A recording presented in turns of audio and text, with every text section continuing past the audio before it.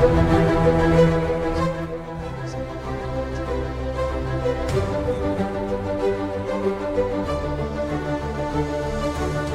checking. This is the first team here, first presenting. I'm Sanjay Mohe from Mindspace Architects. We are talking about the drawing board competition sponsored by Rohan Builders. This is the 10th year and we are extremely excited about it because of the response that we got not only in India, even across the globe.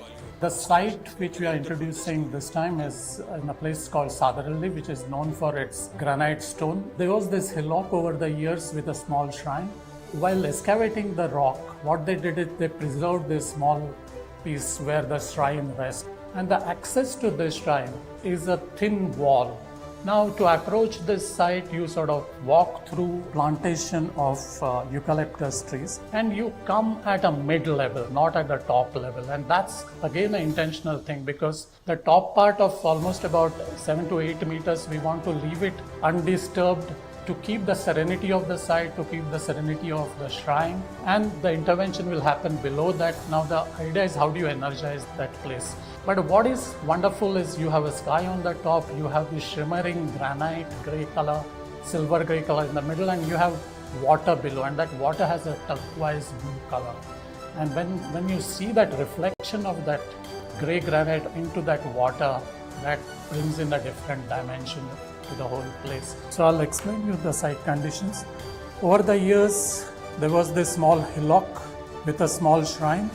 As they started quarrying over the years, what they did was they left a place to keep the shrine intact and access to the shrine, and then started excavating all around that. If you really look at the scale, this has gone down by almost 30 meters. And this is close to about 100 meters. So if you see the section, you see this incredible depth which exposes this raw granite. What becomes interesting is in plan, you have this rock mass which is about 25 meters by 20 meters, which has a shrine, small shrine in the middle with access wall connecting to the landmass. The width of this is only about 2 meters at the top. This wall, I would call it the wall, becomes a very, very strong element in the whole approach to this. As they went down excavating this space, they left one cut in this wall, which is about 4 meters by about 14 meters. And this is at that time to facilitate the movement of the vehicles, the trucks to go across. Then probably the technology changed and you can see that on the surface of this, you would see different marks on the wall. When we look at the plan, you have this place for shrine, we have this wall, and then we have an enclosure. And within this, you're supposed to intervene. Now, there are a series of plantation of eucalyptus trees, and the whole meandering approach comes through that, and you enter somewhere at this point. We want you to enter somewhere at the lower point, which is about 23 meters from the bottom of the quarry. So you see this amazing water which is connecting the whole space. We would prefer the intervention to be below this line. So this is a datum below which the intervention should happen. Now the quarter which we are talking about, which is towards the western side of the wall is actually spanning north-south, so you get two large surfaces towards the east and west. So through this cut, what we are talking about, you get this morning sunlight coming into the space. During evening, you will see this entire wall lit up with the western sun, with that water below, the reflection. This site is so serene, so powerful. We just felt that more people should experience what we experience. And how do we do that? And that's what we thought, that how do we activate this space? How do we bring energy into this space? So there was a thought that can we create a museum which is connected with the rocks, with the entire formation of the process of formation of these rocks. And while experiencing it, how can you really energize this entire space? So the idea is to probably, bring in activity at different levels. Maybe there are platforms which happen at different levels. There is a platform where you come in. So is there possibility to create intervention of the people here, intervention of people standing here, intervention of people closer to the water? And so these activities, how would you really spread them across this entire enclosure?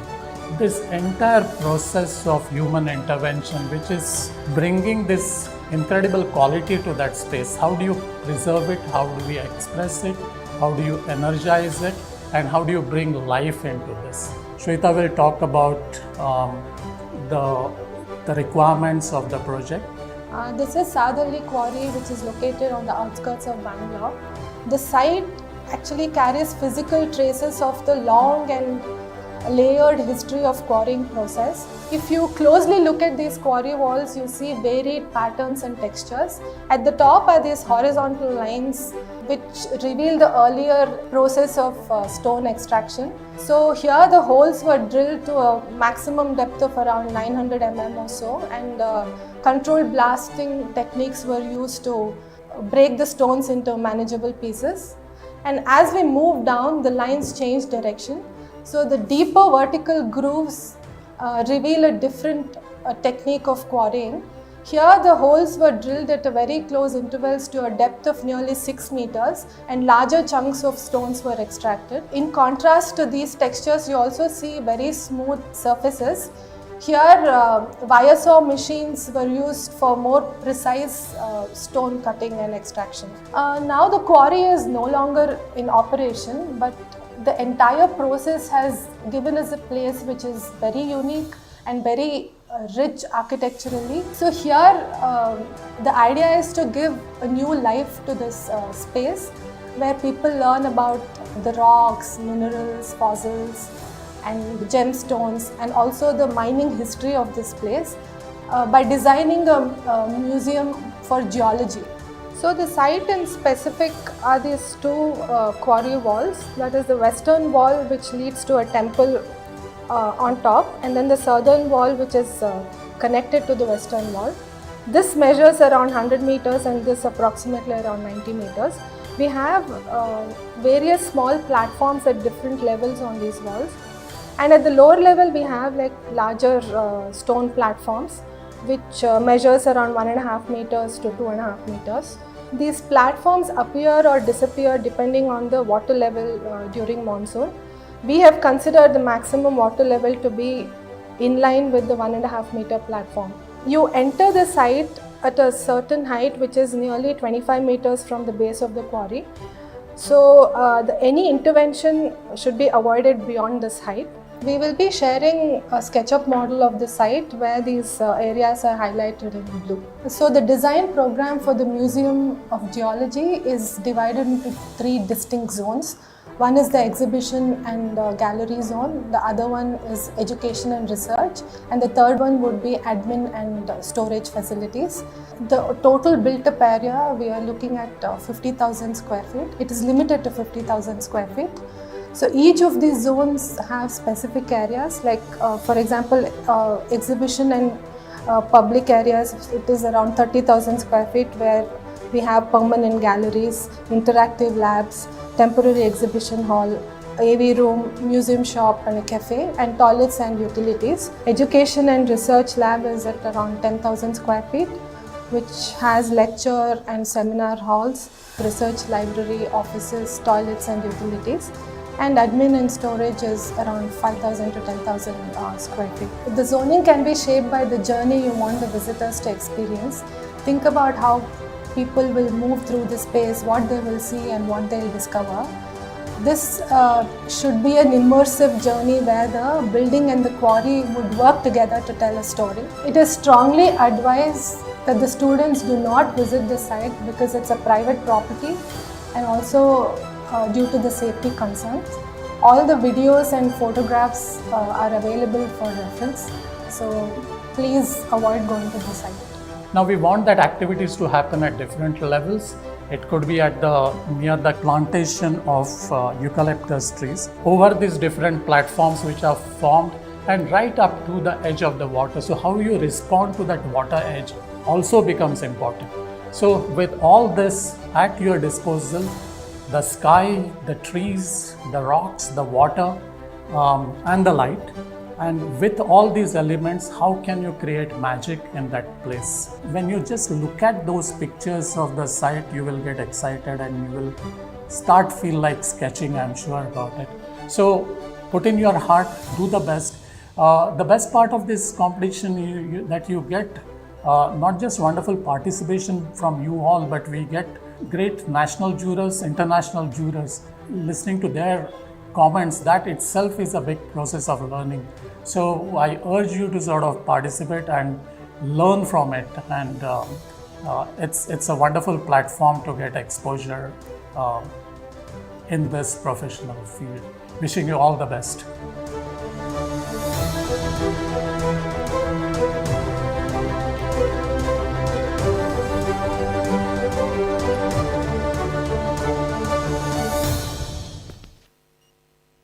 All right. Good morning, everyone. Are we live? Rolling? Wonderful. So with that as the background, I think my job is cut short. I don't have to tell you about the brief or the background or anything about the site. Good morning. I'm architect Mahesh Bangar. I'm an associate professor with BNCA Pune. And it is my pleasure to be hosting this 10th edition of TDB. I thank Rohan Builders and Mindspace Architects for making me a part of this journey year after year. I welcome all the participants, all the jury members, Architect Mohe, the Mindspace team, the Rohan family and the TDB family at large. Let us all have an engaging day. I welcome all the audience that have joined online as well. I don't really have to give you this, but to go on record, the drawing board competition is a joint initiative by architect Sanjay Mohe, Mindspace Architects, and Shri Suhas Lunkad of Rohan Builders, with the vision to provide students a platform for real-life situations to be handled on sites and to make sure that the design challenge is to tackle complexities of design. The TDB was launched 10 years ago. This year's site and everything has already been briefed to everyone online already. I would directly move on to telling you that this year we've received a phenomenal response. We've got 98 countries participating this year. From over 1,200 colleges have registered, and about 5,000 students were a part of this entire TDB 2025. And from that, it's evident that it's a huge leap from the 9th year into the 10th year, where we have almost doubled our numbers. Today, amongst these wonderful entries, we have shortlisted top 10 that will be competing for the top honors today. I must congratulate all top 10 teams, and most importantly, all the participants who sent in their entries for a fabulous effort that they've done. I would like to tell you all that we are already online. You can tell your friends that we are live streaming this entire finale today, and they all can definitely tune in online. And most importantly, tell your friends and the other audience that you can even vote for the Viewer's Choice Award and make sure that the favorite team wins. Each year, we have had some wonderful jury members on our panels who with their expertise have added great value to this entire process of the jury as well as the final outcome. This year, we welcome our 3 jury members with a round of applause: Architect Tanuj Goenka, Engineer B.L. Manjunath, and Architect Rajiv Katpalia. Thank you for being with us, and we look forward to an engaging day with your insights as well. Before we invite the first team to make their presentation, I would like to set some rules for the presenters as well. We've done some marking on the floor here. That's where the 3 participants or 2 participants will stand and deliver your presentation. You can refer the screen while addressing. Do not move in front of the screen. Becomes difficult to access data for all of them. Second, you have 20 minutes exactly on the clock. At 18 minutes, you will be informed by me that last 2 minutes remain. And at 20, we'll have a hard stop where you wouldn't be allowed to even run through and finish the remaining part of it. So make sure you adhere to the time. And there is no Q&A from the audience side for now, but This is for the jury members. We have 10 minutes hard stop for all Q&A with each of the teams. We have a team from Algeria who will be joining us online and presenting. That's in the second half of the day today. And we have about 4 teams starting before lunch, and then in between 4 teams and 2 teams towards after tea. We'll be doing a award ceremony and a vote of thanks at the end of the day today itself here. I want to put on record my special thanks to the team Rohan, the team at Mindspace Architects, Architect Mohe, Architect Medappa, and somebody who's taken great efforts in screening through all the entries that were received, Architect Shweta. Thank you, the team Mindspace. Thanks to Livardist, Architect Anuj Kare, the GYAN project, Kedar, Team Matter, Ruturajan Mansi, and of course our lovely technical support team here who's going to help us conduct this finale in a wonderful manner today. So thank you to be associated with TDB 2025. With no further delay, we are going to bring in our first team. I hope you've got the rules straight. The first team today comes from Tamil Nadu, Ubaidullah Afzal and Renato A. Both of you will have 20 minutes, and I wish you best of luck.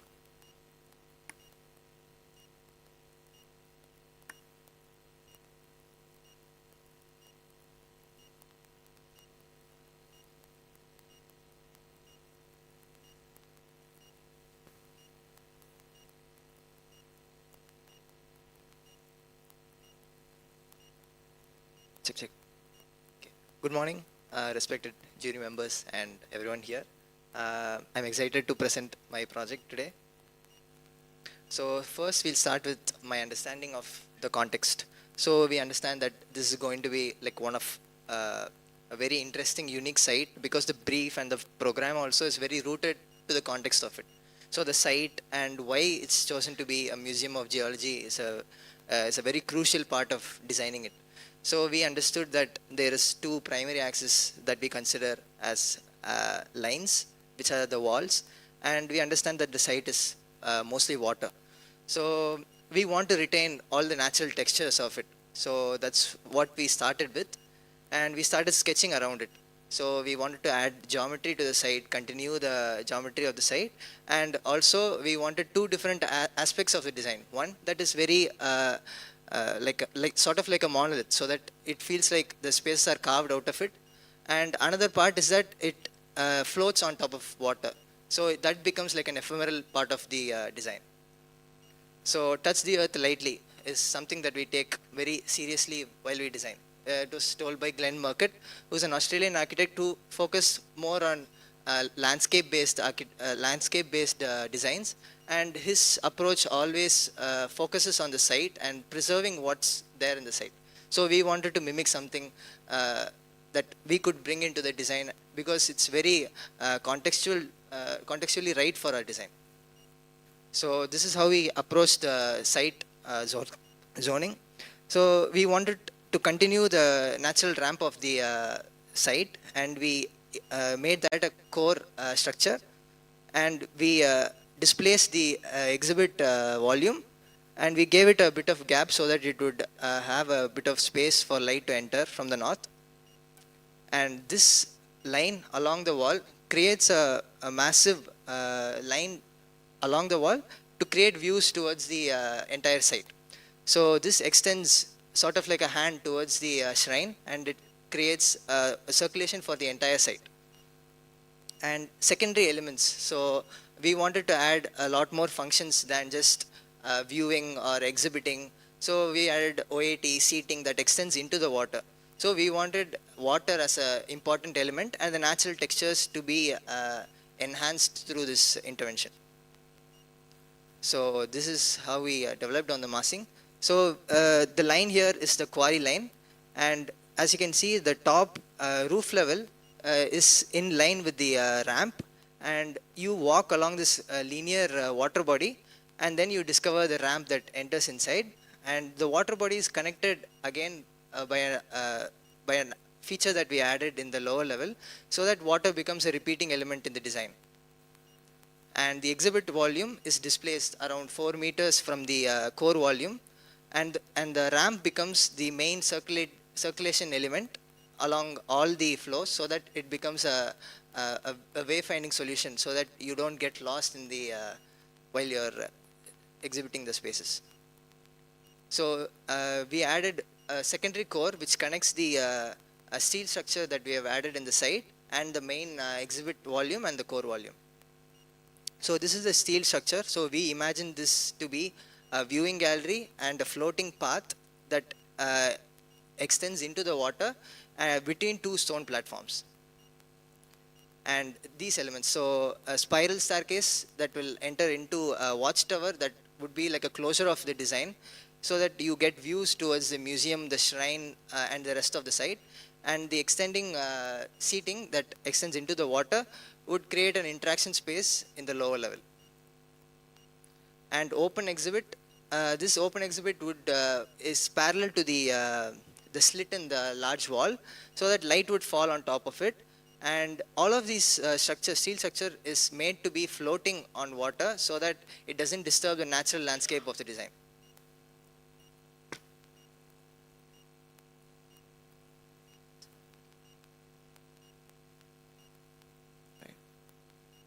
Okay. So we have designed our structure such that from the natural leading ramp, you walk directly onto the roof of our design, our museum. And the museum is concealed such that you walk or on the museum and you can feel and you can observe the site itself before you enter into our museum. And the water body, the linear water body, directs all users to the ramp. And from the ramp, you are led directly into the spaces below, which is our main museum build space. This is a view of our entrance. So you walk down to the ramp, you follow along the water body, and then you enter directly into the ramp, which leads to our main museum. As soon as you enter, you are led to a lobby. The lobby is then led to our open exhibits. These open exhibits are completely open, giving us a view of all the quarry geometry with the artifacts that are large artifacts that are placed around the open exhibit. We have also provided skylights towards the rear of our site, and then we have given courtyards, OTSs, so that light can penetrate all the exhibit spaces that we need to present. So the open exhibit is placed towards the displaced area where the large artifacts are placed. It's like a second terrace level. And we have the main entry ramp, so which leads to all the spaces to below. That's our main core circulation, which continues throughout each floor, creating a sort of repetition where wayfinding becomes easier because the entry and exit is in the same ramp, from the same ramp. So we loop around all the spaces and come back to the ramp over and over again. And this is a view of how our quarry relates to the museum, our museum relates to the large artifacts, and vice versa. So this is our main exhibit level.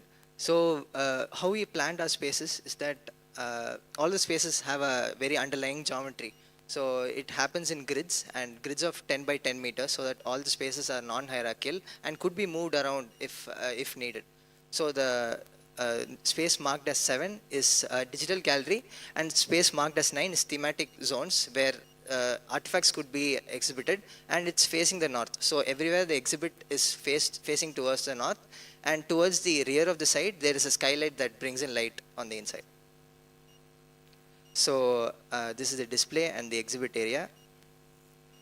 So this is how we came about the exhibit design, so that you see that all the grids have an offset into the space, and it creates a sort of a zone where spaces could be exhibited in different volumes. There are different heights to the furniture, and it's also made of partially made of stone, so that we could bring some kind of stone into the design.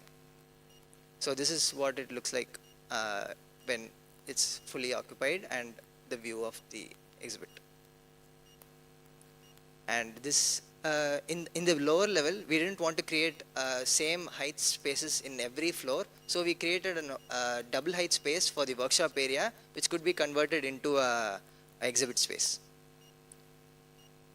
So in the next floor we have a workshop space, which is a double height space.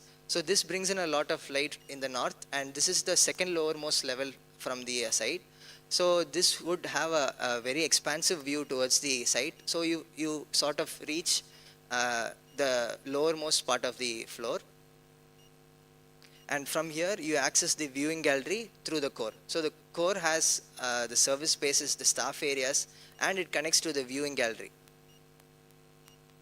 So this is what it looks like. So this is the double height workshop area. So you can see that there's a lot of activity going on, staff and people doing all kinds of tinkering works. And you can also see the secondary structure, which is the steel. And you can see the slit on the wall also, so that you experience a lot of the site. And this double height space is very crucial in showing the expansive reach of the site.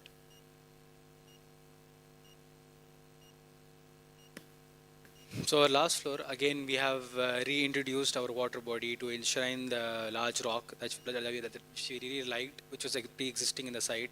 We have maintained all platforms from the original topography of the quarry.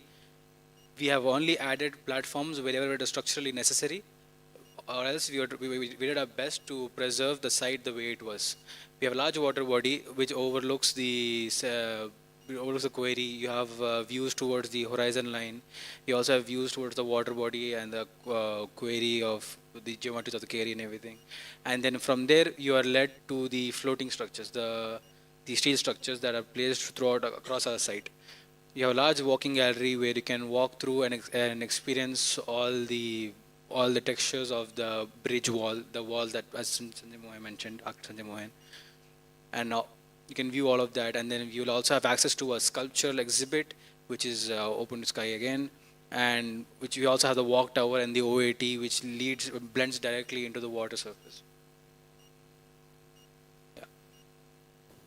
So this is like a view of how it will look. We have the central courtyard that cuts throughout this design, the displaced structure. You have the steel core behind. You have the rock and all the platforms maintained as they are. We also have the water then directly leading back into our water body, directly leading back into the still water that is present on our site.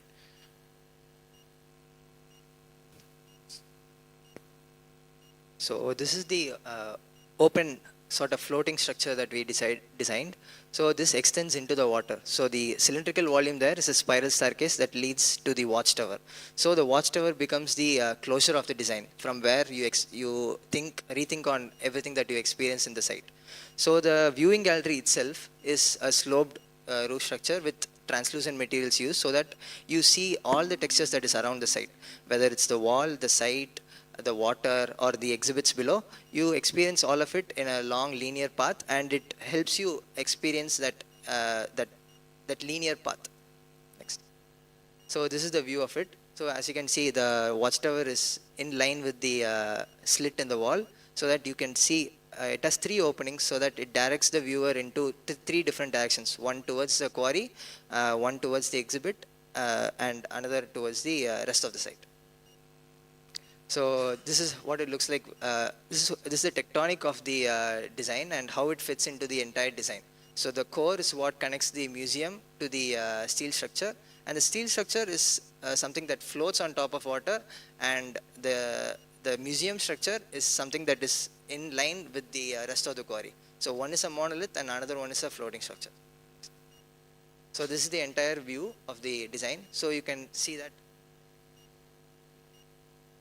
So now we have a section that details out our main exhibit spaces. So you have the skylight towards the rear of the design, and then you have a central courtyard that breaks through the entire spaces, giving light to our exhibit spaces, also our ramp and other exhibit spaces. And the viewers are allowed to basically experience the quarry wall, you can walk around it, experience it, the texture, the colors, and the patterns. And then you have a central exhibit, which is a multi-story OTS, where you have a central sculpture here, which is illuminated by the skylight, and you'll have views of the skylight bringing light in. And then the main ground floor, which is our last floor, where most of our resting activities are connected and our views are created, also has a clear north north light created from there. So all the views as mentioned, we have this central ramp that runs throughout our entire design. We have the OTS, the views created from the top, the views created from the bottom. And one thing that we have done is that we have done our, we have tried to not restrict walls on either side. On like we wanted to have the views free and open for all visitors to view as they wish. We did not limit the spaces, we did not frame them. We let the spaces be felt by the users plainly. So this is a section cut through the slit in the wall. So you can see that there is a open exhibit in the marked as 20 and the viewing gallery as 16. So you can see the views that are created through this structure. These are the views from the floating structure. The image on the left is what you see when you're in the floating platform. So you can see the quarry wall in the left and the site on the right. So all the natural materials of the site is retained, and this floating structure is sort of elevated above the site level. So this is a section cut through the slit in the wall. So you can see that all the open exhibit and the viewing gallery is sort of translucent and open so that you get views towards the entire site, and the watchtower becomes a very interesting viewpoint from which you can see everything about the design. And you can see that the seating is extending into the water. So depending on the water level, it could be used. It extends all the way into the ground so that whenever the water rises, it could still be accessed. So this is the view of the open exhibit and the view towards the watchtower. So this is the overall isometric of our design, and it shows the axis, the large volume that we have created towards the quarry wall, and sort of a light structure that we have created towards the water. So this is what you would see when you access the entire site, because this platform extends into the entirety of the site so that you could access the natural platforms also created in the design. So from this view, you see the sort of design and the like the pathways that you access to get here. And this is a view of the open steel structure that we have created, and it creates various vantage points. So what overall we think about the design is that we wanted to bring out more in the site and not restrict anything. So this creates a pathway around the entire site. So what we see as the museum is that the brief itself is the site.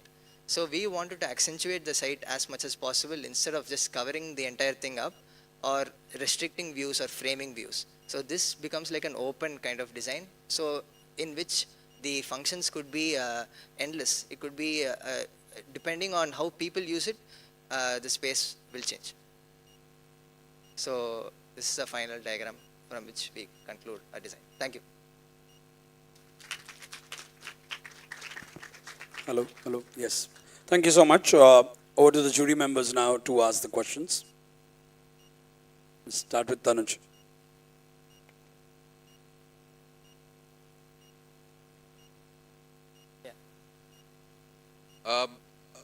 Thank you very much for the presentation.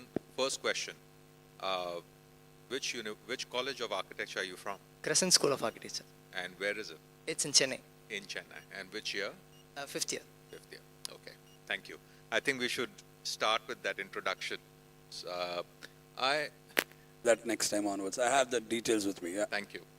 I wanted to ask about this being a museum of geology, and there is a certain interest in discovering the whole idea of geology, which represents history and time, because the reason why geology is so interesting is because it represents a long time which needs to be discovered through the museum. How are you and how is the museum reacting to this idea of discovery of time? And geology is not just the rock formation, right? I understand that it also includes water, all the earth, elements related to earth. So how is your museum reacting to that concept of what the museum stands for? Yeah, as a Museum of Geology, what we have done is we have created a time exhibit in our design. So that has exhibits which shows the time of which rocks and everything about the earth has evolved. It's shown in the plan.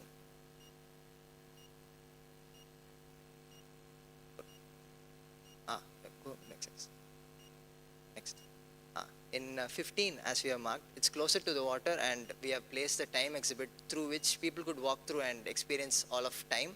And it would have artifacts, it would have digital displays. So in every floor we have exhibits that has a certain theme to it. So we have time exhibit, we have projection display, and we have open exhibit, and we have 3D exhibits also. The question was more from the way the museum is designed, the architecture and the flow as you go through the museum from the arrival and descend down. How does the museum kind of move through the history and time related to geology? Okay. On that, while we enter into the ramp, you see the existing wall towards the right of the section. And as you move through, you see all the textures from the outside and also on the inside. So we have created a skylight on the right side of this section. So it illuminates that particular wall. So you see the history that it has on the side. And from the top, you experience the entire site as you see. But as you enter through it, you would see specific parts of the design, and it opens up the entire design, so you can see the amount of damage that we have created to the site itself. So we wanted to show that as well, as honest as material could be. Wanted to hear your thoughts on how you referred to Glenn Murcutt and his architecture. There is a level of sustainability and an edited response architecturally through to a site, a climatic response to the site.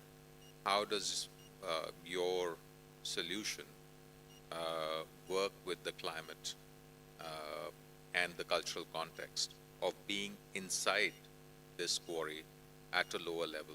I want to hear about sun, air circulation, and sustainability. Yeah. So what we designed for the main exhibit was that we would cut through the design and create light in all parts of the design. So the center would have a courtyard through which you could see the water body, and all the exhibits are facing towards the north. And we have restricted the amount of light that enters through fenestrations. And in the steel structure, which is very exposed to the environment, we have created sort of like an opening made out of translucent sheets, so that it could limit the amount of dust and wind that enters while you are inside.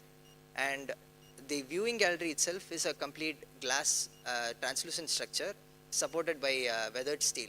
So as Glenn Murcutt would do, it would be a very light structure, but it would show the structure of it very honestly. And we have ensured that we have given light and enough protection from the environment to sustain this design. Sir, your call.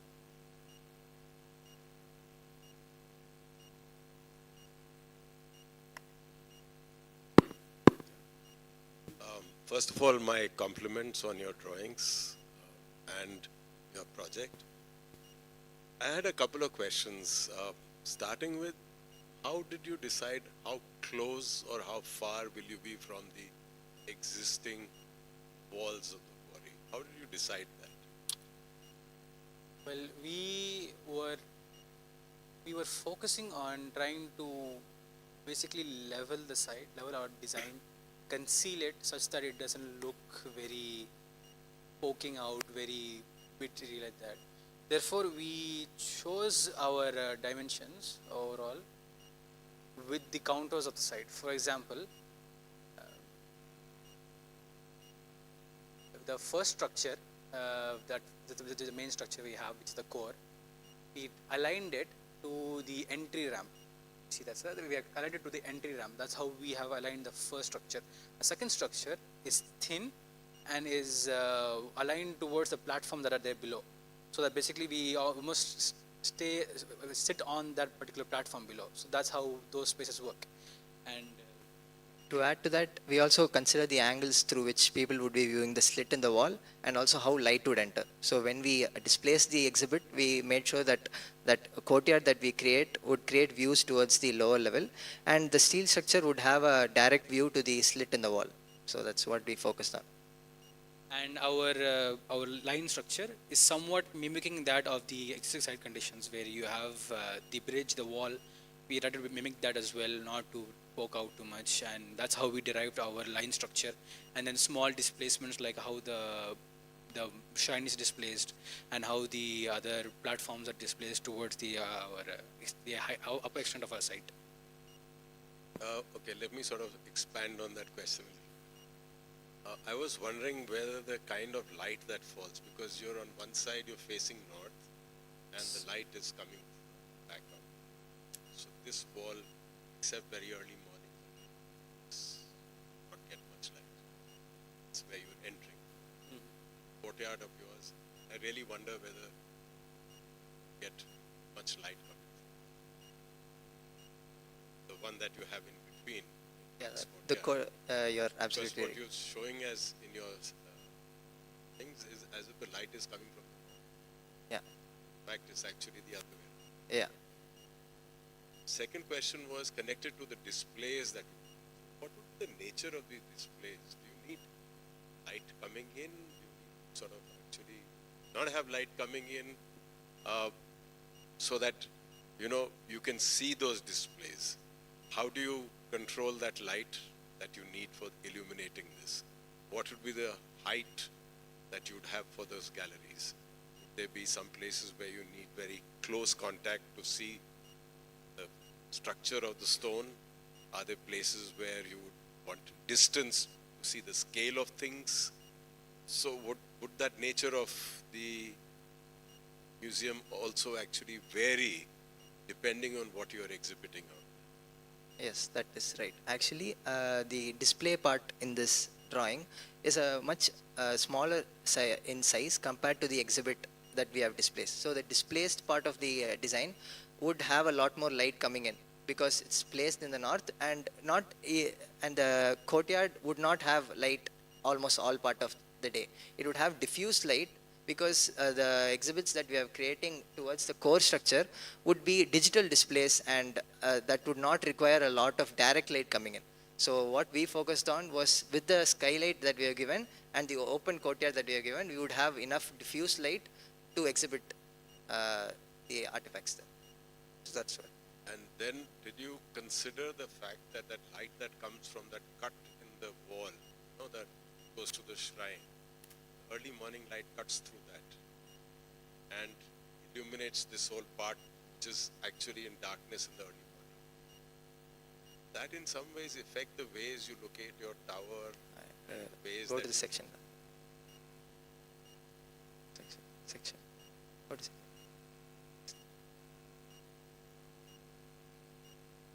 So, section. So in this section, what we have done is that we have made sure that the height of the tower would have a view, but also that the slope of this viewing gallery that we have given would not disrupt the view from the lower part of the platform.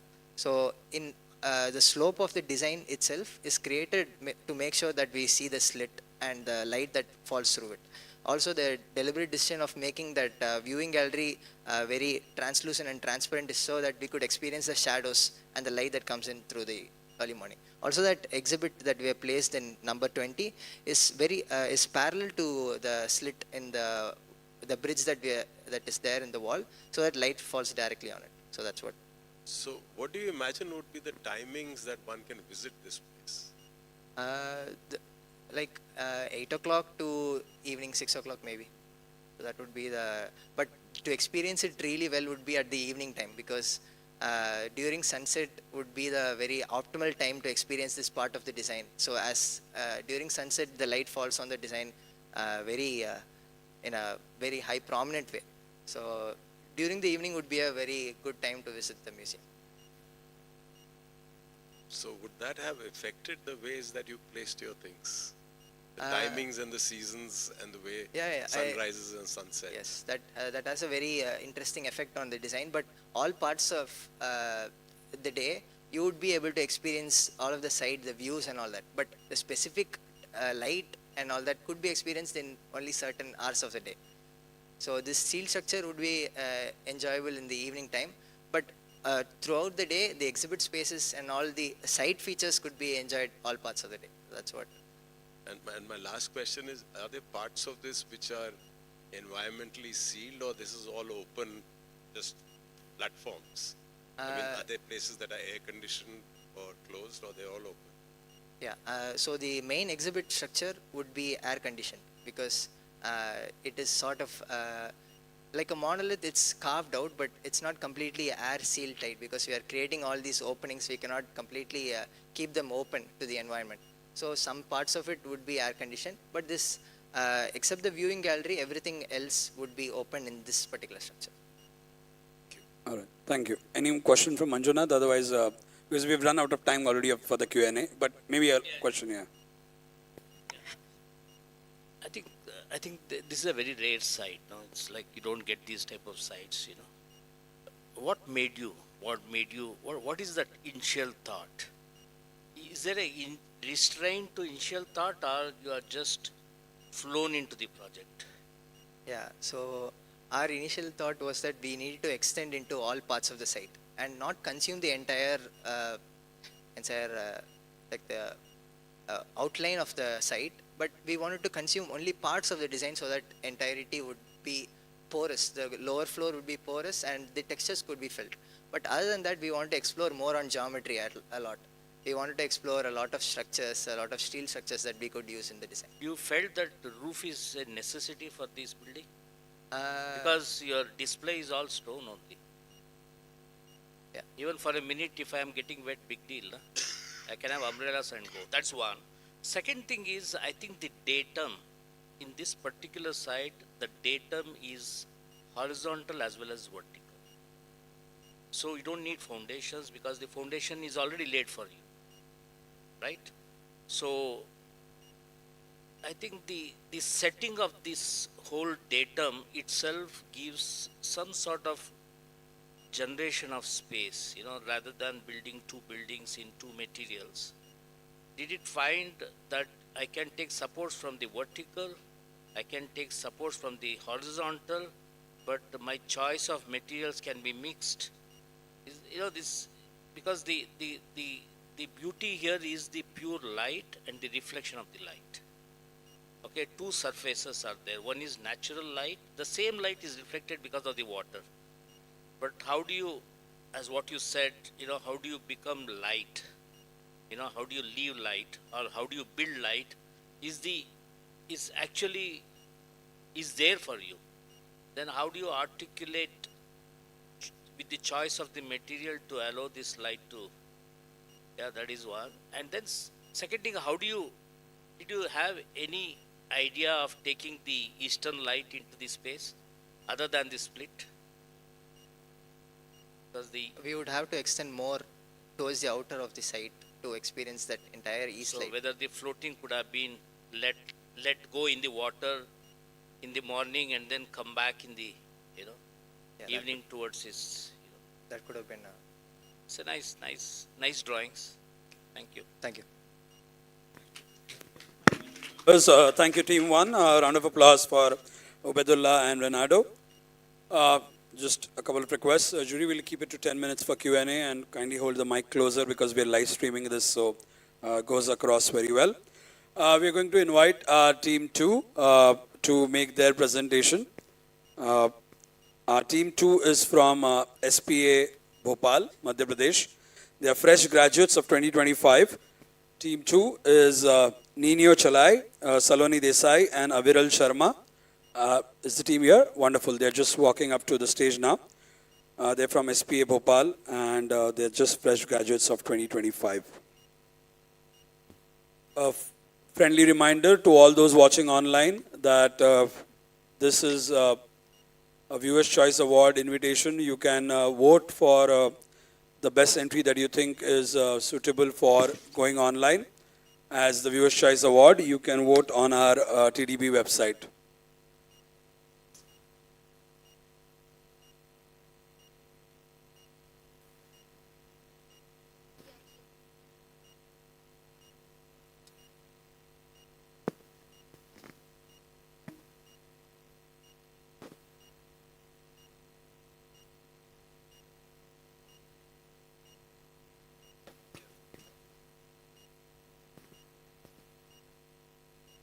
Good morning, esteemed jurors and audience members. I'm Saloni Desai, this is Nino Chalai and Avril Sharma. We're from SPA Bhopal. And I would like to start by talking about the brief. So we were asked to briefly explain it. We were asked to reimagine the abandoned Sadahalli stone quarry as a museum of geology. Now, when we talk about the site, the way we enter the site is we enter through a very dense forest of eucalyptus trees, where you initially don't see the quarry at all. It slowly reveals itself. And we found that quite interesting. And there was also a very interesting mention in the brief of the quarry as a marvelous absence of something. So that's where we start off from, and we looked into the history, and we found out that the Sadahalli Quarry villagers that lived around it, they started off very economically weak, and they gained a lot of prosperity due to the quarry, and this is a story of how people who were dependent on it were changed the surrounding landscape. And this is shown quite well in, again, another thing mentioned in the brief. A quarry is not just an absence, it's a memory carved in stone. So we've started off trying to explore what that memory is. We took a look at the site, and we noted down what the,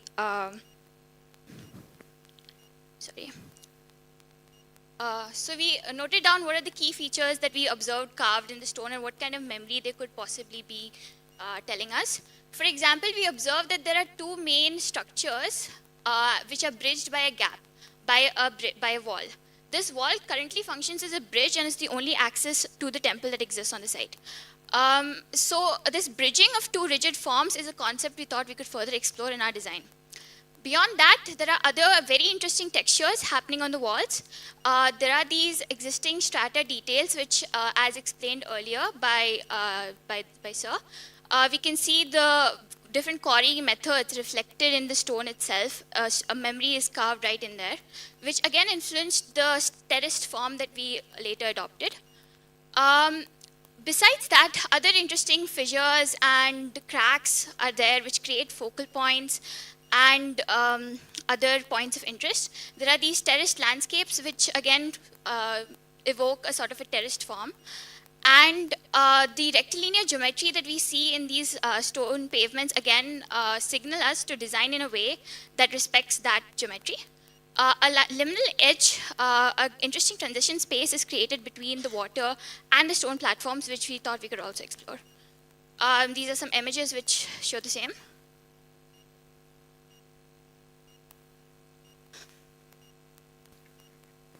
Yeah, so we identified the features, and we marked out the key features that we've sketched here, and see how we can translate these elements of the site, these features, into architectural concepts, and how it impacts our architecture phenomena. So this is a concept of our proposal. We are planning to create an interface between untouched land and the cut land, which is the quarry. We tried to anchor, we used our design to create an anchor for the journey where we switch between these touched and untouched land. And this achieves our main goal of creating this dialogue between the making and unmaking, which is the making of the site, and the unmaking, which is the mining. And to guide us for the start, we made an intermediate proposal, and after that we would move on to the concept development. So the foundation of the concept development can be laid by starting with the first point, that is the harmony of built and unbuilt. So here the idea of our is that we will divide the whole program into different modules, place it at different levels, where we can play with the built and unbuilt spaces. And if you ask the reason why, we want to play because the site offers a unique context. And then we have our built space there. So when a user moves through a space, it goes to a built environment and then take a pause and connect with the site again. And this interplay of the connection of the spaces will indeed lead to the generation of excitement and encourage the user to move forward. And the unbuilt spaces or the open spaces are carefully placed between the points where we found the elements from our study of the site. The next slide. So as we look at the site, we find it kind of gives us a pattern or something it wants to tell us. So if we can see the site, in that, the strata line shows us a kind of imaginary grid to start our design with, to place our object, or to inspire us to create something with it. The next slide. So we started playing with the modules, adding and subtracting the volumes, how light plays, how we see the overall form, and how a person sees the overall site inside from inside the modules. So we add and subtract and then play with the forms, and then to the next slide. So in between playing of forms, we thought like we are closer to the form we want to achieve, but there's a part of the materiality and the architectural language which we want to incorporate with it. So for that, we started looking at the different case studies and references from all around the world and try to find the inspiration. So something inspired us how the industrial buildings are restored and how the industrial elements are shown by famous industrial architecture examples. So we like the idea of how boldly they express the with the industrial materials. So from this, the industrial tectonic or the idea of placing industrial elements in the Quarry Museum came. Next slide. And this is from that inference came, and this is the title of the industrial proportions. So what happens when we go inside an industrial building or a quarry or an industrial setup has a different scale from the other buildings that we see. The users, this inspires us in the Quarry Museum to make a space for the user that that shows cases that scale you see in the industrial setup. That the size of the bigger machineries, the bigger quarry depths, and the volumes and the proportions of the spaces you go through. And the next slide. So this is, now we reveal the final image of our project. In this, we tried to carve out the site with the white shining forms. So here the idea is that, suppose imagine the site 5 years back. So the stones were intact, and now it has been extracted. So placing a building such that it merges with that, and then giving it an element of the circulation, ramps, and other things with reference to the industrial tectonic, which will pop out. So we have a subtle element of the of our granite volumes, and then the circulation elements adds up to the industrial idea of ours, and overall forms comes out like this. Yeah, so we have a few features that impacted our zoning. Firstly, we'll go with geological features. We have the South Quarry Wall, which we felt had the strongest character, had the most amount of features that we could display. We have the East Wall, which is also has some character. We have a viewpoint also. We have the gap on the East Wall. And the rest are some borrowing landscapes, which were the water bodies and the quarry walls on the northwest of the site.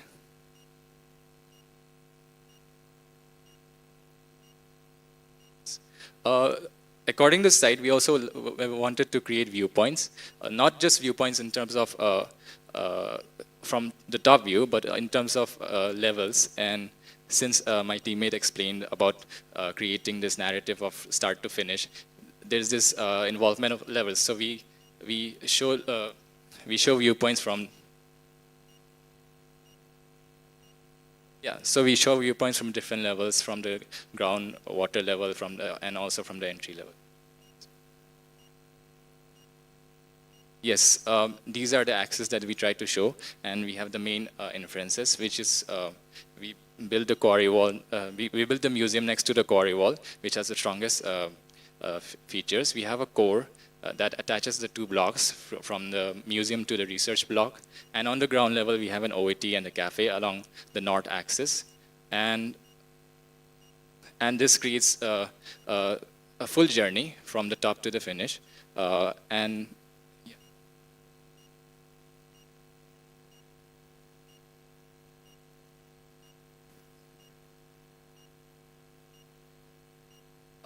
Yeah, the one element that we wanted to point out from the site is how important this temple was and how it stood out besides its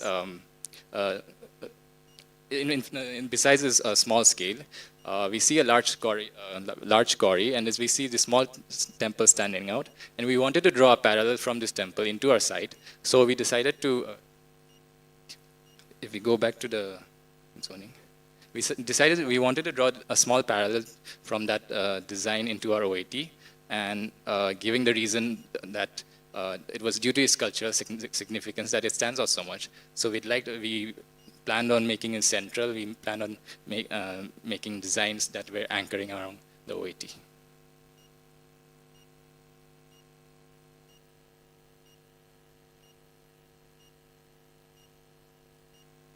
Yes, so this is an isometric view of the zoning. We have vertical circulations on the two edges. We have a research admin block. We have the museum galleries on the south wall. And on the ground level, we have the OAT and the cafe, which were the leisure spaces. And the setup of the gallery for the museum block starts with the story. And this story we found a common of every quarry city or an industrial town, we can say, that there's a whole city with all the cultural character and people living there. And inside the depths, there are people working in the quarries and contributing to the society through economic, developing the economic character and indeed developing the social and cultural character. So this story kind of catches our mind ki how we can show that hardship and how we can show the comparison of how people, one side the people are living and the cultural cultural aspect, and the other side the quarry commons and the quarry lives of the peoples who are working daily in the quarry. So this contrast are shown using the levels of the museum, and above we have the stone city and culture gallery. Moving to the quarry number 2, the quarry lives, we show the hardships and the sacrifices of the people make in the quarries, and the industrial proportions narrative is used here in such a way that it creates the spaces are created in such proportions that it seems you are going through a narrow space and experiencing how they moved inside the quarries and navigated to work for their lives. That's it. Okay, so I'll briefly explain the circulation of the gallery spaces. So we enter on the upper terrace level, since that's our entry point. And we wanted to, like we said earlier, the eucalyptus trees, they slowly reveal the form of our quarry. So we wanted to replicate that, where our form is not initially revealed, it's slowly revealed as you move through the building. So when you start at the beginning, all you see is landscaping, and you walk down and you enter the lobby at the lower level. There's an optional temporary exhibition hall, which if you don't want to go to, then you can go to an orientation lab, and that takes you to the first gallery where the journey begins. Like he said, explained earlier, the galleries take us through the stone as it impacts our culture, as well as the realities of how it impacts the quarry lives and the people around it. Now, we have purposely introduced these huge gaps between the galleries with ramps and open spaces in between to create a pause, give a time to reflect and stare at the wall behind. And also, these skylights have been created and other elements have been added. The form is based, the levels are placed according to the levels of the existing platform, so that a harmony can be created here, where people can exit from the closed gallery into these open spaces and interact with the existing environment. So so the site is revealed through and through from top to down in the form of terraces, while the building itself becomes an integral part of this experience. So I'll briefly take you through the key features of this part. So starting with the terrace, so we enter at the top level, and this is stepped down gradually with a ramp on the side for easy accessibility. And this is landscaped, and the landscaping also, as you see, gradually reduces from the very thick vegetation onto shrubs and then onto the quarry and its features itself. Moving on, after the entrance, you enter the lobby, from where you enter the exhibition gallery. This has again been visualized as an interesting wayfinding tool to enter into the space. Moving on, the first gallery, Stone City Culture, takes you through the heritage and the influence that the Sadahalli granite has had on the people. From where you move on to the next gallery, which is Quarry Lives, Craft Construction Ethics. So Quarry Lives is interestingly placed at the exact same level as one of the platforms that were existing on the site, so that we could then give an extension to the gallery into the existing space, existing natural space, and create this outdoor gallery. From there, we take a ramp behind the galleries, which creates this interesting, double-heighted atrium space, which allows all the people on the ramps to take a constant view of the entire textures of the wall. Moving on, the next, this is a view of that same atrium space, and a view of the outdoor gallery and the view it provides to the surroundings. So as you see, the surroundings also have a very limited view at this stage. They only get a full picture when they enter the bottom of the galleries. Finally, the last gallery is Quarry Commons, where we have created this recessed floor, and we've sunken a huge model of the site into the site itself, so they can take a view of their surroundings. And a skylight has been added at the top, emulating a crack in similar to the fissures that we see in the site. And this creates an interesting element, after which they enter another platform that's again existing on the site. So they do this constant switch between built and unbuilt that we discussed earlier in the concept. So now this gallery that we see, this open gallery forming here, we noticed, if we go back, that the way we were structuring it, it was creating a,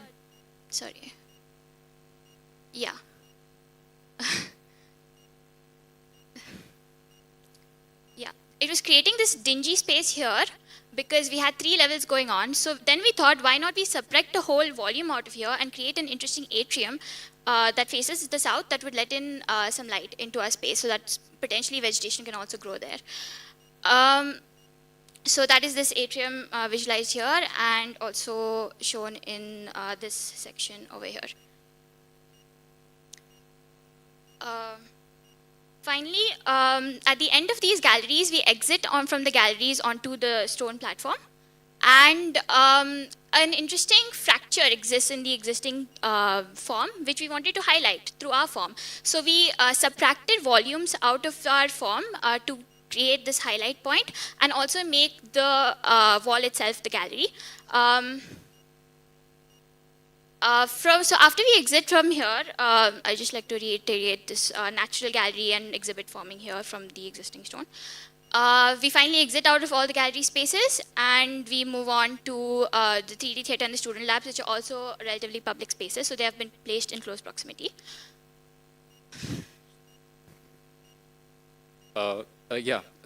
Beyond, after the museum experience, go next. We have this elevation which contains the research block and also the other leisure spaces. This is one view of the viewing tower that we've created. We've created this elevator that goes and reaches to these gaps in the wall and also provides this view of the site at a different level, at a higher level. And then we have the OIT, which integrates calmly into the water. Go to the next. Yeah. And we've made it in a way that it can be floating so that it can adhere to seasonal changes so that the water level changes and there's interaction of this stepped terrace into the water level. We've also got...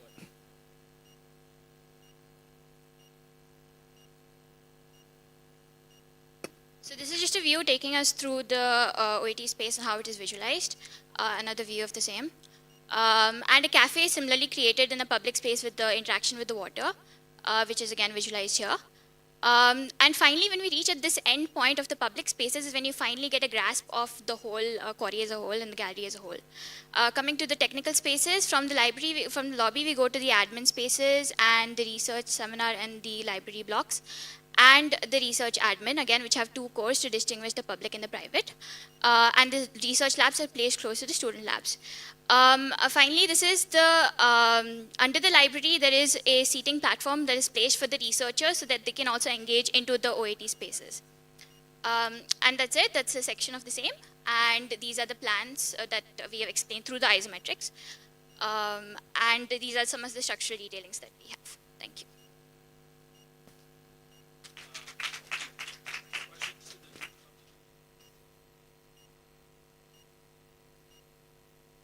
I don't have anything much.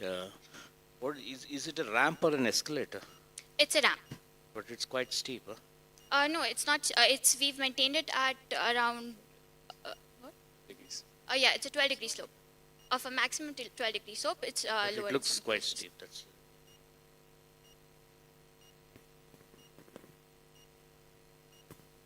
We go back. Yeah. So what's the material that you've finished this whole thing in? Yeah. You never talked about that. Yeah, we almost got.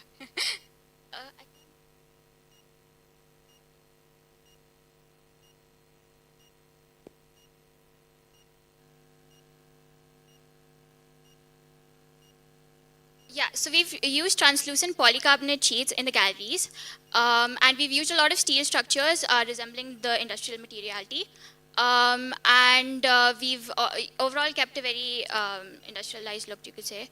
And this, we've created this transparency, and also the gallery, the ramps itself, some of them are open while some of them have a mesh around them, which keeps the visuals while also enclosing it.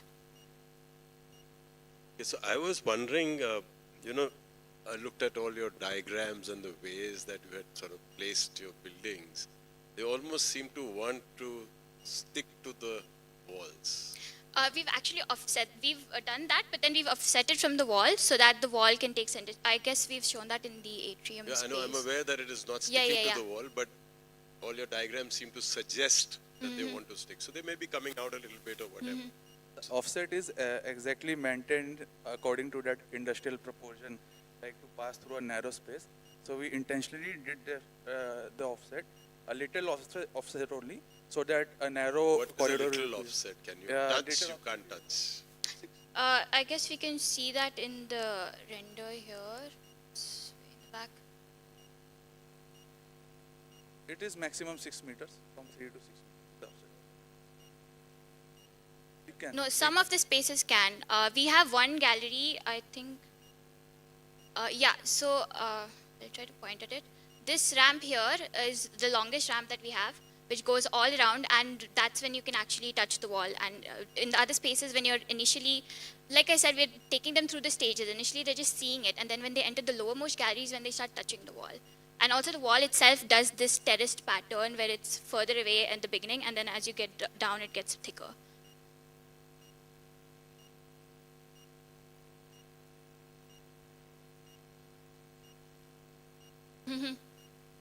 Yeah.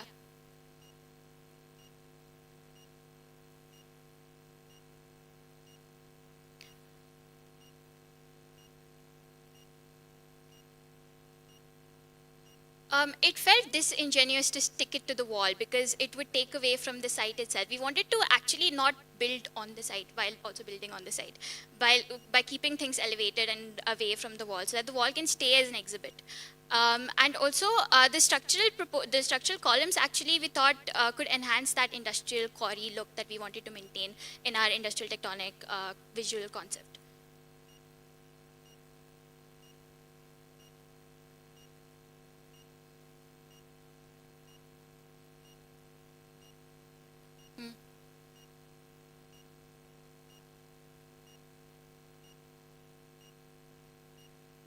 Yeah.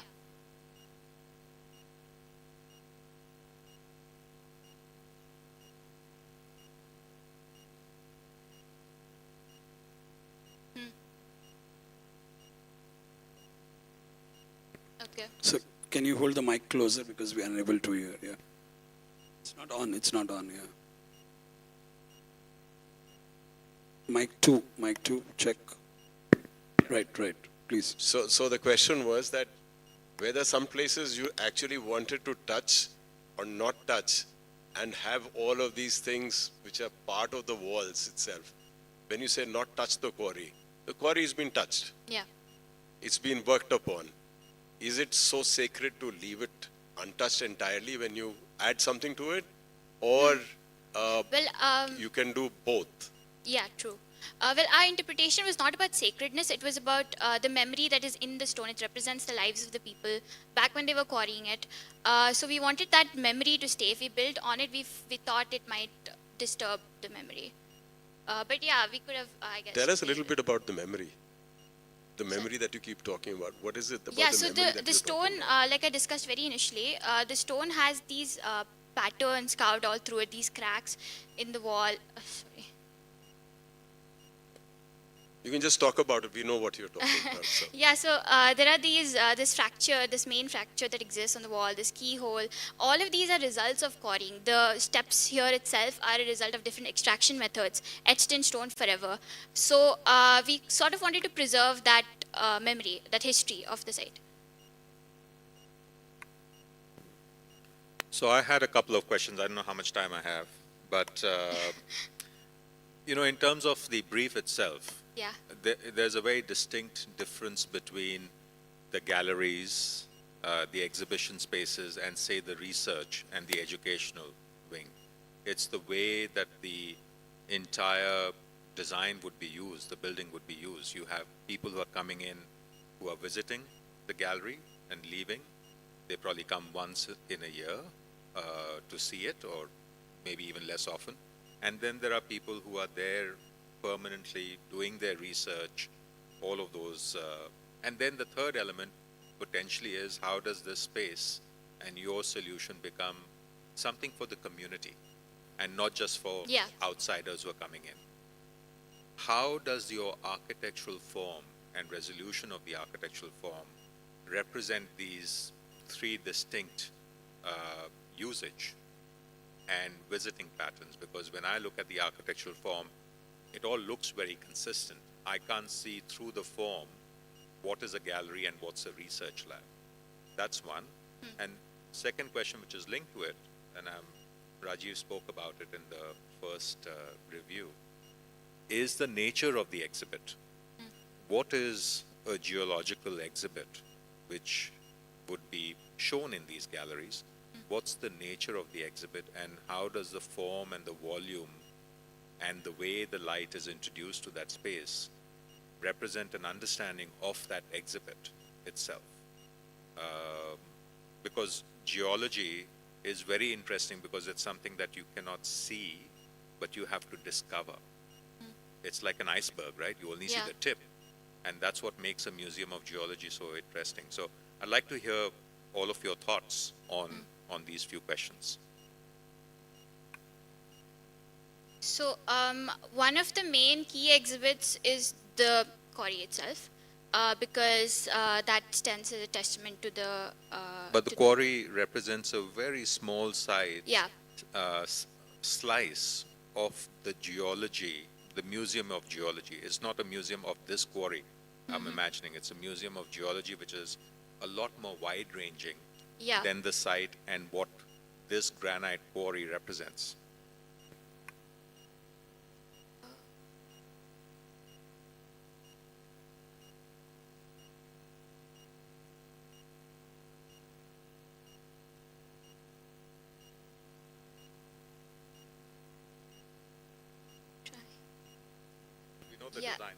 No, just I wanted to go through the galleries that we have.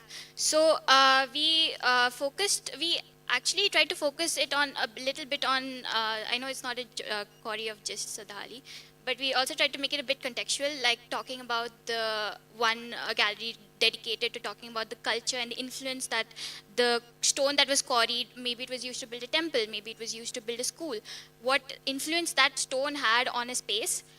would be the one of the exhibits. Some of the exhibits revolve around the quarrying process, the extraction process, the kind of lives that the quarrying people live, which is quarry lives. And then at the end of the day, what impact does it have? The natural impact, the environmental impact, the sustainability impact, which is covered in Quarry Commons. So we try to look at different aspects of geology and quarrying and the interplay between those things. Okay, thank you. Thank you. Thank you. Members, and thank you, team 2. Wonderful presentation. You can hand over the mic to the volunteers and the. Yes. All right. From the team from Bhopal, we move to Gujarat. Hello. Hello. Hello. Hello. It's mic 4, mic 4.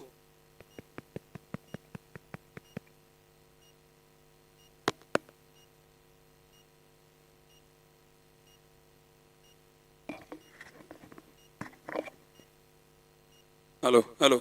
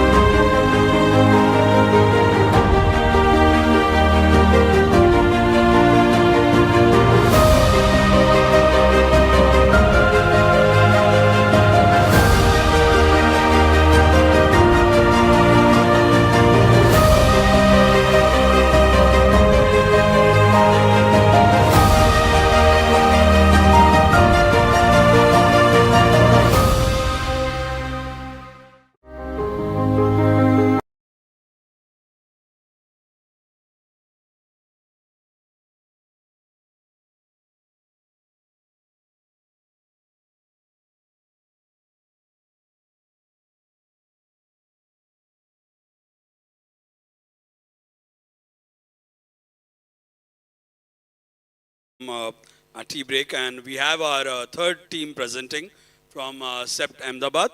Over to the team. Thank you.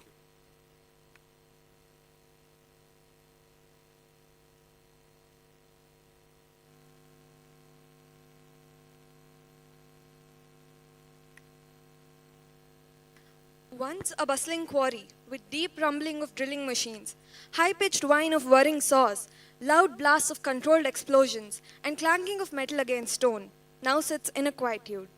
A quiet peace where distant chirping of birds from the eucalyptus patch, ripples of water, and one's own voice can be heard. What's left behind now is the silence, the void, and the memories. The silence that wants to tell a story, and the memories that yearn to be experienced. Of Memory and Silence is a project that is born from this desire. The questions then arose. Was the museum to be a silent observer or an active participant? Would it have a contrasting character or that same as the quarry itself? Would it merely act as a repository of specimens as museums have for ages, or would it become a journey? A journey that unfolds through absence, through traces inscribed in stone, and through vastness of time. These questions were explored through the medium of graphite and charcoal sketches. Delving deep into these questions, the idea of the spine was born. A spine that moves along the walls in silent observation, where walls themselves become the exhibit. The spine here becomes the medium, a sequence, a lens, and a promenade through which the quarry narrates. Originated as a linear pathway moving along the walls, the spine then slowly evolved into one that meanders, creating pockets of void along the way. As one is carried along, there occur points where the spine rifts and makes way for one to experience the quarry.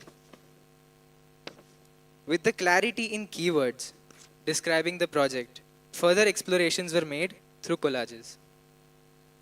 Collages helped see the possible relationship between the spine and the wall, and the spine and the programmatic spaces. Having bits and parts of plans and sections of existing building and spaces, playing around with their arrangement and combinations while keeping the keywords in mind opened a wide range of possibilities. Contrasting ideas were explored and engaged with, whether the project was to reflect the mass of the quarry or tread lightly, whether should it follow a datum or should it descend down to the water. Here, in the collage one, spine runs linearly across the quarry, breaking at the corner to form a vertical void, while the admin block, exhibition, and the program blocks unfold as a horizontal layers beneath. In the collage 2, the spine was imagined to move through a dense composition of spaces, like a maze, complementing the density of the wall and contrasting the openness of the site. In this one, the space comes out like a branches from the spine and fans out, giving subspaces. Here, in the collage 4, the collage instills the idea of spine meandering across masses and forming voids, around which spaces emerge between spine and the quarry in the vast emptiness. In sections, both the idea of a horizontal datum and the idea of descending vertically along the wall was explored. In the final collage, the essence of the collages was then distilled into a base plan. This plan outlined the fundamental ideas of scale, spatial qualities, program, and the architectural element shaping the space. In parallel, studies of light, volumetric explorations, and the notion of transition from one plane to another were also undertaken. The development of the schema. Existing platforms on the site were left as it is by raising the spine above the ground. The spine curates the journey, a descent that takes one deeper into the quarry. It provides a sense of direction while constantly holding a dialogue with the wall. Anchored to the spine are secondary programmatic volumes. These masses cling to the primary structure, housing the necessary functions: exhibition galleries, a cafe, restrooms, library, interactive classrooms, and labs. As the spine curates the journey, it meanders in a way where absences are celebrated. Where two adjacent walls meet, a void is formed that lets one experience the grandeur, scale, and verticalness of the quarry. The structure emerges from the grove of eucalyptus trees, extending their presence into built form. Slender vertical columns evoke the sensation of moving through a forest. These columns then settle into a 4x4 grid, 4x4 meter grid, aligned with the module of the spine, an element that appears to be crawling through this man-made forest. The journey starts with a spark of curiosity. One walks through a patch of eucalyptus trees searching for a clue of what lies ahead. As one steps onto this path, the outside world begins to recede. As one descends, and the whispers of earth grow louder. This is the liminal space, the threshold, where the familiar gives way to the profound, where the architecture gradually reveals itself. In the typical plan, the journey begins in a vast open foyer, where the spine originates. Mining artifacts, rocks, minerals, fossils, and gemstones are displayed along the spine. As one moves along, moments of surprises unfold. Ruptures in the spine serve as pause points, opening framed views of the quarry. These are the ruptures that we are talking about. And then, progressing further, the program unfolds in the sequence. The library, the temporary exhibition spaces, student interactive classrooms, the laboratories, and the amphitheater. In the ground floor, the spine rises above the ground, opening up the platforms below. These platforms are transformed into active spaces. A cafe with its kitchen, the lower level of the library, the temporary exhibit spaces, stepped guards, and the lower floor of the temporary exhibition space. The first part consists of mineral rock exhibits, admin, reception, and the lobby. While the quarry calls in visitors warmly into the carved space, where the weight of the stone contrasts with the lightness of the structure and hosts an interesting play between light and shade. The library takes shapes near the corner of the quarry, where two adjacent walls converge to form a natural court. In dry seasons, the court transforms into a small amphitheater for gathering and discussions, while in the monsoon, its lowest point filled with water, becoming a reflective pond. The two-story library wraps around an existing boulders, preserving it as both anchor and exhibit within the court. Reading space is open onto the central void, drawing in light and a sense of stillness. Above, the roofing structure emerges from the base beams. Set along the water edge, the space hosts the temporary exhibitions. The open plan of the space allows free movement and unrestricted engagement with the exhibits. The ghat that emerges from the space becomes a place for relaxation, interaction, and contemplation within the serene view of the quarry and its reflection in the water. Descending from the spine, the interactive classrooms gradually unfolds, offering space that blend learning with the experience. This classroom opens towards the quarry, the large open framing views of the rugged stone and the vastness beyond. The research lab rests on the stone platform sheltered by the quiet strength of the wall. Here the spaces unfold in layers. The outer edge holds the exhibits for minerals, fossils, while the inner sanctum is where the research takes place. A bridge from the spine comes out and connects the student labs to the research lab. It is as though one steps into the stone itself. Now with this constant movement and drift through the spine and the adjacent spaces, one seeks solitude with the site. The spine gradually widens, hinting at a release. And then you're ushered into the amphitheater at the end of the journey, where one rests, observing the serene calmness. You watch a beautiful sun setting on the canopy on the edge of the cliff. In the evening, the space transforms into an energetic retreat where people talk, share, enjoy performances, and with the quarry as a backdrop and a silent observer.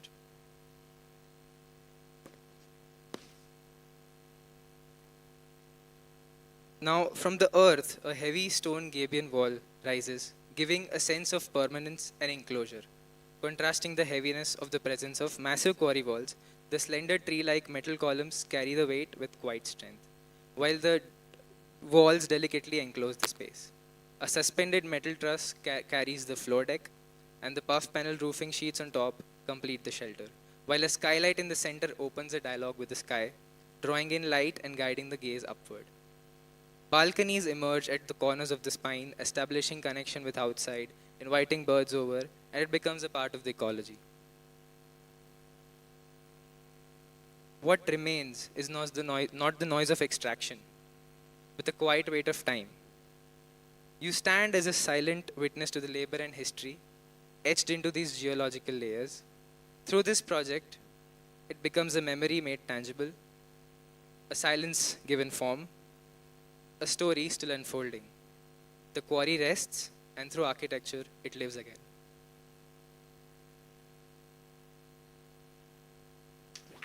Wonderful. Over to the jury to ask the questions.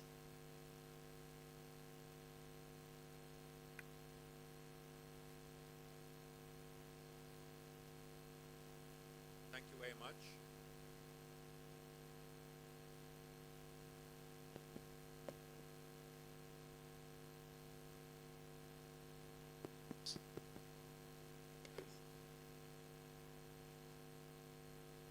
Thank you very much.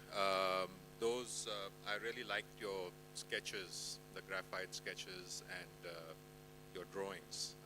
They're very well put together.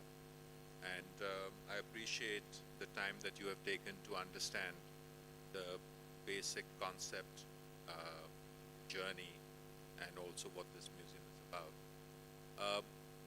I'll again ask that question that I've asked previously about, you've touched upon it in some of your views and renders, about it is a museum of geology. It's a lot more than the site itself. And the site, like the eucalyptus forest, has been worked on many years. Even the eucalyptus forest was probably a plantation, and there was something else before that. So how sacred was the site itself in terms of your intervention? Everyone seems to be a bit worried about touching the site, working with it. What was your view on it? So as a whole, we did not initially did not want to touch the walls. There are parts where we can interact with the wall, such as the balcony that extrudes over here. It takes you very close to the wall so that you can have you can touch the wall, experience it, and interact with the wall. Whereas in the bottom, in the lower levels, the platforms are completely freed by raising the spine above. So from there also we can interact with the site itself. So as such. And so in the beginning, there's an exhibit space where you're actually carving inside. Yeah. So that space, so we've actually carved it inside the quarry. So it is a sacred space, but we also take it as, the quarry is also calling you in. It also wants to talk to you. That sort of warmth is what we wanted to communicate. Okay, and can you talk a little bit more about your choice of materials and why this particular material for putting the whole museum together? There was the idea of freeing up the ground.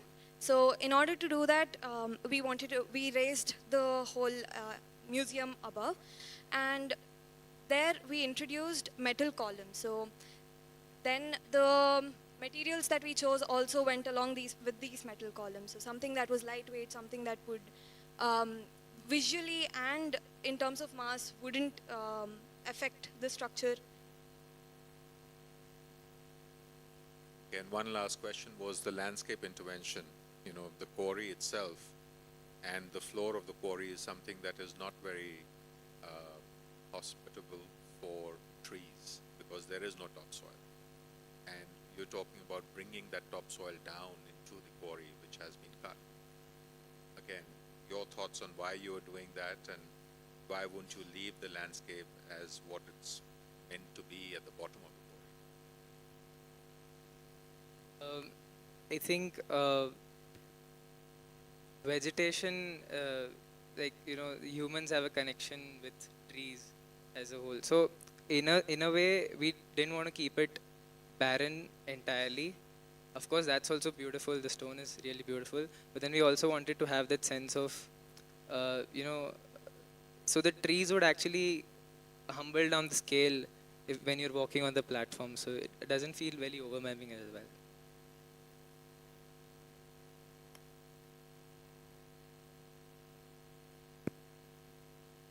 First of all, my compliments on beautiful drawings. Very nicely drawn the sketches and even the way that you did the collages. I think it was a very interesting experience to understand through collages tightness of space and opening up, and I think that's how your spine sort of evolved. The question that comes to my mind is that, is this a museum where you are ticketed and you can go in quickly, buy a ticket? Or is it a place where a lot of people can come and enjoy this wonderful place, and if they want to go to the museum, they go to the museum incidentally? What are your thoughts on that?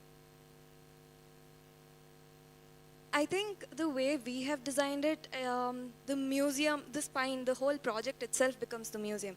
So along the spine there are exhibits. So ticketed or not, I'm not too sure about that, but whoever comes here does experience the history, does experience the exhibits and everything that the museum has to offer. Whereas there are also these spaces that foster a sense of community, such as the amphitheater and the guards that we've crafted. So they serve as these places where certain occasions can take place and events can happen.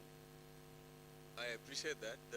I think what I'm leading to is that, you made a destination. You have a starting point and you have a destination, which is the amphitheater. Sit there in the evenings and watch sunset across the water. Just cut it off. That's a fantastic place to be. The question that comes up is that if my journey was leading me to the amphitheater without let or hindrance, okay? I didn't have to go through a museum to get there, but there was a path that led me there. And then from there I entered, if I wanted to get into the museum and had to pay for a ticket or whatever, it was a controlled environment, then there was a choice.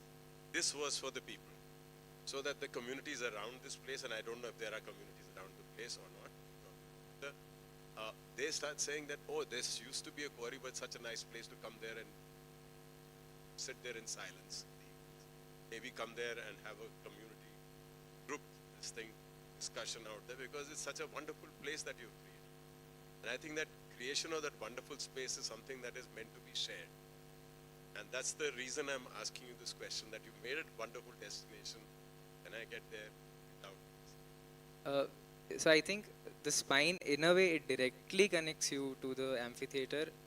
On the sides, you have a choice whether you want or would not want to go to, let's say, the library where you climb down, or any exhibits that rupture out. So in a way, it's your freedom that you can walk through to the amphitheater without going anywhere.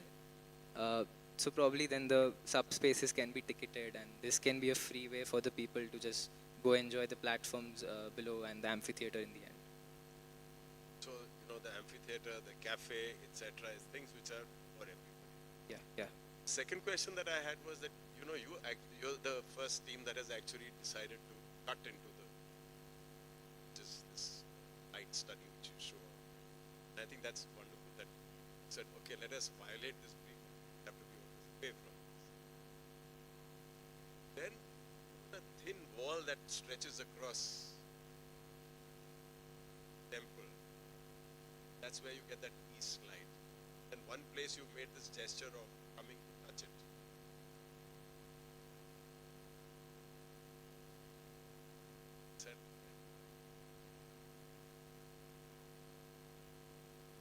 I mean, again, your thoughts on that? I feel if we had made any more punches in that wall, that would have diminished the value of the existing slit that is already there. And we thought that there is a lot of mass on this side of the wall where we can actually create that experience of, the quarry is sort of hugging you in a way. So that was the basis of our decision.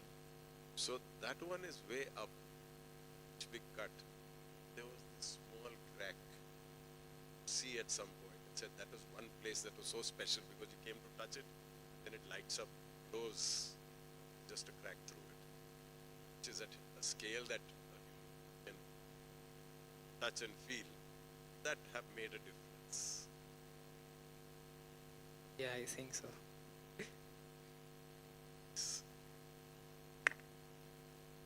On structure, I think you had an order. I think your inspiration on the poles of Cassina poles, then finally putting the dots in the water. But you said an order of 4 meters by 4 meters, right? But when you look at the plan, there is no order. Columns are haywire, you know. So is this whole structure is on a particular grid, or it is a prefab system? And it looks like it's an exoskeleton. You know, the columns are coming out, and then you have. What is the thought on structure?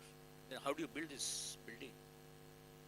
So our main abstraction of thought while designing the structure was that these columns would be like trees, walking around, and then the spine is actually sitting like as a tree house.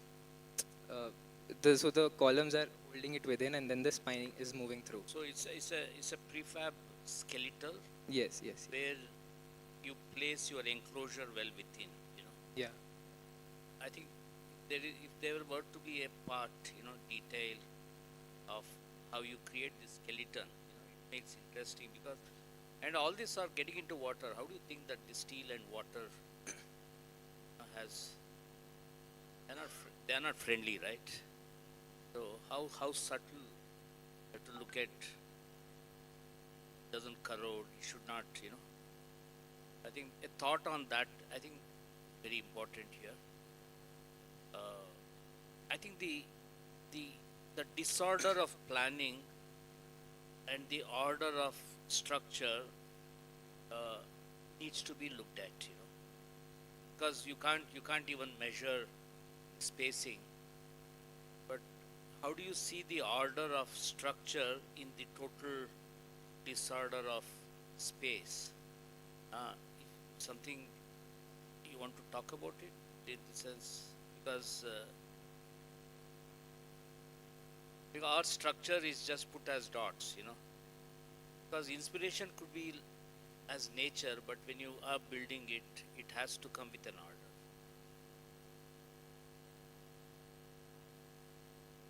Anyway, that's it. Thanks.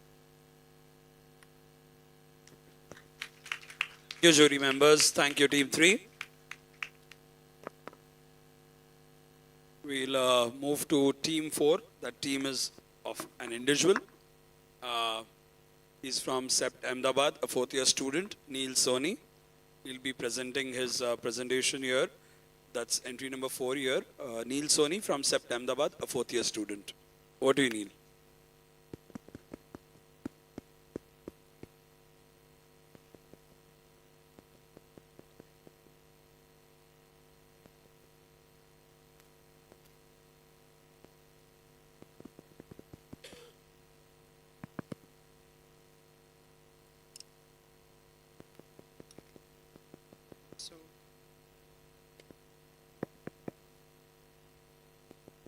So I would like to start with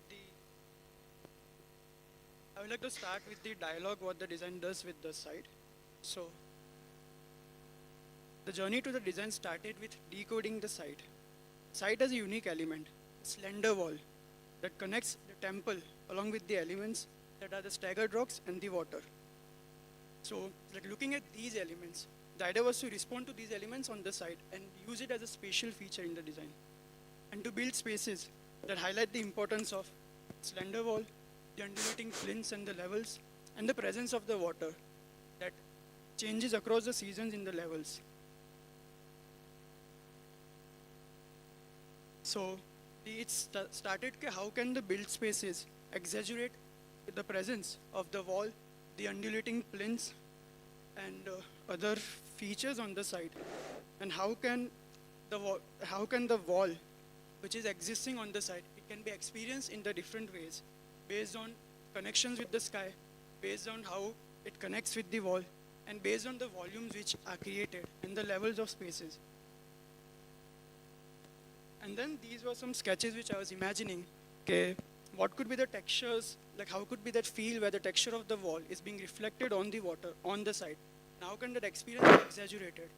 And how can the same wall be experienced in the different ways just based on the proportions and the light of the space, based on the proportions and the scales of the space? So then moving on to the climatic part of the site and the situation in the context. So the wall was in the north orientation and it was facing the western wall. So like this was the main wall of the Sadahalli Quarry in my view, which it connects to the temple. And then in order to exaggerate the scale and the experience of the wall, I started to adding voids along the wall, which are of the different scales and proportions, which makes us experience the same wall in different ways. And then along the way, I started to break those built spaces in a way that it frames the views and the glimpses of the site on the other end. May it be the rock, the stones, and may it be the water and the sky. And then the encourage how to anchor the spaces were designed on the existing profile of the site, how the levels were placed and how the water were there. So where there were the stones, plinth, it was anchored, and where there were the waters, it was floated on the stilts. So this was one of the diagram which shows contrast of the temple wall and the slender temple wall and the quarry wall which retains the ground. And so how could the build be placed in a way that it interacts with the site? So on the left side, the museum blocks were placed in a way that it frames voids where the scales and the proportions of the void change. It may be a street, it may be a plaza, it may be a trench. It depends on how you are viewing the wall. And then how could those scales exaggerate the wall and its presence on the site? But then after the walls, the mass was added. The idea was to make it light and have it humbly sit on the side. So then, in order to define this, it started with making it as a frame structure, metal frame structure. And in order to give enclosures, the idea was to make enclosures according to the existing conditions of the site, where on the western side, in response to the stepped profile of the site, the stone slabs were placed while also blocking the western sun. Well, on the other side, because the voids were there in order to experience the community spaces, there was a fabric which made it as a connection to the site. This is a poem which sort of briefs the soul of the project, that the build holds no meaning on its own. It lives through the walls, the water, the quarry, and the sky. Every gesture is an echo of the existing, and without the site, the build falls silent. So this was the figure and ground of the project, which shows porosity of the building with the site, with the slender temple wall. So then, as stated, the different scales of the spaces experience the wall in different ways with the glimpses and the views. So moving on to the plans of the site. So the top plan, it consisted of an arrival deck, which was cantilevered to this quarry wall, which was retaining the soil. And then along the journey, there were exhibition spaces in the grid space, which had a certain level of flexibility depending according to the futuristic ways in which the museum would work. May it be the space installations or may it be flexible artifacts or galleries. And then it ended at a niche where you get a view frame of the temple block which sits with the spaces hovering above the water. So this was a diagram which shows the contrast of the build based on the existing conditions of the site, where the arrival deck is anchored on the wall and all the museum spaces are along the slender wall with different scales of openings and courts in order to experience the site. This was another diagram for the same. So this was the diagram which stated how the enclosures on both the sides of the space, it responds to the conditions of the site. Where the western wall, it blocks the sun as well as allows cross ventilation through the spaces. So it's a very light and you don't need all those like air conditioning and all those things. While on the eastern side, which faces community spaces as well as the walls, it was transparent and porous with the fabric.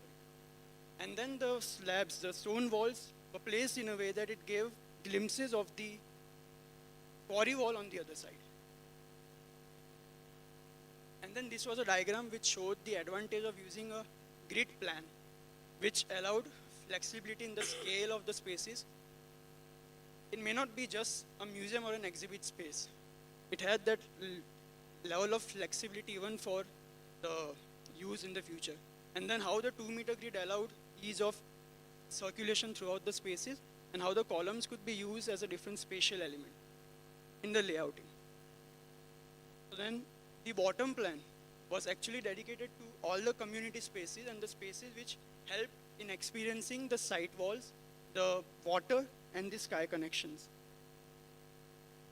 So starting with the first community space, this was the plaza.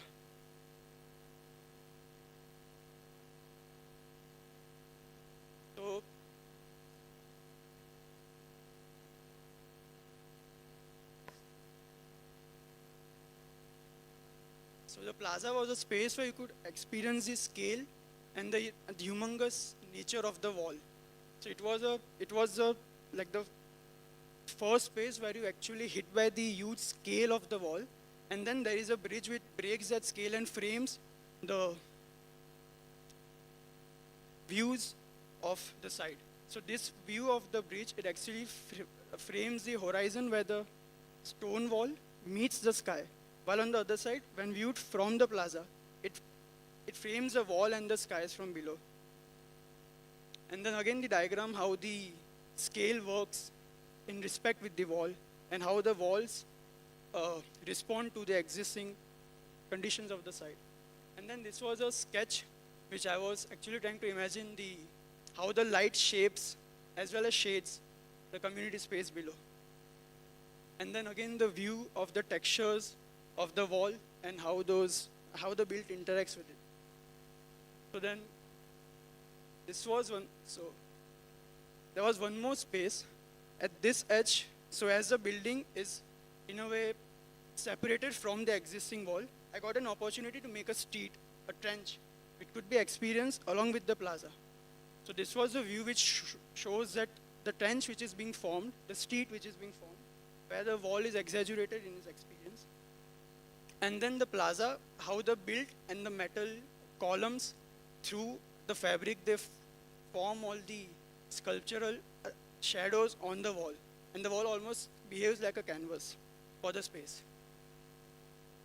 So the next space was the volume space.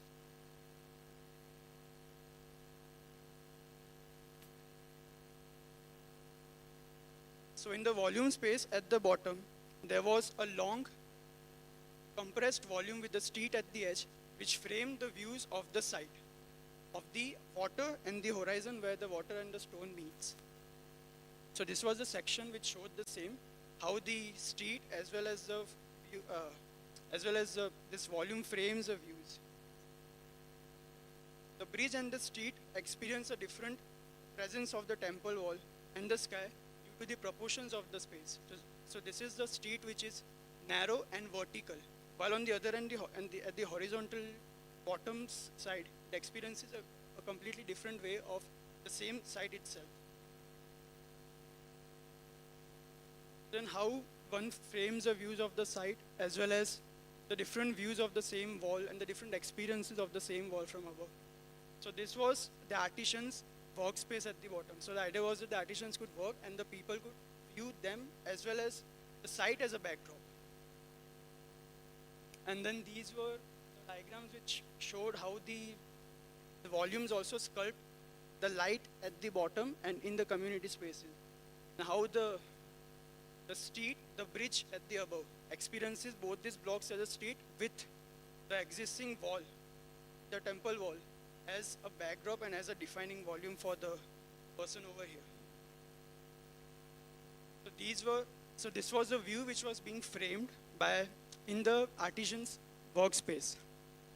This was another view of the backdrop where the street was going, and how the wall and how the textures of the wall are highlighted from the southern light in the noon, how it reflects back. So how it reflects on the southern light in the noon. So this was a view which was after the space where like the water of the site would start. So it was actually framing those views. And then the transition from the land to the water on the site, the plinth. So this was the water plaza.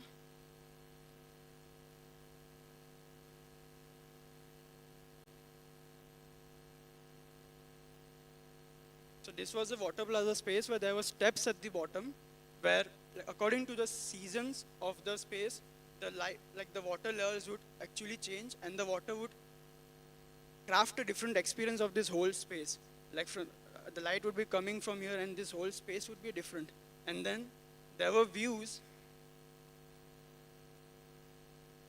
So the space at the bottom highlighted the horizon where the stone wall and the water met, while on the other side, at the middle floor, it highlighted the space where the sky and the wall was meeting, while the light was used in a way which highlighted the presence of the water, and then how with the time, the water levels fluctuate and how the reflections after the sun hits the water and hits back to the soffit, how it creates a dramatic experience with all the textures of the water on the spaces around. So this was a view of the water space which was ahead, where you could view the presence of the water ahead after the transition from the stone plinth areas. So this was a framed view where you could see both the horizons from the middle floor, and then the experience where in the evening when the western sun hits the water and it enters in the space and all the space gets hit by the textures of the reflections of the water from below. So then moving on to the water plaza space. So this was a space where the water has entered inside the site. So it was like more of an inward looking space for water. And then this was the idea where I wanted to exaggerate the presence of the water. So everything was on the stilt first of all to give that hovering effect. And then the pathways were shaped in a way that like they were also hovering above the water. And then the amount of light and the textures the wall would have on the water, it made that space in a way that the space was belonged to the water on the side. This was the another space which came where the water, it became an intimate scaled space where water entered into the spaces. And this was almost like a street. Sorry, last 2 minutes. So this was a street of water where the water allowed the light to come from below, and over here it was framing a street. So these were the views where the water was almost like a sacred element where the light entered from below and lit the space. While on the other side, this was how the water was experienced as a street. It is like the same water, the same site element, but the experiences are exaggerated in different way, the elements of the site. And then the last space was where, as you approach the temple block, there are like lots of stone undulations. So in order to respect to that, those were used as sculptural elements in the spaces, where as the levels of water, they change, the stones would actually reveal themselves according to different seasons and times. And then they were always viewed from a higher portion, so you experience the transition of the water. And then the stone also shapes the light inside and the presence of the space. So this was one bridge where the boulders were shaped in a way, and then how that boulder enters inside. Like the site element enters inside and shapes the space. And this was the final exodiagram which stated how the design wants to like merge when viewed from above and viewed from an aeroplane or from the God's eye view, but from inside. The porosity of the spaces are still maintained to view the elements of the site, be it be the wall, be it be the sky, or be it be the water and the stones which are there. I would again like to end with the same soul of the project, that without the site, the build falls silent. Thank you. That's great. Over to the jury for the questions.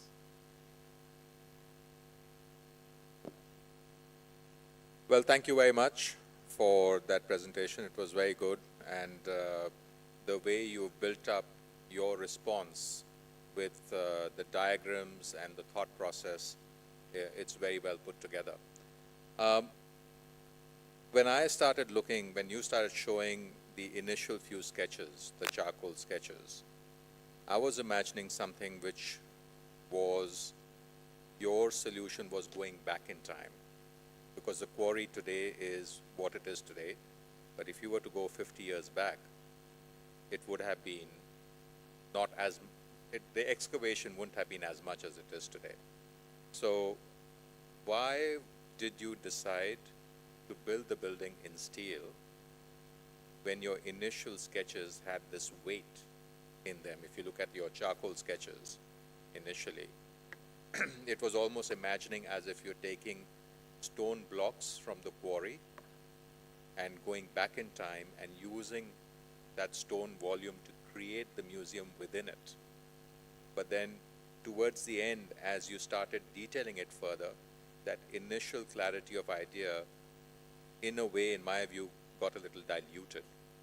So your thoughts on why you've gone into something which feels so light when your sketches suggested that it would be something quite heavy with the mass? So, like along the way, initial ideas were that the blocks were actually responding to the different views and the presence of the site. But then, as I move ahead, I realized that the blocks were too massy in response to the slender wall. Like the whole idea at the initial stage was also that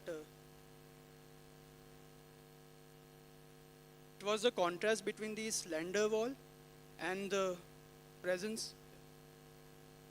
Yeah, this one.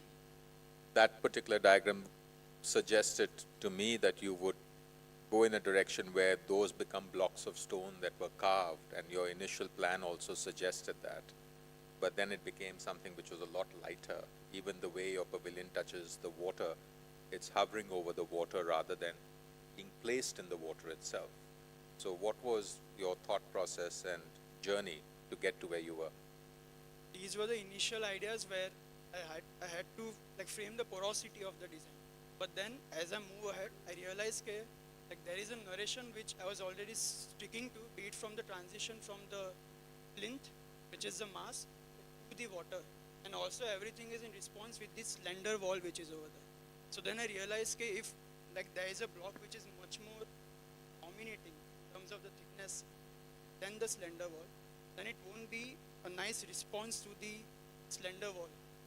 So then I started to break those scales by having these sort of walls which still maintain the volume which I wanted for the spaces between the walls and the build, where those elements are experienced in the same way, but the terms of the making of the build, it had a humbleness with the whole quarry and the way it is built, and how those stone slabs only are just used as an enclosure medium on both the sides. Over here it blocks, and over here it allows the transparency. That was the whole, how the design went. Okay. Okay, thank you. Wonderful. That was really nice to see your presentation. I was looking at your figure ground diagram. If you can just go back to your figure ground diagram. And I thought you'd encapsulated everything there. I mean, all your sketches, all your things were there in that one thing, and I said, wow, he's got it out there. And then slowly it sort of changed from that. Some things which were in plan, I saw in section. I thought they were sections, but anyway, it doesn't matter. That's my imagination. I think I like the way that you worked with your sections, way that you have exaggerated that wall of granite that cuts across, and that's the focus. So the fact that you've kept all your things away from the wall in some ways and opened up that wall and the scale of that wall and allowed the light to come in and highlight that, and the way the sections work through that also, I think is great that it's all along this north-south axis rather than stretching everywhere. So I think that's something that I really appreciate. What I really find, I thought that this first diagram also suggested that you didn't end up in where you ended up in your final design. You actually went and you said, how do I look across from the temple? I can step onto those rocks out there, and then suddenly the whole quarry opens up for me. That's the part that I feel that sort of, I don't know, what was the reason that you stopped out there? Go to a further drawing of your plan, kind of just leave that aside and you stop. What made you stop? Honestly, what happened out here? the reason was the spaces which I wanted. What I thought was okay, I had already achieved all the the importance which I wanted to give to the elements of the site, like be it the water over here, be it the wall over here, or even be it the stone modulations over here. But I thought was okay, I had already achieved all the possibilities in which I can exaggerate these elements. So initial idea was there were lots of undulations on this side. So I wanted to use those to exaggerate, but I had already exaggerated them over here. The presence was already there. So I thought rather than again, building just for the sake to reach at the end of the temple, it would be a more a conscious and a humble decision to end where the design solves the purpose which it wanted to when it started over here, which was to experience the same elements of the site in a very different way. So that was one of the reasons. I think the reason I ask you that is not because your program needed it or whatever. Is this curiosity? I embrace it. Say, oh, can I just walk up to there? That's all I'm saying that you needed to have. And you know, satisfy your curiosity of what's around the next corner. So that's one thing that I find that. Initially there was an idea, but other than that, I think the question that comes up is this: you try to separate the of community and the other one. So that I think that you've stated. Separate the two. One can be locked up, and the other one can. So that question that it can be used without being part of the whole museum, that people can come and go freely. I assume that's true. You can go up. And then, so a lot of people would just walk through and come to that site and then come back again. And maybe they would visit. Maybe they'll visit once. Rest of the time they just go there and enjoy the bounty of nature that has been left after whatever man-made interventions. And lastly, I'll come back to the question. Reality. I mean, all your things suggest stone. All your things suggest, all of them suggest that somehow it's carved out. It's not, even though it's added on, it looks carved out. Then I think it sort of somehow loses tender color. It seems to be a common phenomenon. Everybody seems to think that if you do it in steel, maybe that's the trend nowadays. I don't know. It seems just something that's not been talked about, because I think your drawings show materiality. Even your section here, it shows these walls which are solid, and I really appreciate the fact that they're solid. You're not looking through all the time. You're seeing it only in certain places. Some places the light is coming from the top and washing those walls, even in the passages that you have. So I wish that was something that was taken further.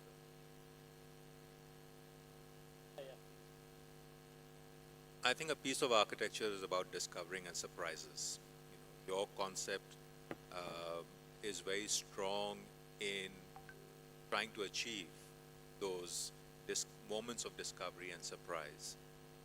And just like Peter Zumthor's baths, people from all over the world go there to see the baths because of its experiential qualities, not because of the hotel next to it, just the baths. And this particular site and this particular project has the potential to become one such destination that people from all over the world would want to come in and experience the way you have worked with light, shadow, the experience of water itself. So a lot of times it is in the design process becomes important to step back from it and look at it with first principles to see whether your initial idea is still holding true, and to question the brief. The brief is a starting point, but as what Rajiv was saying, the curiosity of maybe the design need to extend, maybe the brief needs to be challenged to actually complete your entire thought process. Right? Someone cut that stone wall simply because they wanted to drive a truck through. They did not treat that stone wall as being very sacred. They wanted a truck to go through, they cut a hole in it.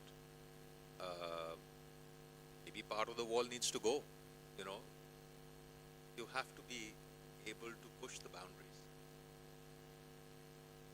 I think I think to me, I think it really moved me. tell you why. You know, I think the sense of restraint is one. Second, also you had the control to go back the excavation, in the sense that when somebody excavated, I think he never thought, he wanted to remove soil, rock, the build-up of monolith adjacent to the thin layer and holding on to spaces which you wanted, okay, in the same monolith, and celebrating light and water in the process is what I call it as not dream. It is calling it. I call it as suffering. You go through suffering to restrain your emotion to get into this beautiful space, going to the past of carving out your requirement of space, okay, and it doesn't bring out making it. You are not bothered to make it. The dilution of making brings down material. You're not bothered to make it. Why are we bothered to make it? Going back to the past, restraining yourself to your requirement of enjoying this space itself is fantastic. I think it allows us, to experience that space.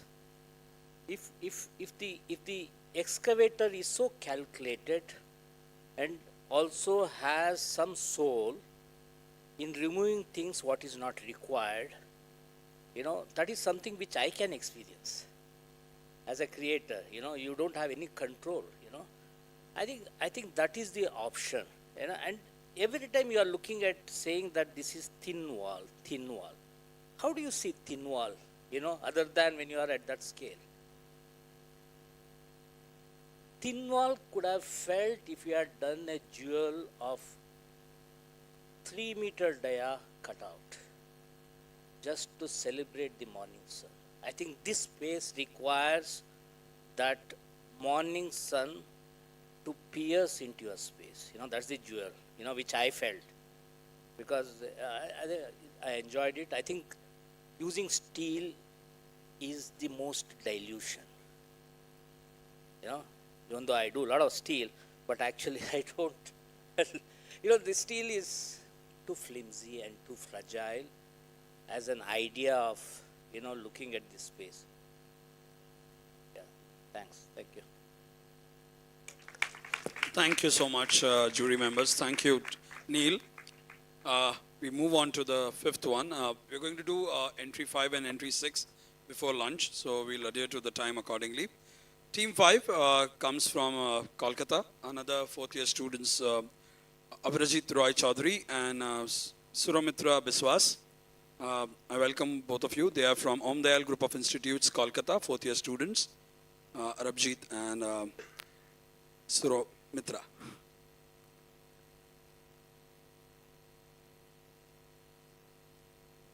Good afternoon, everyone. This presentation will take you through our design ideas and help to understand how we envisioned the project. Our take on the project was to build on the idea of preserving memories of Sadahalli quarries and energizing the whole place without disrupting the serenity of the site. The site we were given is a granite quarry situated in Sadahalli, Bengaluru. The quarry was mined in such a way that it left a narrow wall which creates connection to the temple. The wall not only acts as a form of connection, but also tells a story about how the quarry was mined through the years, which can be seen from the extraction lines formed on the granite surface. The site is approached through a eucalyptus plantation.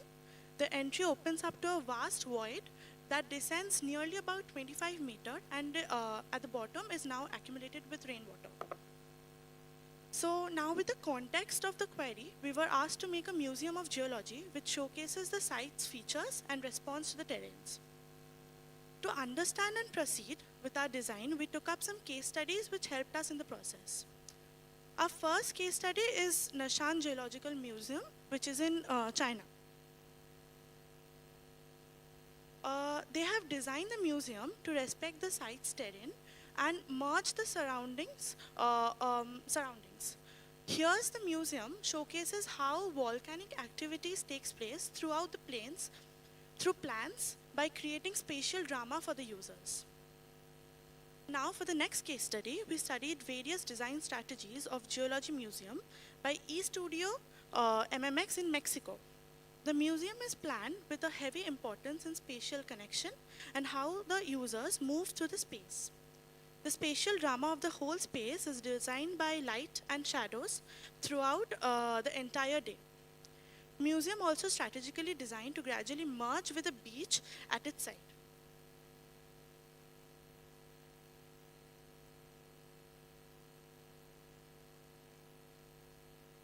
With the help of these case studies, we found out some key points that helped us to design further. The points include material and display authenticity, layered and thematic storytelling, interactive and educational engagement, sensitive environmental integration, accessibility and flow, flexible and adaptive spaces, and lastly, preserving context and memory. After this, we actually pointed out some issues that we need to do before designing on the site. So the issues, the first issue we faced was the deep cliff where the land terminates suddenly.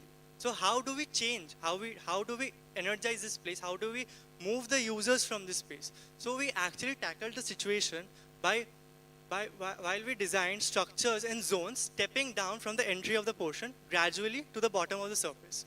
So this was not just to break the or to move the users down to the slope, but also this mimicked a quarry topography.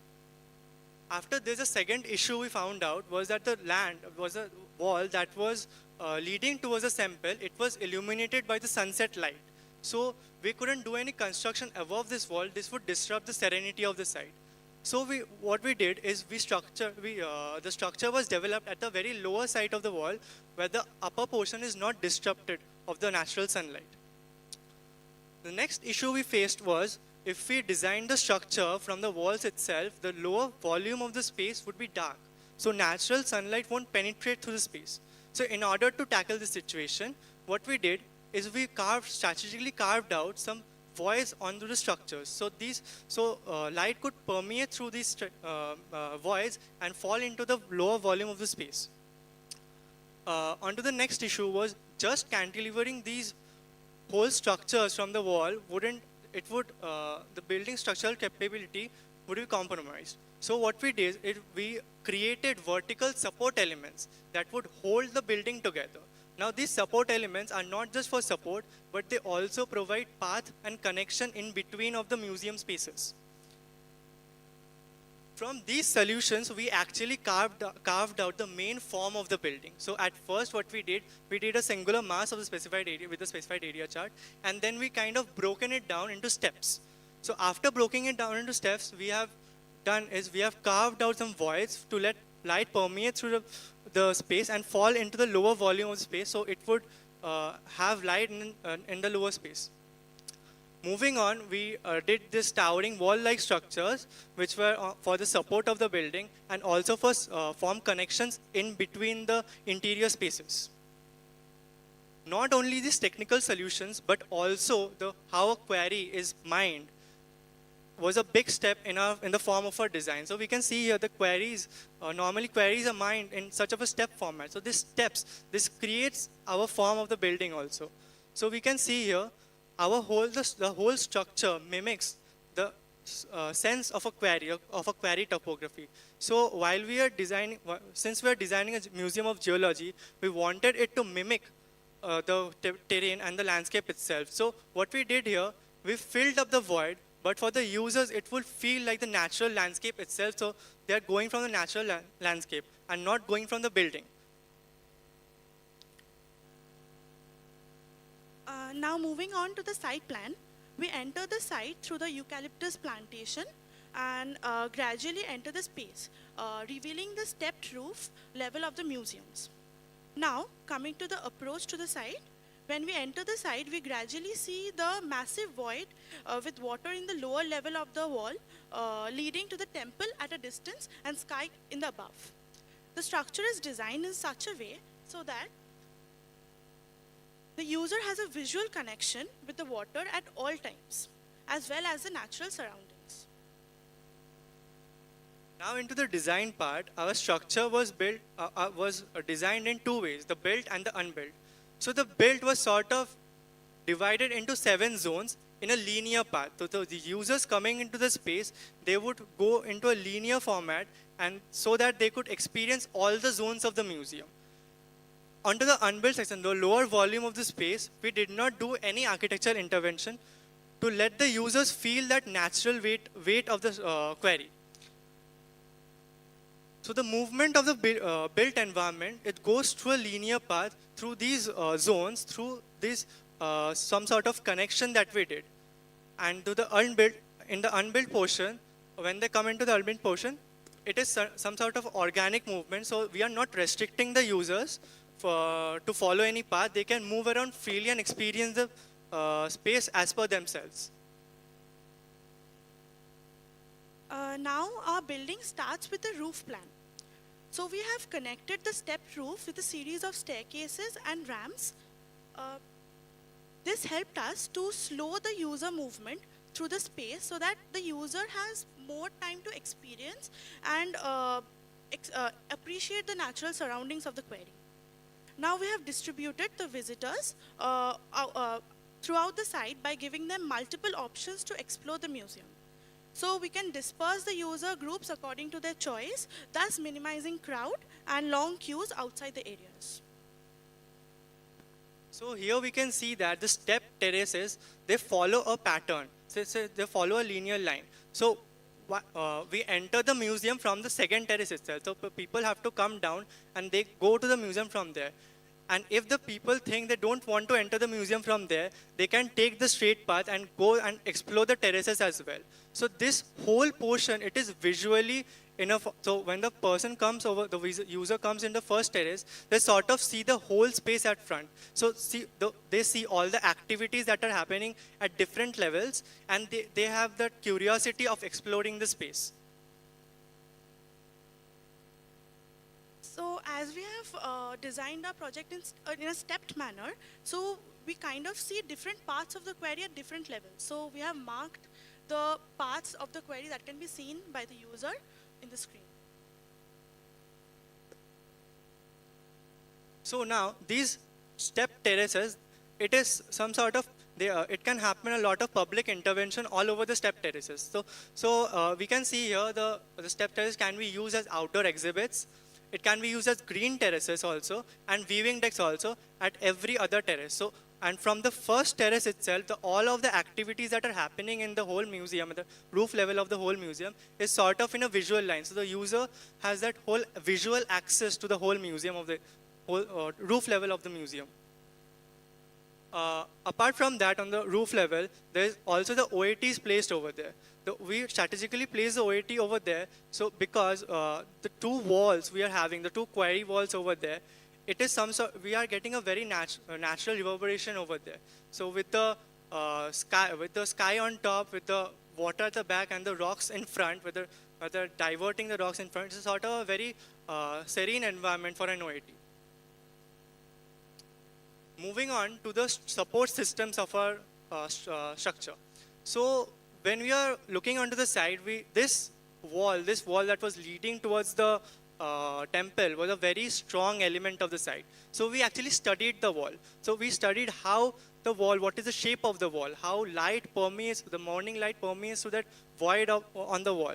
So we came up with a support system that actually mimics these qualities. So we made a skylight, which was also the structure of the whole space, which was not just a skylight, but pathways that were built inside of the museum to make the users flow from one place to another.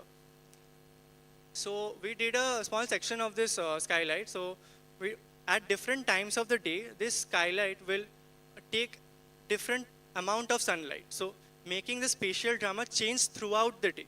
So we have this a bridge over here. So this bridge also changes with the form of the building. So inside we have maybe one bridge or two bridges according to the the floors of the structures. So here we have the structures, and also the bridges on the upper floor are made with toughened glass blocks so that it would mimic some qualities of that water on the quarry itself, and people would have that upper portion of the sky as a sky and the lower as they were walking on the water itself. So that toughened glass blocks also would permeate some kind of light, but that light generally lows down on the lower surfaces. After that, we have the plan of the museum. So we kind of enter to the museum through the second terrace itself. After entering, we go into the admin spaces, the interactive labs, and the research institutes. So this is actually placed over here so that if we distribute the users according to their activities, we can actually have that research area apart from that. So it would not hinder any flow between the ones who are coming to see the museum and the ones who are coming to for research purposes. So after that, we go from this skylight form of space, we go there, and the first level is a two-floor level, the admin level. So after that, we take the lower part of the skylight and we enter the museum. Then the museum, at first, we actually wanted to tell a story about how the rocks formed, the quarrying happened, and how the quarrying happened. This was made by making a very linear form of movement throughout the site so that the people can have a look over all the exhibition spaces and they get to know about the site.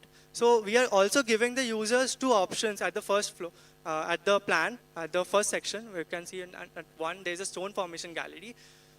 We sort of make the users take two paths. It's either you can enter the build space and form that and go through that linear movement and go through the museum, or else you can take the ramp down to the unbuilt space as well. So these also helped us to neglect the crowd, so the crowd doesn't happen and form long queues. So after that, there are the galleries, and the cafe and the resting place is at the corner of the plot. So this also has a balcony which opens up to that water's edge. So we placed it strategically here so that people have a place to rest after moving through the museum, and then they again move through the museum as well. The movement through the entire space was strategically designed so the user experiences a linear movement. And the linear path is broken into branches, which diverts one to the back of which is the wall, and one is the front, which is the water. And this sort of movement not only helps the user to navigate through the space efficiently, but also, but the views from the different parts of the museum help in creating the visual drama. Now we showcase the different activities of the museum here. You can see the different parts and elements of the museum in this exo. Now to the section of the building. So the section actually consists of three spatial zones. At first we have the step terrace, then we have our building, and then at the bottom we have the unbuilt. So these three spatial zones have three spatial qualities.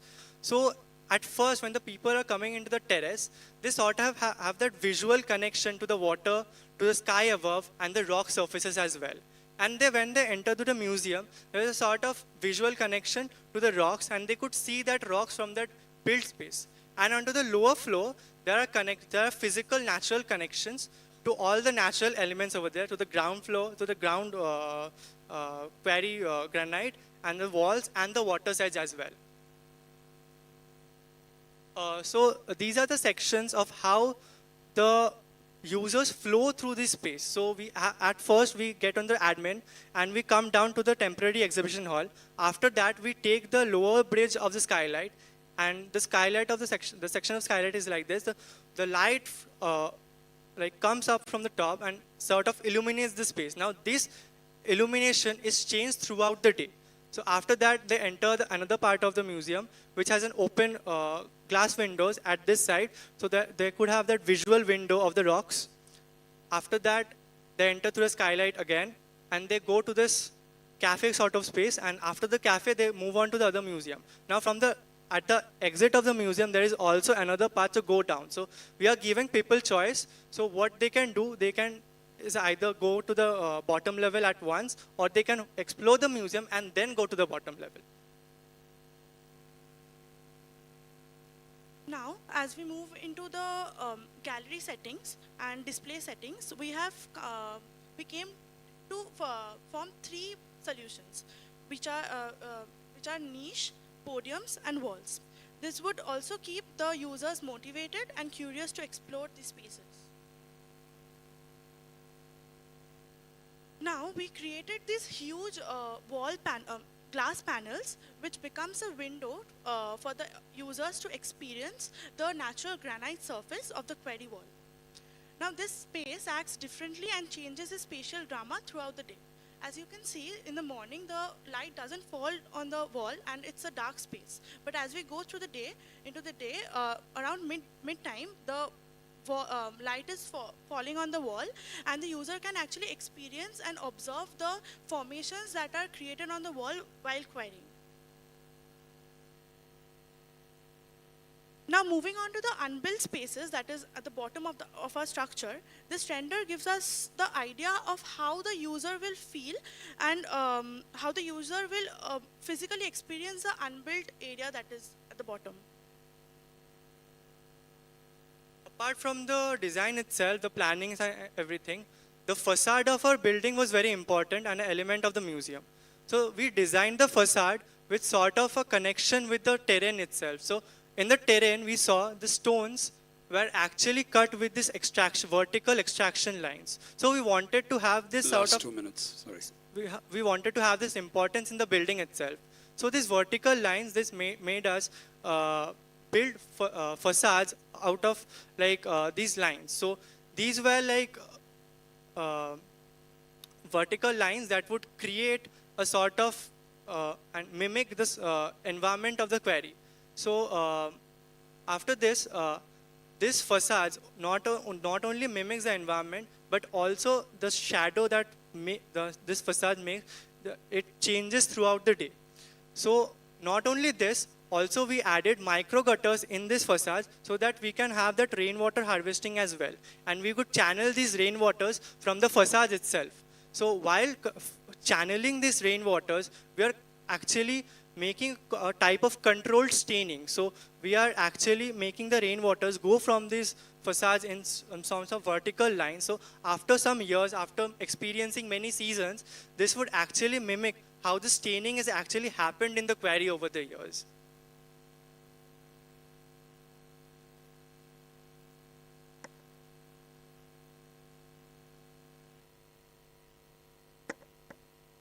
Thank you so much. Round of applause. Over to the jury to ask their questions, please.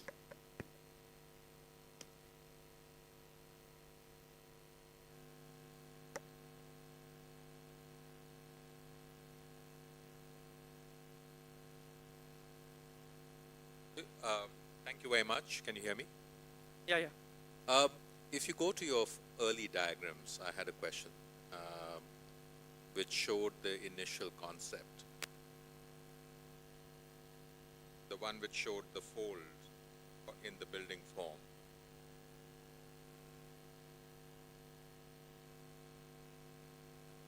I think the quality of the site, the quarry itself, the walls, the water, it's mesmerizing. It's a very strong context. And do you think it's holding us back from looking at the context a bit more holistically? Because the site is not just the quarry, it is the surrounding forest as well. And when I looked at this, and there was another diagram which was more conceptual than this, I thought that there was an opportunity, and maybe this was considered, to bring the context, which is the forest around, which provides a comfortable environment for habitation, to fold the forest and fold that plain down to the water. And that potentially becomes the journey down as you bring the forest down through these terraces towards the water. for the community, for the people to have another way of approaching the museum and the quarry. Was that something that was considered, that these step platforms almost became like the folded landscape? So we actually developed this step platform from the quarry topography itself. So how we saw that the quarries were mined, it was in a step manner. Also, this step form was also done to have that user flow from the top to the bottom in a linear way. So we didn't want to make users go through like vertically. We wanted to make the users go through a linear form and gradually descend into the space. Yeah, that's what I mean, because you are talking about these step platforms gradually descending down, but in your diagrams you're showing the roof surface of these step platforms as being bare. They are stone finished and they're bare. I'm saying, was there an opportunity that was considered where you folded the forest floor down to the water and made use of that roof level to create something which became a very different journey down to the water? So on the roof levels, we actually thought of making multiple activities on the roof level. So we can see here that we wanted to give activities to every roof so that each roof has a uniqueness of its own. So we can have green terraces over there that would mimic some sort of that eucalyptus plant, the green zone of that eucalyptus plantation. And we can have like weaving decks also. We can have like outdoor exhibits as well on the roof levels. So we don't want to keep it as it is, like open, like absolutely bland, but we want to engage activities over there. And we wanted these activities to be visually seen from the upper level as well. Okay. We also wanted to show the contrast between the eucalyptus plantation that is in the entry and as we go through the site, it's only rocks, but we also wanted to give spaces of green. But we wanted to highlight the quarry, most of it, but keeping the environment in mind. Okay, thank you.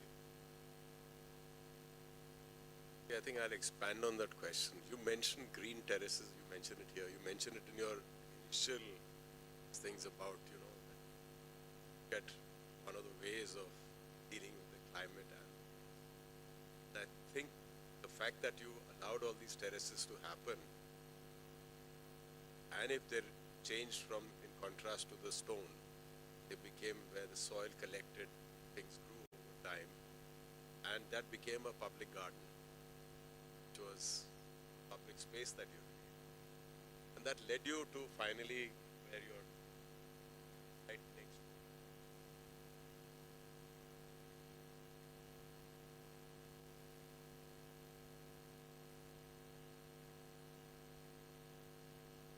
Possible in your design, but hesitated in dealing with that. And then you got caught up into some very nice elements, but get nice light coming through those elements through there, but passages and them. So skylights. But I wonder if they add to the overall experience of being in a specific site. There are wonderful places that, where there is nothing else to see, get this, but here you have this rock. And so, is it heightening the experience of the rock, or is it actually not adding to that?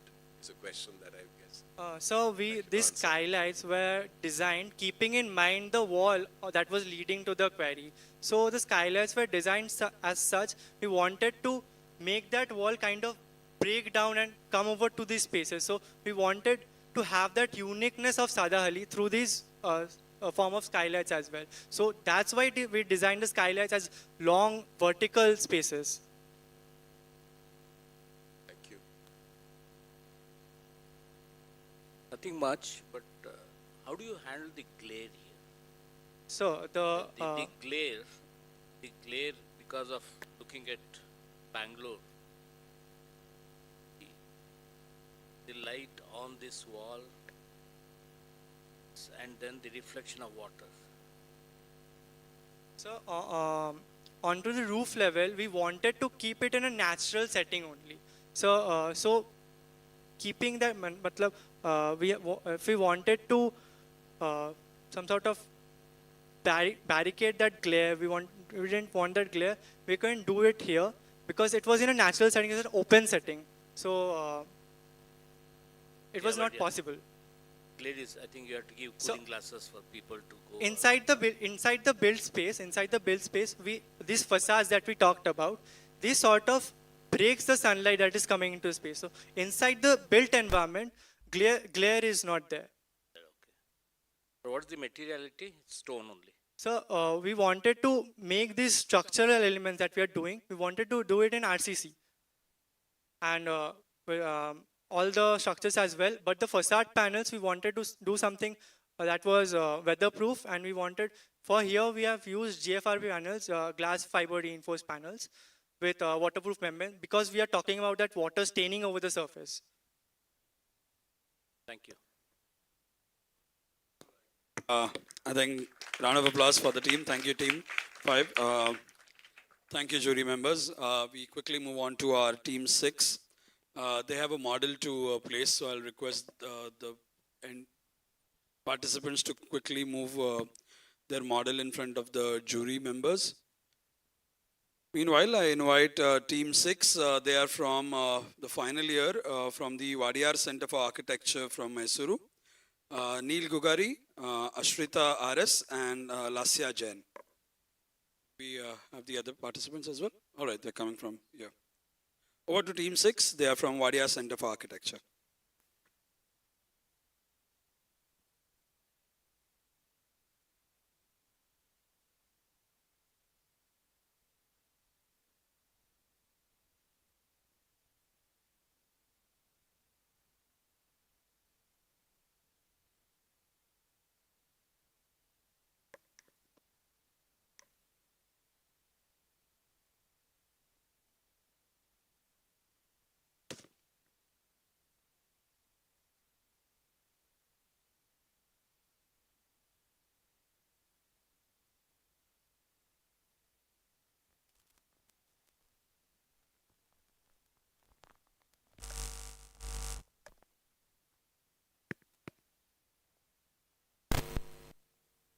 Six, your time will start as soon as you roll now. You have 2 mics? All right. Good to go. Good afternoon, everyone. I am Neil. I'm Lasya Jain. I'm Ashrita RS.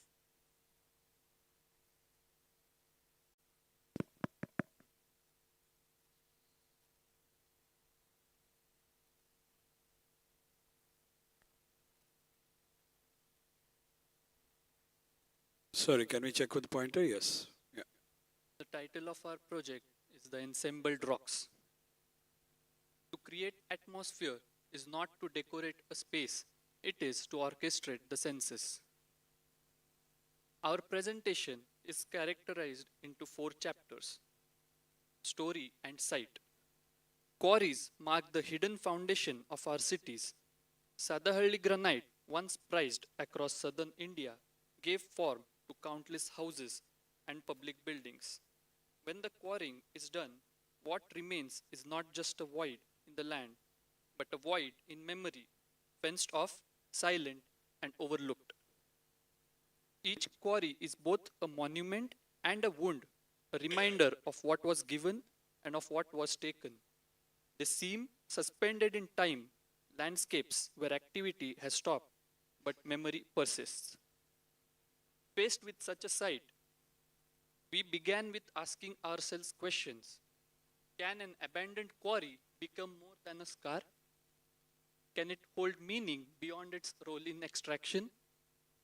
Can it be reimagined as a living landscape of memory, reflection, and celebration? Being within the quarry revealed a layered set of experiences. The rock faces conveyed both strength and fragility. At the base, a still pool of water held time in suspension. A small shrine without the deity being present now was untouched through years of quarrying, embodied continuity. From the rim, The access road offered sudden glimpses into the void, heightening its sense of scale and drama.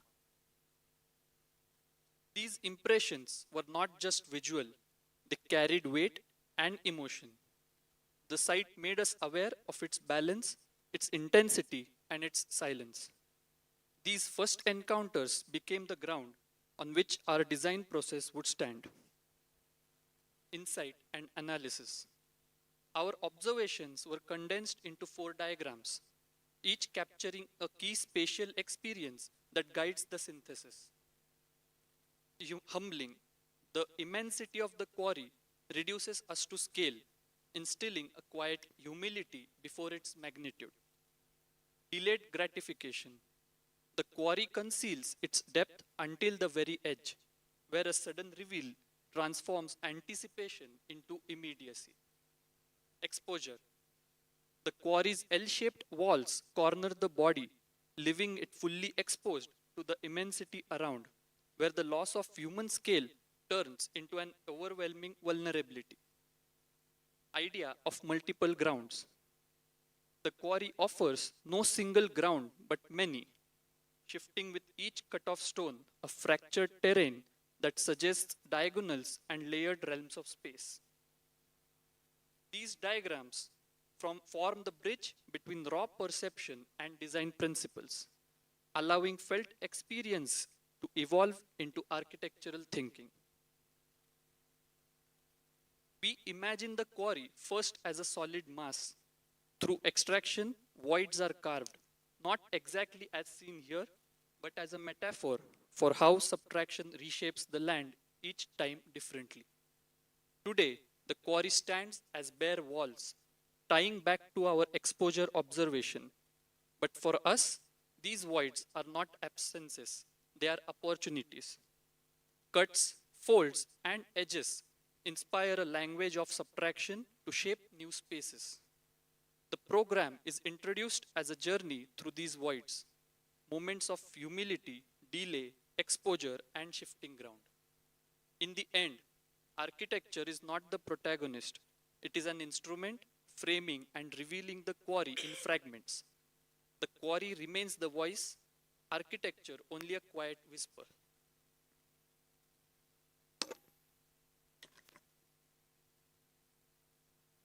Once the vision was set, we moved into design development, beginning with the site study and followed by massing.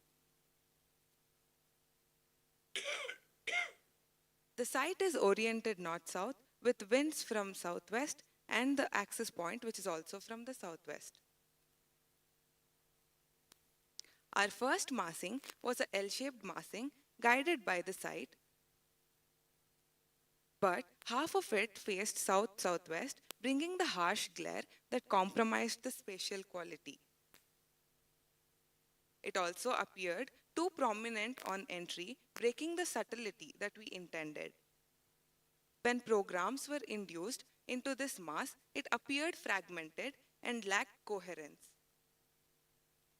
To resolve this, we relocated the mass into the cavity of the quarry, taking advantage of north light and shielding interiors from the glare. This gave the program a compact layout while building unfolds gradually as one approached, invisible until entry. The third massing grew inspiration from the rugged quarry scars, echoing its rhythm and merging into the stone walls. The final mass reads as an extension of the quarry rather than an imposition on it. With the massing established, we moved into decoding the structural logic to achieve the final build form. Service cores became the primary structural elements anchoring the building within the quarry. These cores were designed as columnar spaces, thicker at the base and tapering towards the top, ensuring structural stability. From these cores, floor plates were cantilevered, creating column-free interior spaces. And a simple calculation was made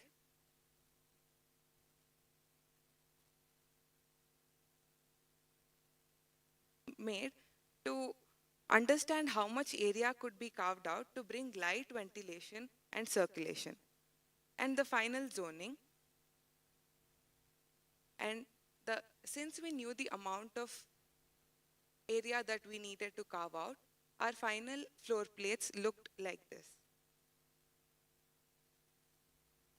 The final zoning built on our initial program distribution was as follows. Podium level as public entry zone, terrace garden as a public breakout space on top, research lab in private zone, admin and archive floor below, followed by 2 levels of museum and galleries. Circulation was designed as continuous loop moving from top to bottom while keeping public and private floors clearly separate. Once the core and floor plates were resolved, we moved to the facade. The design choice was to keep as subtle as possible, continuing the language of the quarry rather than contrasting it. And then windows and skylights and shafts were introduced to bring in the right amount of light and ventilation to each spaces.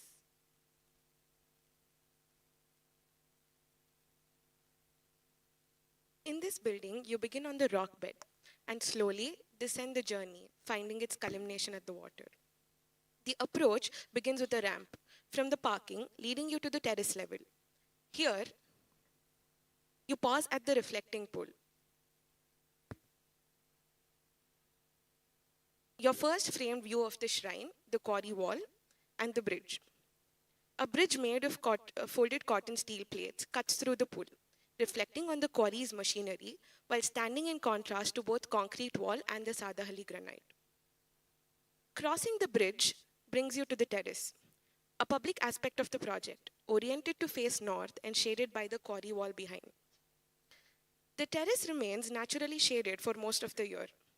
At the far end of the terrace is a viewing deck, carefully placed within the slit in the quarry wall, framing the opposite edge, the water and the void below. You continue along the same ramp and arrive at a landing where the research floor sits. This level is kept private and is bypassed entirely by public circulation, ensuring researchers have the quiet focus that they need.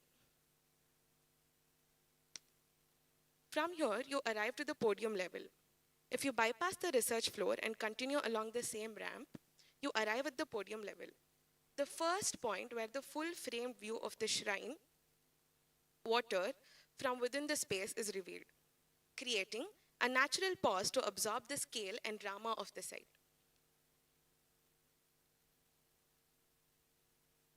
This section highlights the spatial experience, showing how the ramp, the amphitheater, and the quarry wall interact to frame the view.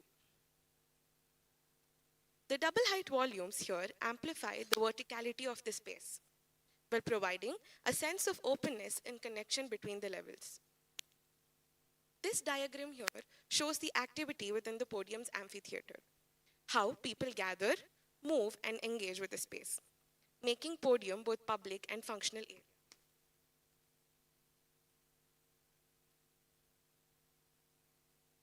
Podium 2 again, or the administration floor, becomes a private floor reserved for administration, housing archives, storage, and office facilities. Public access is restricted and it is served via a separate service core. This dedicated circulation ensures smooth movement for staff while maintaining their privacy, catering effectively to the needs of the building's other users. The museum acts as a threshold between the solid quarry wall and the water, mediating between the two extremes, while guiding movement through the space. The central service core organizes the plan, while circulation flows on either side in a looping pattern, creating a continuous path that connects all areas. As visitor moves along the circulation loop, the experience alternates. The enclosed spaces between the built quarry and the wall feel heavy and intimate, while the areas opening towards the water feel light and expansive, an intentional modulation of spatial perception. From the podium, there's a staircase wedged between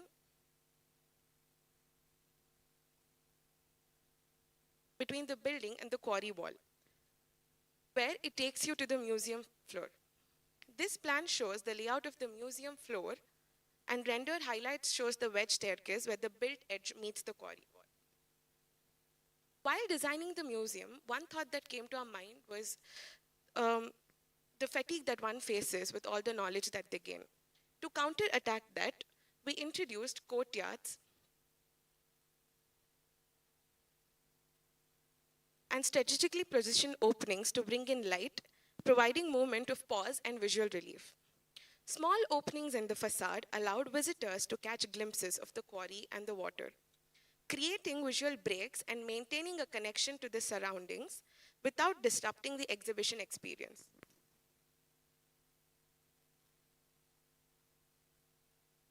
This is the second floor of the museum, accessed again through the Museum 1 floor. Unlike the first floor, which is dedicated to the history of the quarry, this level holds flexible galleries that can change over time. Exhibitions could focus on geology, ecology, and other themes related to the context. In plan, you can see how we intentionally have drawn the circulation towards the water, establishing a strong physical connection between the water and the edge of the quarry wall.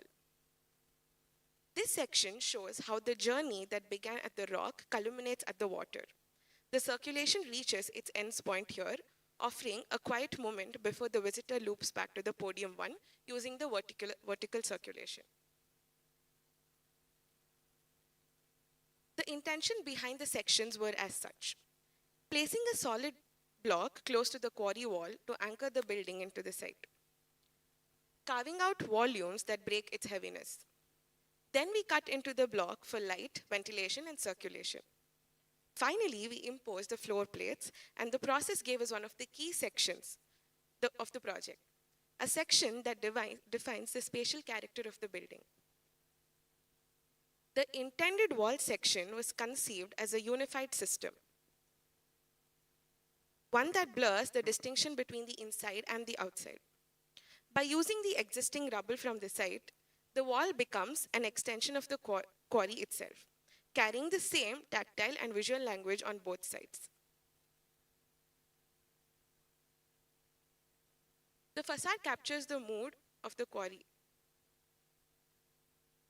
This is the longitudinal section where one can see the service courses that are organized and how the space unfolds between them. The double height volumes and the gap where the slab detaches from the wall allow the lights to wash the interior spaces, enhancing the spatial quality and creating moments of openness and pause.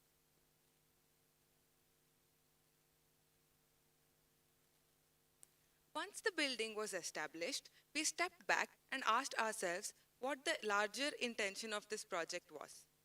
The core idea has always been revitalizing the quarry. And also, visiting the site made us realize its true potential, especially as urban growth rapidly approaches, and with its proximity to airport corridor, it is poised to become a key public node. We took this opportunity to go ahead and do a master plan to revitalize the entire quarry. We envisioned this revitalization in 3 phases. Phase 1, the building itself as the anchor. Phase 2, introducing jogging and cycling tracks, walking paths, and projecting decks to watch sunset, birds, and the aeroplane, creating a vibrant public edges. Phase 3, activating the plinths by converting the existing flat planes into platforms for activities and seating with minimal intervention.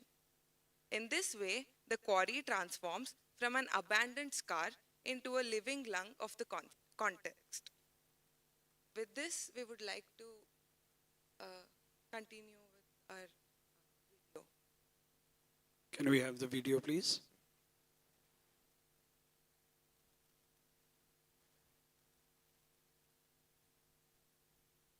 Center of the screen, please. And the music. Can we rewind it, please? Requesting backend to start it from 0.0 again. Yeah. Sound.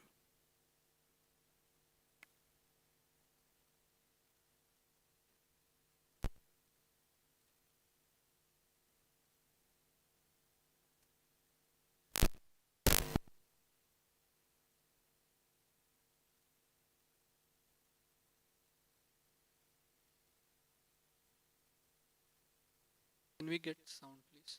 Technical team, can you look into the sound, please?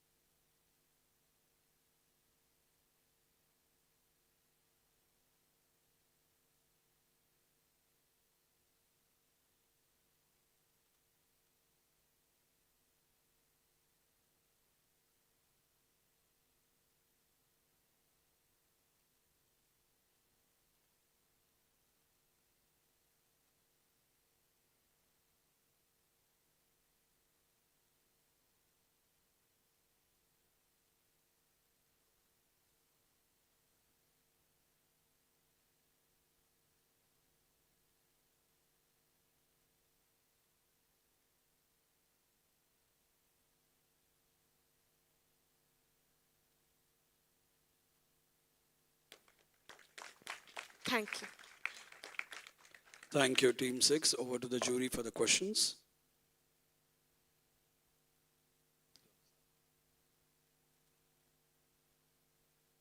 Can you hear me?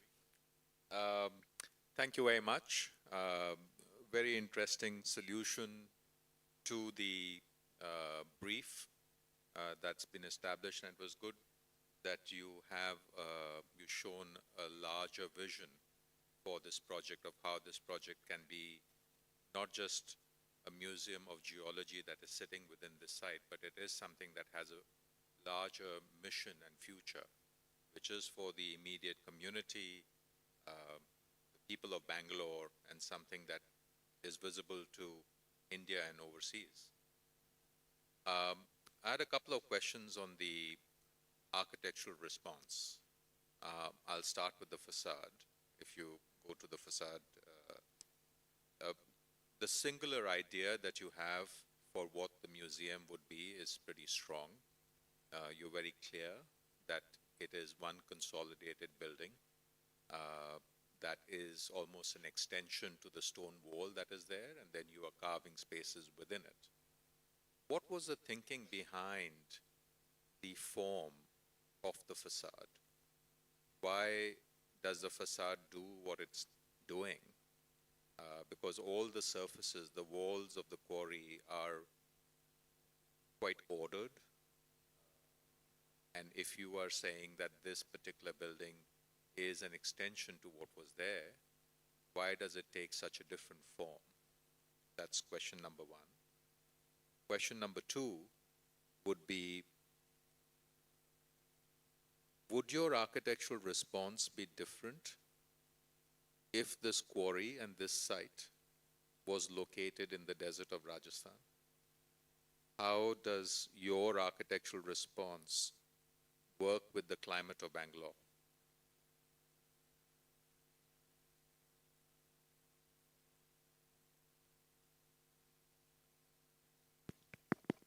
So to start with the facade, this was an attempt to make what the quarry excavation process of quarry was. An attempt for the excavation of quarry process, and in that process we tried to have these cuts, folds, and some sharp edges. Basically, mainly images which inspired us at the beginning.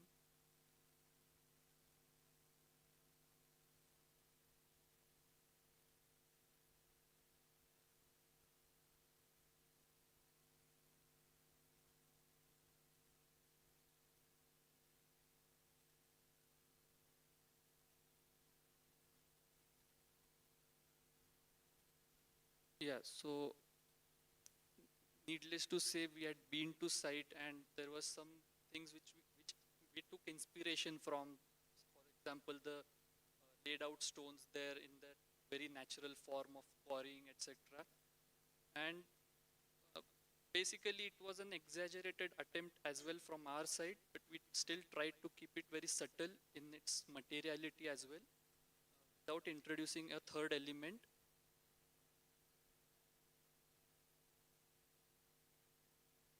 In terms of the context, that is Bangalore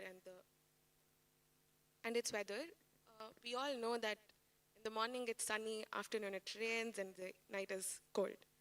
But what we try to understand with our building is that the south is facing behind, since the building is facing the north. The rock of the quarry or the wall of the quarry is already shading the terrace of the build. That is why there's a lot of activity in the terrace garden that we try to introduce. Since it's already facing the north, we needless had to worry about how the sunlight or the glare that could come in. And then one thing that we had to keep in mind was the radiation from the southwest wall that was coming within the building, which we tried to block it off with the service course that's closely introduced towards the wall. And yeah, that's how we try to deal with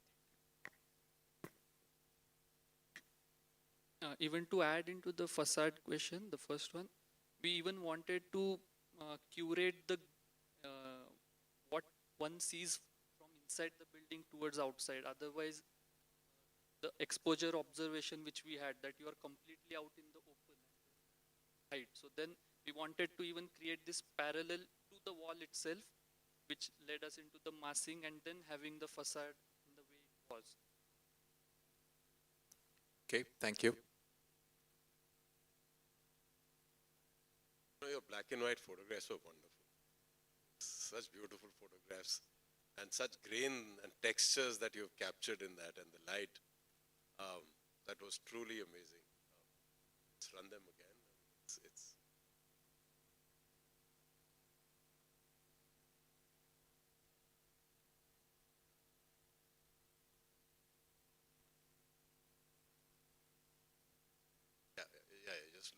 look at this. I mean, the way that whole thing is carved out, and the way that that what is left over is kind of the loose stones on top. Where the quarry actually is, it's straight facades cut down very, very precisely, cut down into pieces and taken down. So, so the question that comes up is that in a place like this, how much do you add? And I've been wondering, I mean, it's not only your project, but I've been wondering right from the beginning that how much do you add to a place like this?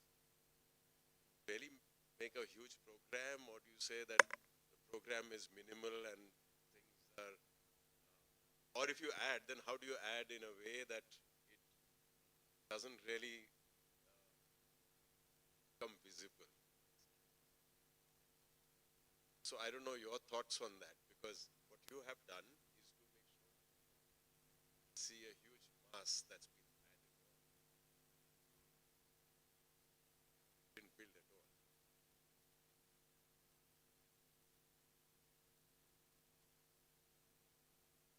The how much to build, yeah, that was also a question that we kept asking ourselves, because the context was so strong and it is so special and different from all the context. That is the reason at the start we also started with a very screen bridges, lookout points. Then we told ourselves to settle it down because the context is so,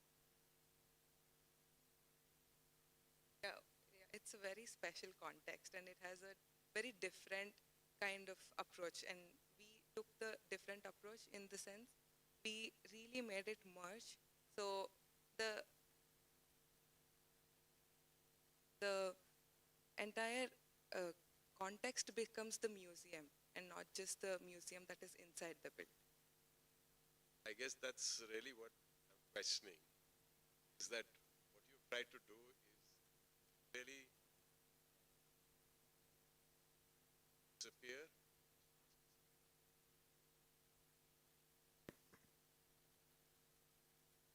It's basically merge. The word that we want to use is that we want to try and merge the built with the context that already exists. And to the question that you're asking, is the program much stronger or is it merging with what we're trying to say? I would say yes, because we start from the podium or from the stone wall and we slowly emerge to the water, where you're just seeing the glimpses of the water, but you're not entirely seeing how you would enter that place. So it culminates at the edge of the water, which is exactly what we wanted to do from the beginning. So I would say when you come to the deck or the amphitheater that's on the lower ground is where you are exposed to the museum that is already existing. That's the quarry itself. So that's the... So if you go back one step beyond this, stop. Further from this. I mean, I think, okay, we finally come down to the root. Further from this, you already achieved, I think, almost all the things you're saying out here.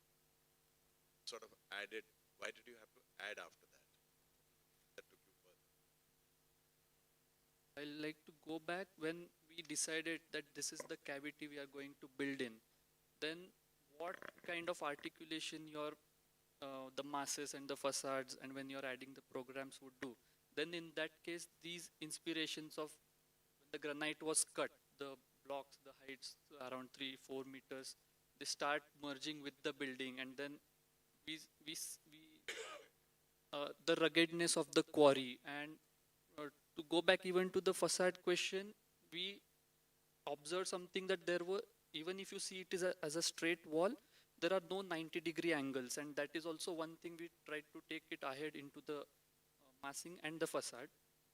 I'm not sure if I'm answering your question. I mean, the red lines which say that these are the crooked lines, but then we tried to have a logic into them and then come up with this merging in the context. And I think an additional point is that one does not really see the building unless he's inside it, and then once he's coming out to the deck, he has gone past the building and then realizing that, oh, I have been through the building, I didn't even realize. So that is also one form of expression we wanted to have somebody to have. Is it also, last question is it possible to come from the top platform down below? So you enter the terrace or the ramp and you enter the podium directly through the ramp.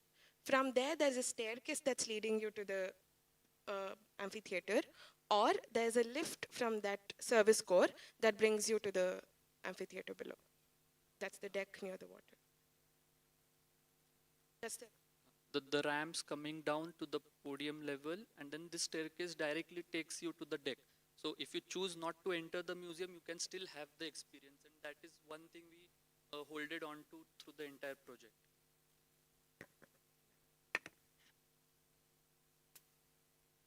Choice of monoliths, what you created, I think had a particular reason to jagger the edges, which are strategically locating these cantilevering. But when you look at the final, the whole thing is diluted once you cover the whole surface. What was the intention of detaching the support system from the periphery, then leaving the periphery as perforated, jagged surfaces? Back to the monoliths which you created.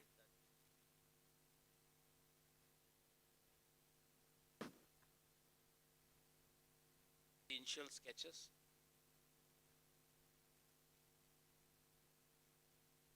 The 3D itself. Yeah. This one. I think this was quite interesting to get the extrusion of the rock itself as support system, even though it is not existing. And then floor plates were cantilevered and the profiles mimic the surface. Finally, you cover this very sophisticated cotton steel opening. What was the reason to detach the support system from the periphery? One is the facade is in front and the entire back view is open and it is exposed to the wall which is there. And there is no in-between wall there. And the second one is the facade. We wanted to create this element of delayed gratification or the surprise element and frame the exact views that we wanted. And then they had this opportunity to go out in the deck and have the entire view for themselves, or go to the terrace and have the view for themselves. So in the build, we tried to create and carve the light inside in a particular way and create that element of surprise before they are exposed to the deck. Also, once you enter the quarry on the rock, you are able to see the quarry. That exposure is visible to you. With the building, what we're trying to do is control that view. So the facade came into place was also because we wanted to have the controlled view before the person steps out and sees the entire quarry. At each level, you see the different dilemma of a quarry.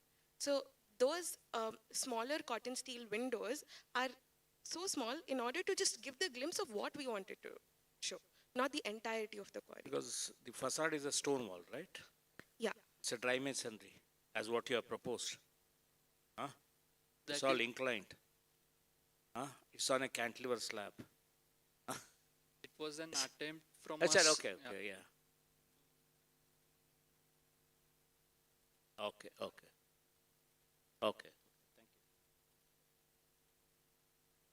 I guess what I'm getting at when I asked that question about the facade was that hearing your initial idea and concept, it would almost seem that the project would be successful or your solution would be successful if you were to have a bird's eye view of this quarry after your project is built and you would struggle to find where the intervention is. At the moment, the intervention is very clearly visible because maybe it's tried too hard to mimic some of another part of the quarry which doesn't exist around its immediate context. And that's why I don't, in my view, I don't think you had to modulate the facade to the extent that you have, because that's diluted it a bit, but overall, it's a very strong concept. Thank you. Thank you, jury members. Round of applause for our team 6. Thank you so much. All right, that brings us to the end of our first segment, or the first half of this finale. We'll be taking a short lunch break. It's 1:30. We'll be back here in the auditorium at 2 o'clock. Small change in the sequence. We'll be having entry number 8, the team joining us from Algeria online, presenting first, and then team 7 will present after that. So, jury to note. All right, thank you very much everyone for tuning in for the first half of this finale. We'll be back here in the auditorium at 2 o'clock and as well as online at 2 o'clock. Thank you so much.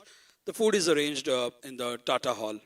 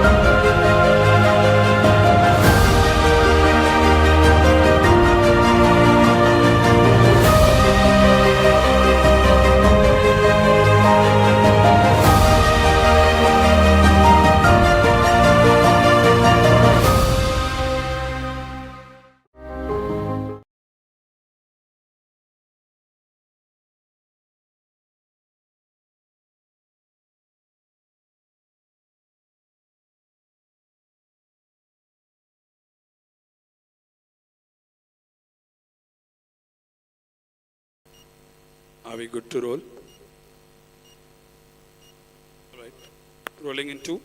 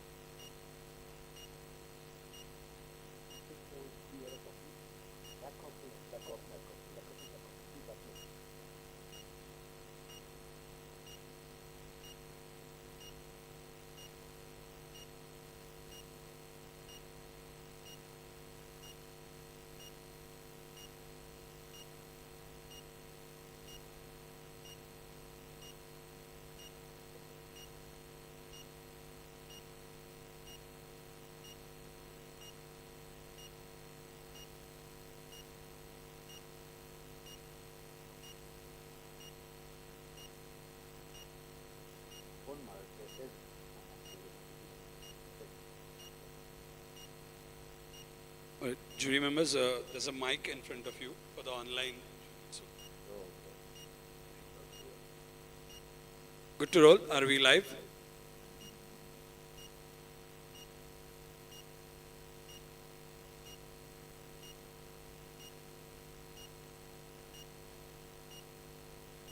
Good afternoon, everyone. Welcome to the second half of this TDB finale today. And we are going to go to our team 8, who's joined us online from Algeria. Sayud Sadali and Akrib Faikal, University of Algeria. Welcome to both of you. Can you hear us? All right, lovely. And they are third-year students, and they are joining us from Algeria. Best of luck to the team. Do you hear us? Yes. Well, hello everyone, members of the jury. I am Faisal Akhrib, and this is my teammate Sidali Sayud. We're both currently students at the University of Algiers 1. We are honored to present you our project today, a museum inspired by the quarry's history, silence, and spirit, designed to honor and celebrate its unique identity. Without further ado, let's get straight into it. First off, we would like to start with the site analysis. Before presenting the project itself, we would like to begin with the site. The first time we encountered the quarry, even through photographs, we were captivated by its raw beauty and its deep history. The journey begins with a path shaded by eucalyptus trees, then suddenly opens into a vast void of turquoise water and granite walls scarred by time. Above it all, the small temple stands on a great granite wall, reached only by a narrow and dangerous path. This fragility gives it a quiet yet powerful presence, a marker of culture, memory, and faith.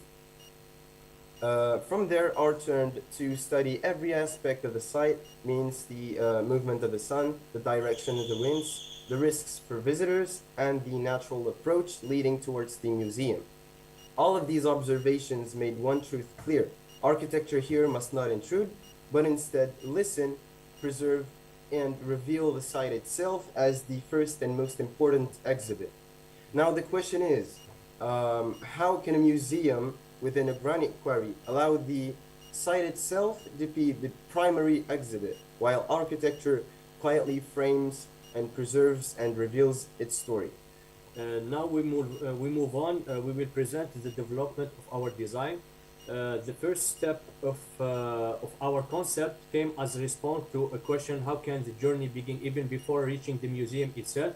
We wanted every visitor, including people with reduced mobility, to be able to arrive smoothly without effort and safely, and to leave the same way. Our answer was the ramp. An oblique approach changes how visitors perceive the museum, revealing it slowly, never all at once. This redirection serves many purposes. It prolongs the journey, giving visitors time to absorb the quarry's atmosphere. It creates shifting perspectives, framing the temple, the granite walls, and of course the turquoise water. It softens the height difference between the entry platform and the museum level. In the end, the ramp is not just circulation, it's the first chapter of the museum, a sequence of views, emotion that prepares the visitor before they step inside. And then we introduce a massive wall, a concrete wall, together with the east and the southern walls. It forms a U-shaped form that turns the space inward. This onward focus creates a transitional field, a protected space where visitors can come close to the quarry, feel its presence, and experience it directly. Here, the quarry itself becomes the first exhibition, even before entering the museum. The next step was a rectangular prism, a linear form that expresses movement and continuity. This form acts as the corridor, the main corridor structuring the museum and organizing the spaces on every floor. It established a clear axis of circulation connecting the different programs while keeping the flow simple and intuitive. The next step here we have the sphere as the reception of the museum. The sphere by nature is centralized and self-centering, giving a strong sense of stability. At the arrival point, this form works as a hub, bringing together the surrounding geometries and creating a clear sense of inclusion. It's here that visitors are welcomed, oriented, and prepared to continue their journey into the museum. We see here another three forms to hold the main functions of the museum. Together, these volumes define the core of the project, balancing the public experience with research, management, and ensuring that the museum works as both a place of discovery and a place of knowledge. Next, we have another interior ramp. It gives visitors a freedom of movement. On one side, on one side, we have opens views toward the southern granite walls, wall connecting the galleries directly with the stone itself. At the same time, it links the interior circulation with the exterior ramp here, allowing people outside to see inside, creating dialogue between the two paths and building excitement before entering the museum. Next, we have a crystal dome. It's creating a second permanent exhibition. This dome connects directly to the open air theater, which faces the east. The west, at sunset, the theater frames the quarry's dramatic light, turning every performance into both a cultural and natural event. From inside the museum and the quarry, and from the western facade of the quarry, the people can experience what unfolds in the theater, making it a shorter moment for visitors and wider community. And now we will be moving on to the plans. First off is the site plan, which shows how the project integrates with the quarry while keeping it preserved. The first floor we will be encountering once entering the museum will be the third floor. So visitors arrive through the external ramp into the reception space that we talked about, represented by a central sphere. From here, circulation branches in two directions. To the right lies the first permanent gallery, marking the beginning of the exhibition routes, while to the left are the administration offices, accessible yet distinct from public functions. Oblique movement is ensured by the interior ramp, which connects all floors and offers visitors freedom in their path, while simultaneously framing views towards the southern granite walls, the exterior ramp, and the northern landscape. Complementing this fluid movement, elevators are positioned on both sides to ensure accessibility and convenience for all users. In addition, staircases and fire escape routes are integrated into the design, providing essential measures and alternative circulation in case of emergency. Moving on now to a more detailed view over this floor in the 3D model. And now we have the second floor, which we have placed in where we have placed the interactive student lab, which was designed as a living exhibition where visitors can observe students at work while moving along the interior ramp. This creates a dynamic connection between learning and display, turning education itself into part of the museum experience. On the left side of this level, we have located the seminar room, offering a dedicated space for lectures, discussions, and academic exchange. And here again, there's a 3D view over the model. On the first floor, we have placed the temporary exhibition, offering a flexible space for rotating displays and short-term events. This allows the museum to remain dynamic and continually refreshed. On the left side, a library has been integrated, providing researchers with resources that complement the exhibition and extend the educational value of the museum. Here again, we have a view over the 3D model. And concerning the ground level serves as both a cultural and social hub. A cafe opens onto the serene views of turquoise water, offering visitors a moment of pause within the quarry landscape. This level also connects directly to the southern granite platforms, where visitors can approach the monumental walls and experience the massiveness of the site. The cafe is also connected directly to the Crystal Dome, which we talked about earlier, which houses the second permanent exhibition linked to the open-air theater. Together, these elements blur the boundary between exhibition, performance, and nature. A museum shop is also integrated here, allowing visitors to take home some memories of their experience. And last but not least, we have the basement level, which was dedicated to the technical and support functions of the museum, as well as cultural activities. Here we place the research laboratory with a large artifact storage and maintenance spaces to support the museum's scientific work. The 3D theater with 196 seats occupies a central role on this level. Completed with its own backstage, it can function as a cinema, lecture hall, or as a venue for large cultural events. Next to it is a small kiosk offering popcorn and refreshments for visitors before the show. The cafeteria kitchen with its own dedicated storage is also located here, directly connected by service stairs to the cafe above.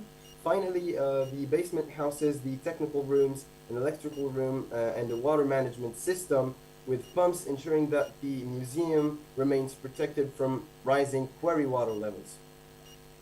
Now we will be moving on to these sections. First off is the first section AA, which illustrates the spatial narrative of the museum. The interior ramp that you can see on the right, weaving through all levels with a incline degree of 10%.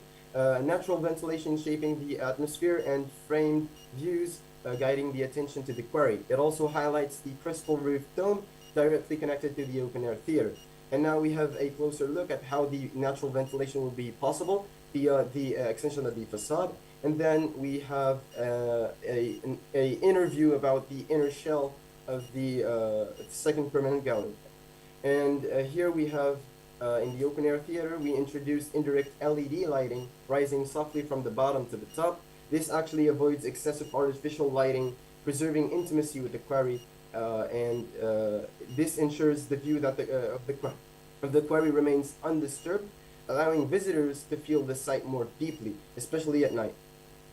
And now moving on to the second section, which will be showcasing the reception space and revealing the relationships between the spaces both vertically and horizontally.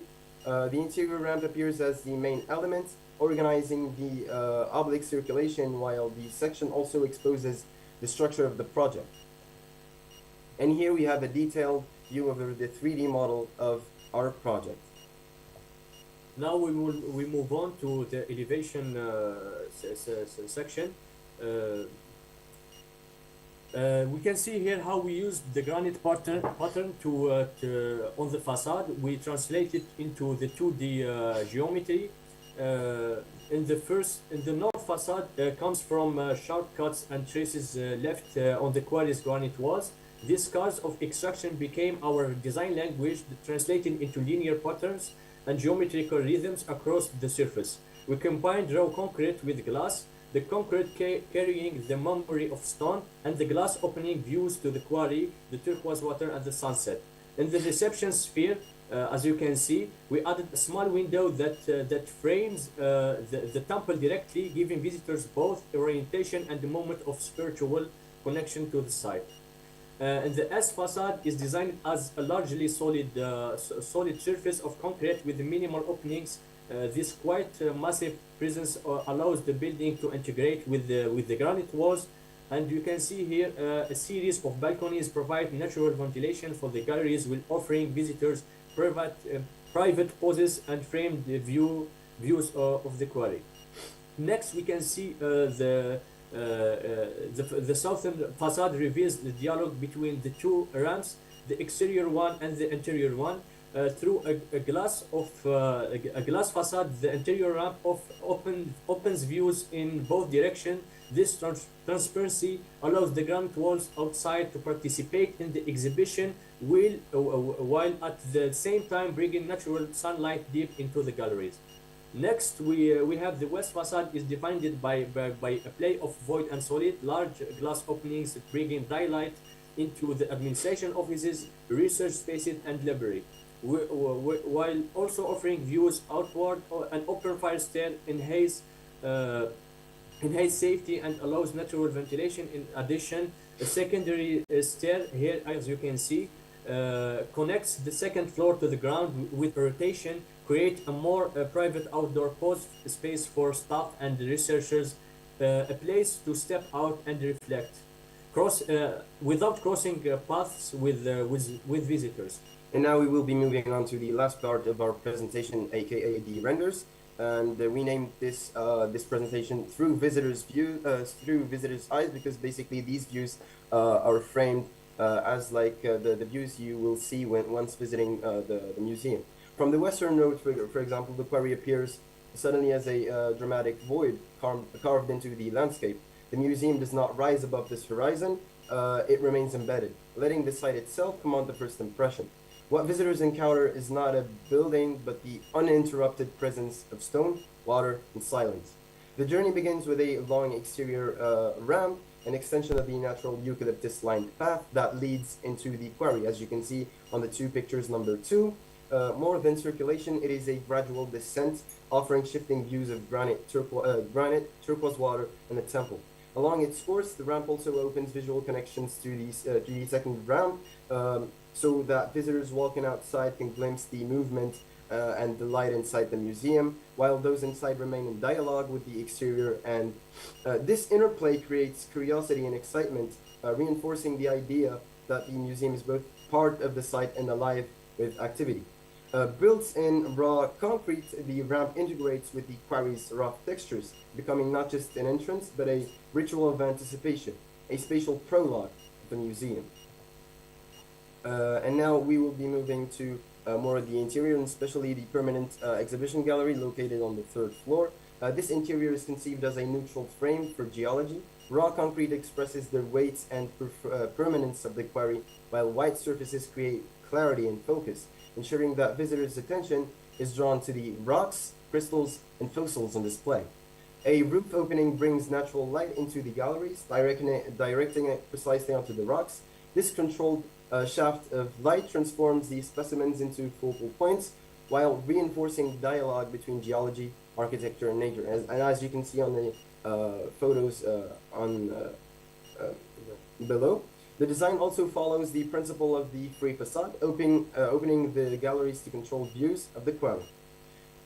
This ensures that the granite wall itself participates in the museum not only as a backdrop, but as a living exhibit, where light, shadow, and stone enter the space, keeping visitors constantly connected to the site outside. The result is an interior that is minimal, yet powerful, where material honesty and openness transform the galleries into both museum and quarry experience. The open-air theater faces west, framing the quarry's sunset as part of every performance. This daily spectacle imprints itself as a lasting image in the minds of visitors, merging nature with culture. At night, soft lighting extends the experience, illuminating the steps and the granite wall without overpowering the silence of the site. The seating invites people to gather for events or informal pauses, transforming the quarry into both theater and landscape. With the eastern wall as a monumental backdrop, the space becomes more than a venue. It is a stage where light, stone, and community meet in a shared experience. Thank you all for watching, and this was our project of the Museum of Geology.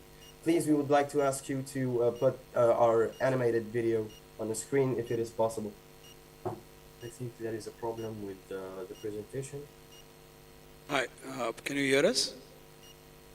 Can you hear us? Yeah, we All can good? hear you. Can you hear me? Yes, we can hear you. All right. We're just playing your video that you've sent us. We just give us a minute. Have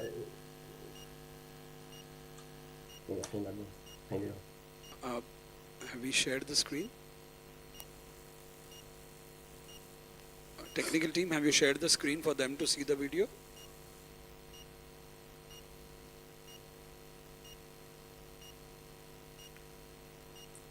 Hello, are we still on? Just checking if. Sorry, we are watching the video on the screen here. There's some problem with the screen sharing option here. We're just going through the video here.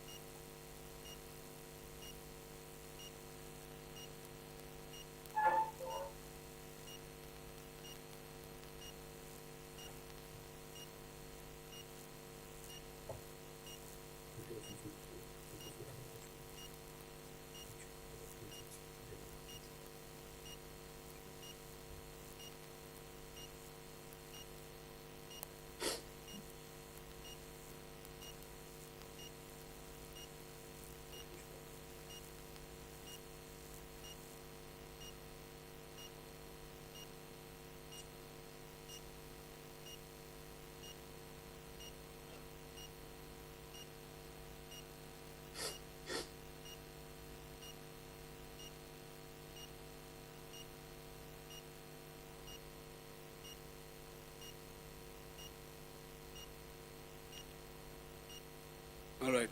Yeah. Yeah, Akrib, we've gone through the video. It's been shown to the jury members. We will have our jury members ask you some questions now. Of course. All right. Over to the jury members. I think the mic is already placed in front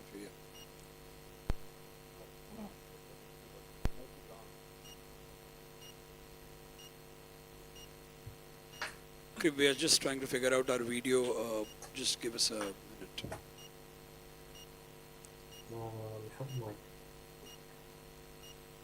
All right, good. Can you see the jury members as well in the video? Unmute, yeah. Are you able to hear us now again? Yes, And yes, see we us as can. well? Yes. Yes, good. So, yeah, over to the jury. Hi, can you hear me? Yes, we can. Very yes. clearly. Well, thank you very much for putting entering the competition and putting your thoughts together. We appreciate it. And thank you for a very different take and way of looking at the brief and coming up with a solution. Quite distinct from everything else that we have seen. So that's refreshing.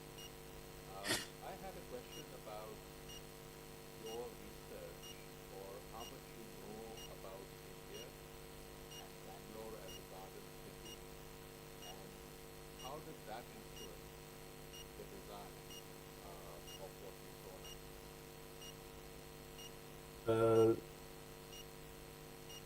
We didn't search about history too much, but we spent too much time analyzing the site from from the path, the natural path to the granite quarry, but we didn't really make a lot of history researches about the city and the place. And there's something which is linked to this question. I want to hear your thoughts on it. Is if I look at the building by itself, and if I do not, I ignore the ramp, which is at the back of the building. I can't tell whether the project is located below ground. Is there a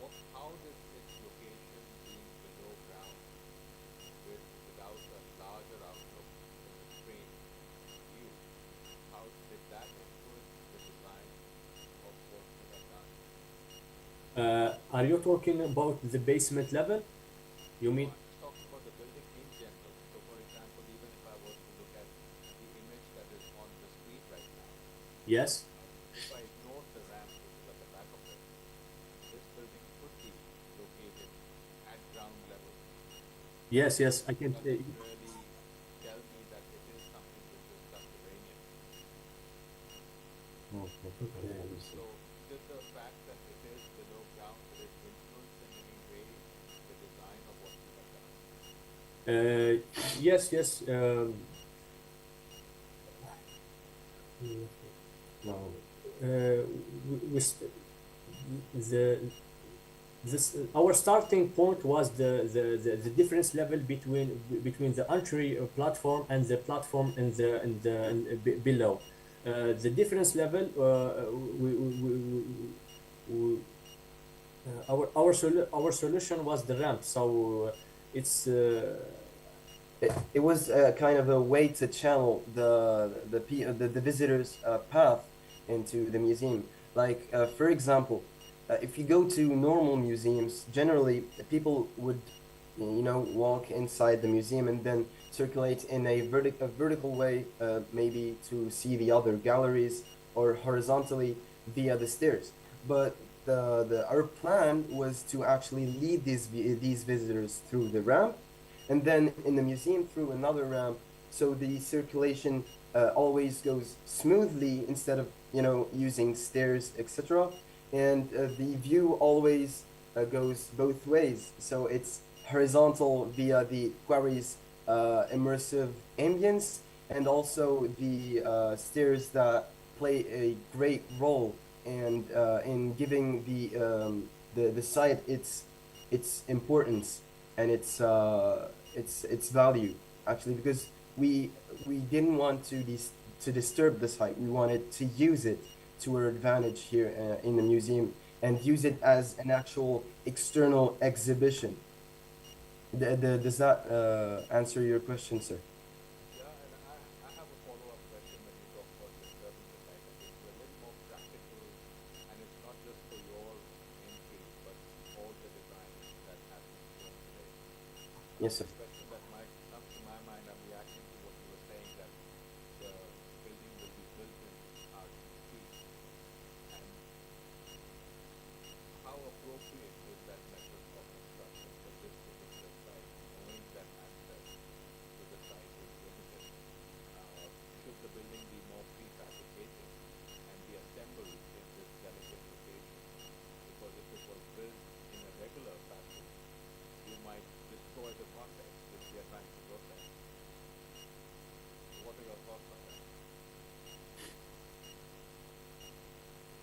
Could you explain it in a maybe a simpler way, because not very useful. And it's not just addressed to you, I guess it's addressed to all the students who are participating. Yes. It was built in concrete. Yes. And we needed to have concrete trucks and contractors coming all the way down, setting up plants. The quarry and the water, which is the context that we're trying to protect, would probably get damaged. It'd be very difficult Okay. to build this building in concrete. Would prefabrication and assembling the building be a better solution in that context? I wanted to hear whether you have thought about that when proposing RCC. Our solution was not very detailed, but the idea was to build the building above the water and try to not touch the platforms of the granite in the south facade. So we didn't really think about the construction phase exactly.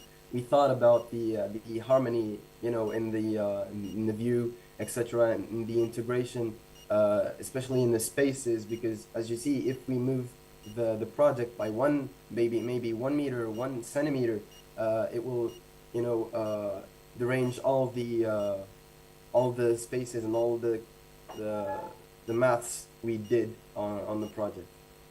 The site was very difficult we didn't have too much time to think about the construction and other stuff. So we tried to fix the, let's say, the big problems, the entry, the views, the temple, and how people perceive the space around them, and how we can make the quarry more accessible and more inviting. More inviting. Yeah, yeah. Oh, thank you. Thank you. Thank you very much, sir.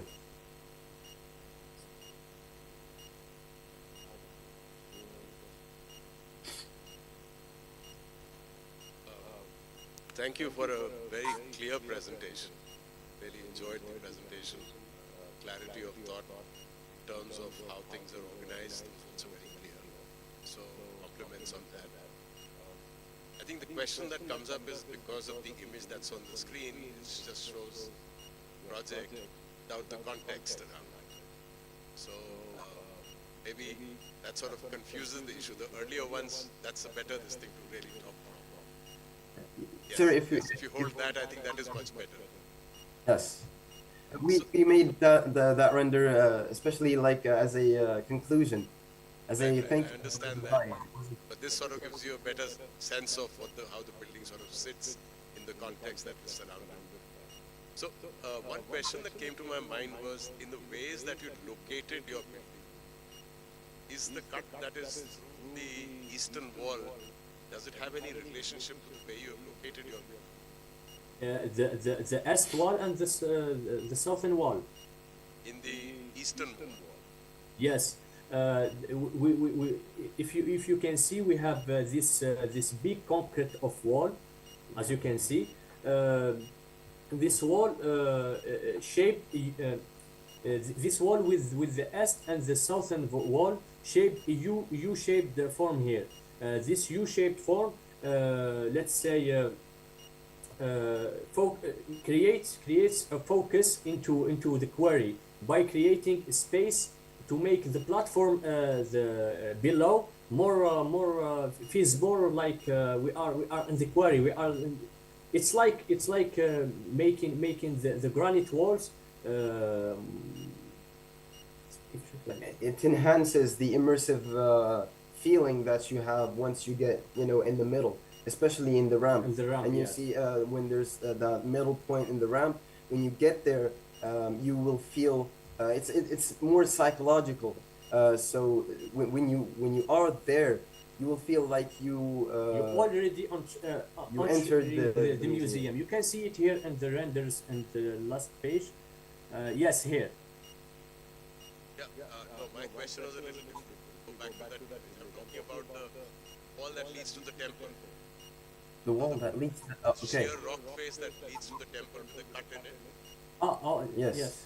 No, it's visible on the left side of your screen. Yes. Yes. Yeah, you can see it. Yes. Okay. Does that have any relationship with the way that you have located your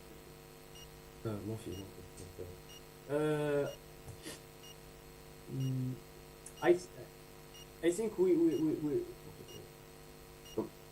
Do you go? Yeah, you go for it. Actually, we didn't want to build something exactly on that wall because, as you can see, it is very thin, and we were scared that maybe if we built something there, it wouldn't resist, etc. So we didn't want to take the risk. Instead, we wanted to place something as an open air space there, such as you can see the open air theater, which is very close to the wall. And the wall actually serves as a backdrop to that theater. In terms of acoustic, do we say acoustic or something that you can hear? Acoustic. Yes. It serves as a backdrop, and also with the lighting, we can use very different and various combinations of light. Maybe even use it as a panel, to for the projections, yes, etc. You can see, of course, to make the wall more to give it its own importance. Yes, we try to make it visual from the west side of the path. What do you mean when we go on the ramp? It's framed. You can see it. It doesn't block it. Yes. So you can still see the ramp that leads to the temple. Yes. By even. Can you see across on the eastern side? Excuse me. From your building, can you see across to the eastern side? To the eastern side. From which point exactly?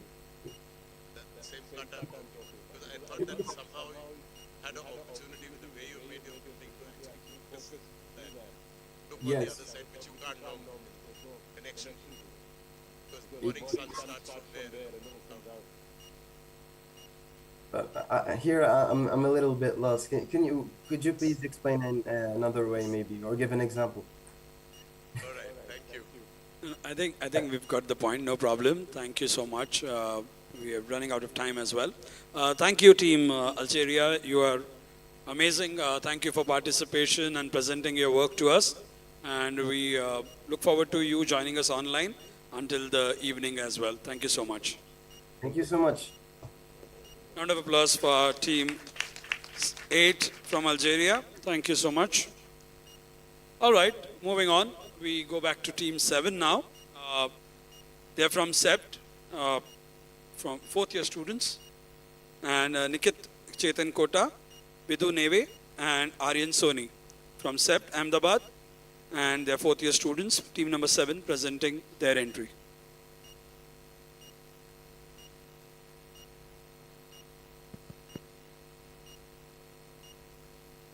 Good afternoon all. I hope I'm audible. I'm Niket Chetan, this is Vidhu Nea, and this is Aryan Soni. Our project is called The Whale.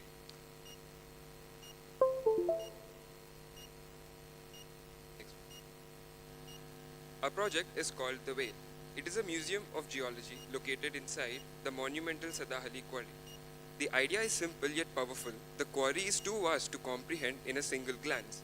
So architecture becomes a veil that gradually unveils it to the visitor. Taking inspiration from the quote, "Nature is the ultimate architect, architecture is the limitation of its wisdom" by Tadawando, we have then taken certain inspirations from the stone quarry itself for our design intervention, tried to abstract it and interpret our intervention accordingly. The site itself is extraordinary.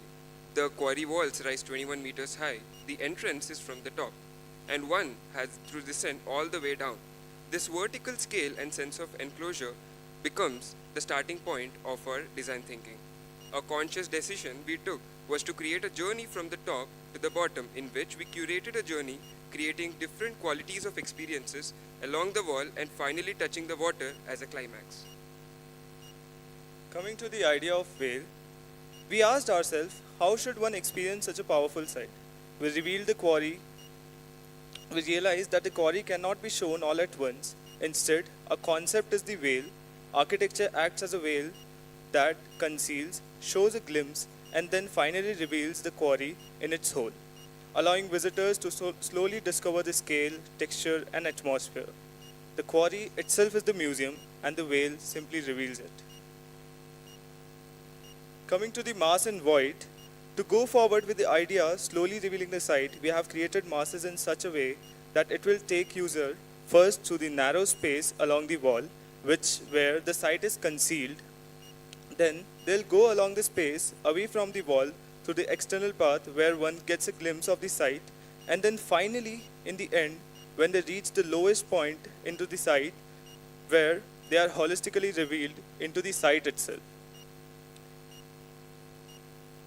Light as an experience. The next step was to determine the experiential qualities of the individual masses we have created. We have added 3 major spaces with different experiential qualities. When you're going to the first space, the skylight runs along the wall, thus illuminating and highlighting the textures of the wall, making the skylight as a spotlight and using the wall as an exhibit. Going ahead with the transition of light qualities in the second space, what we did, we created these depressions in the masses that brings in the light, and also when you're into that space, you're enclosed between the void created by the wall and the mass of the building. And then into the moving through these layers of structures, finally you're into a space where you're suspended within the void of the site. Talking about the base form, inspiration. Our forms are directly inspired by geology. We took inspiration from the ruggedness of the rock, angles of excavated cut rocks, and textures of the quarry. Abstraction. We then abstracted the fractured surfaces of rocks by creating lines along the uneven geometric lines to create a system of angular plates. Interpretation. These created ideas of folded plates. This not only gives structural efficiency, but also expresses the quality of stone, which is fractured but at the same time strong. After the abstraction of the stone and formalizing it into folded plate structures, we repeated the part to form the whole. For this, we repeated it linearly along the wall to appropriate it to be a gallery space. We repeated it radially, creating courtyards to appropriate it to be communal spaces, and we repeated it along a circle to appropriate it for research spaces.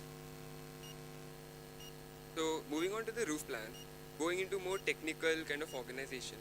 So at the top we have the parking, and then one walks through the forest entering into the plaza, and then goes into the info desk, and then goes through the gallery space through the approach room. From the gallery space, which is more enclosed, they move into an external ramp where they're having the views of the site, and then go within into the communal space.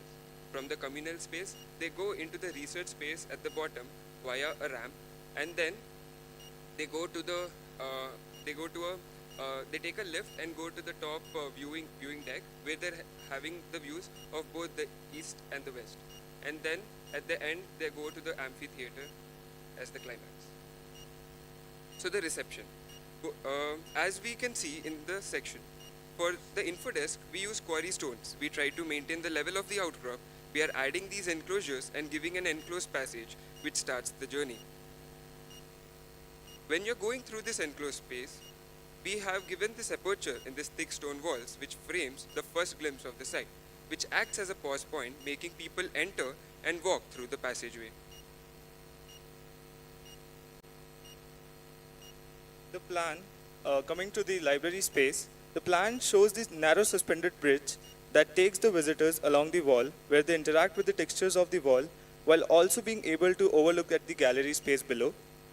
From the bridge, the visitors walk around the skylight opening to the stepped seating, which is our reading space, and finally the reading space is getting leaked into the gallery space at the bottom of the mass.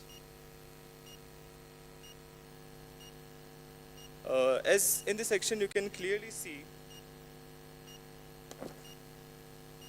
the suspended bridge overlooking the gallery space below. The light in the diagram highlights the opening of the skylight that traces the quarry wall, casting the light and reveals its textures, and then turns the wall itself into an exhibit. Some indirect lights entered via porous openings into the folded plates created an ephemeral experience. So these are the spaces, the one space on the bridge and the gallery space below.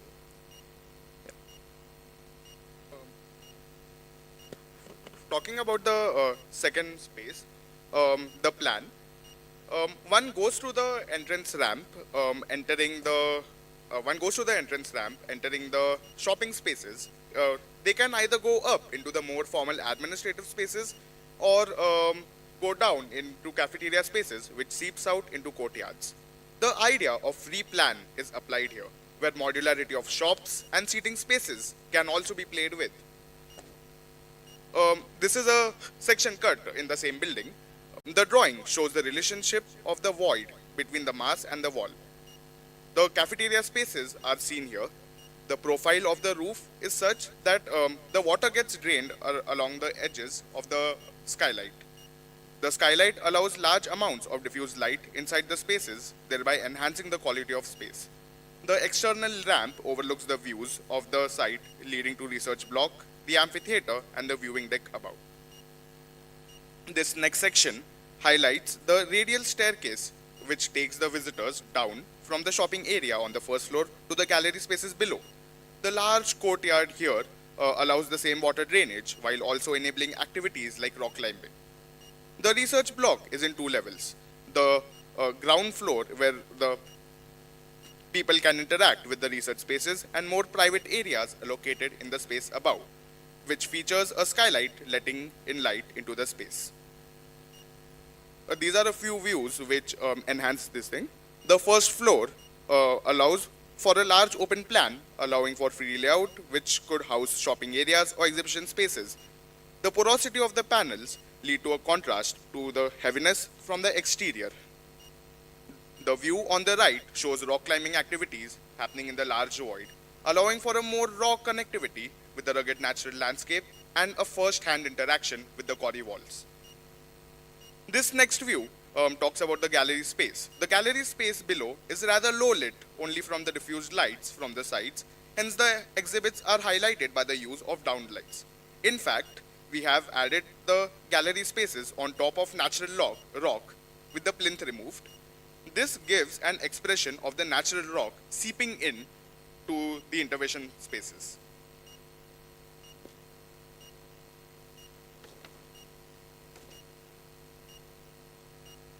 The gallery spaces have been laid out such that the exhibits are placed in the depressions of the plinth inside the building. Past the communal block, a straight walkway along the wall leads to the research block and then to the amphitheater. The walkway has been moved away from the wall, and the part of the roof near the wall has been lifted, letting the visitors be immersed in the scale of the wall and let them experience the wall in its entirety. The section depicts seating on both sides, one facing the wall and the other in the amphitheater, that is submerged in the water, letting them immerse themselves in the void of the site. The lift takes the people onto the viewing deck, giving the visitors the views of both sides of the wall, letting them experience sunrise at both dawn and dusk. The amphitheater is the space where the visitors are taken to the lowest level of the site, where they are having a sense of submersion in the water and the void of the site, hence blurring the boundaries between architecture, water and human interaction, letting them enjoy great performances with the backdrop of the whole site with the setting sun. Coming to the structural part, these drawings highlights how the structure is formed from smaller parts coming together as a whole. The design is based on folded plate system, where triangulated MS box sections created the main framework. Onto this framework, cotton steel panels are attached, giving the facade its identity. These frames are pinned back to the quarry wall through a cantilevered 3D truss, ensuring stability. The system integrates skylights, suspended bridges, flooring, tying the architectural expression directly with the structural logic. With this, we come to the end. The three stages from concealing to the glimpse to complete revelation of the site. Hence, the veil unveiled. Thank you. Thank you. Thank you. Round of applause. Over to the jury to ask the questions. Can you just explain me the wood structure in the sense that it's anchored into the rock surface? So the first gallery space is something which we had to lift because of the site condition, because we are entering at the higher level. Other than that, all the other spaces are at the ground floor. So you only have the truss supports only for the gallery spaces. The other spaces are having these triangular truss panels onto which the cotton steel panels will be bolted upon. What I'm saying is, I think the brackets from the rock. Yeah. Supporting it. Yeah. The floor supporting the roof.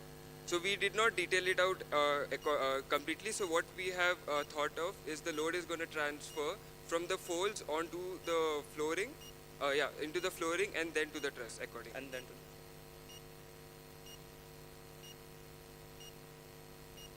How much is the cantilever we are looking at? It What is the stretch? What is the stretch of the floor, rock surface? It is about 12 meter plus. 12 meter. It's a huge. Quite a bit. It's sense, it looks like as though these long brackets of the support the floor also supports it. Or Yeah. the roof is also hung from the bracket because these complicated valleys and ridges complementing the structure. Yeah. Or So the members of the roofs are also attached to the quarry wall. So also like it is helping, and the box section which is in the folded plates is helping. So this whole thing is acting like a box.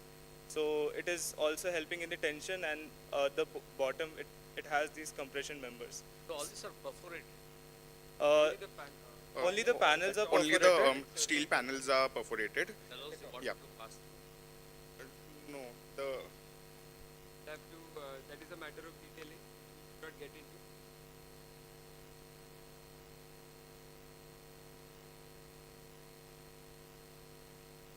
So tell me, can you have a concert out here, 3,000 people or something? Is that something like that happening in this place? So the amphitheater space is something we have given for people to kind of come up, but something like as a big number as 300 or something like that, 3,000. 3,000 is done. I mean, I would imagine 100 meters by 100 meters, just by Right. quadrant. It's a huge space, right? And if you're really talking about being a great public space, then there's the museum. Because come to the museum, and then once in a while you say, well, you know, this is a great place to have a rock concert out. And I'm sure the acoustics with the kind of walls that are there, has to be fragmented so they would sort of absorb sound and could have this, and nobody in the world outside would know what's happening in it. I was wondering whether, you know, you considered at some point that this is really a great public space. It's not just a place for the museum, it's not just for the local visitors or the people surrounding this, but it's also a great community space for the city to come and celebrate out. So is there any way that one could start thinking about the design, or you thought about it in some ways, make it into this kind of large space, great festivities? So, yeah, so like we were also thinking the space in such a way that even if you're not going into the, if you're not very interested into museum and geology, you have these recreational spaces that we have created, like you can do the mountain climbing, they can have their workshops over the mountain climbing, the cafeteria we have these cafeterias, and more the observation deck.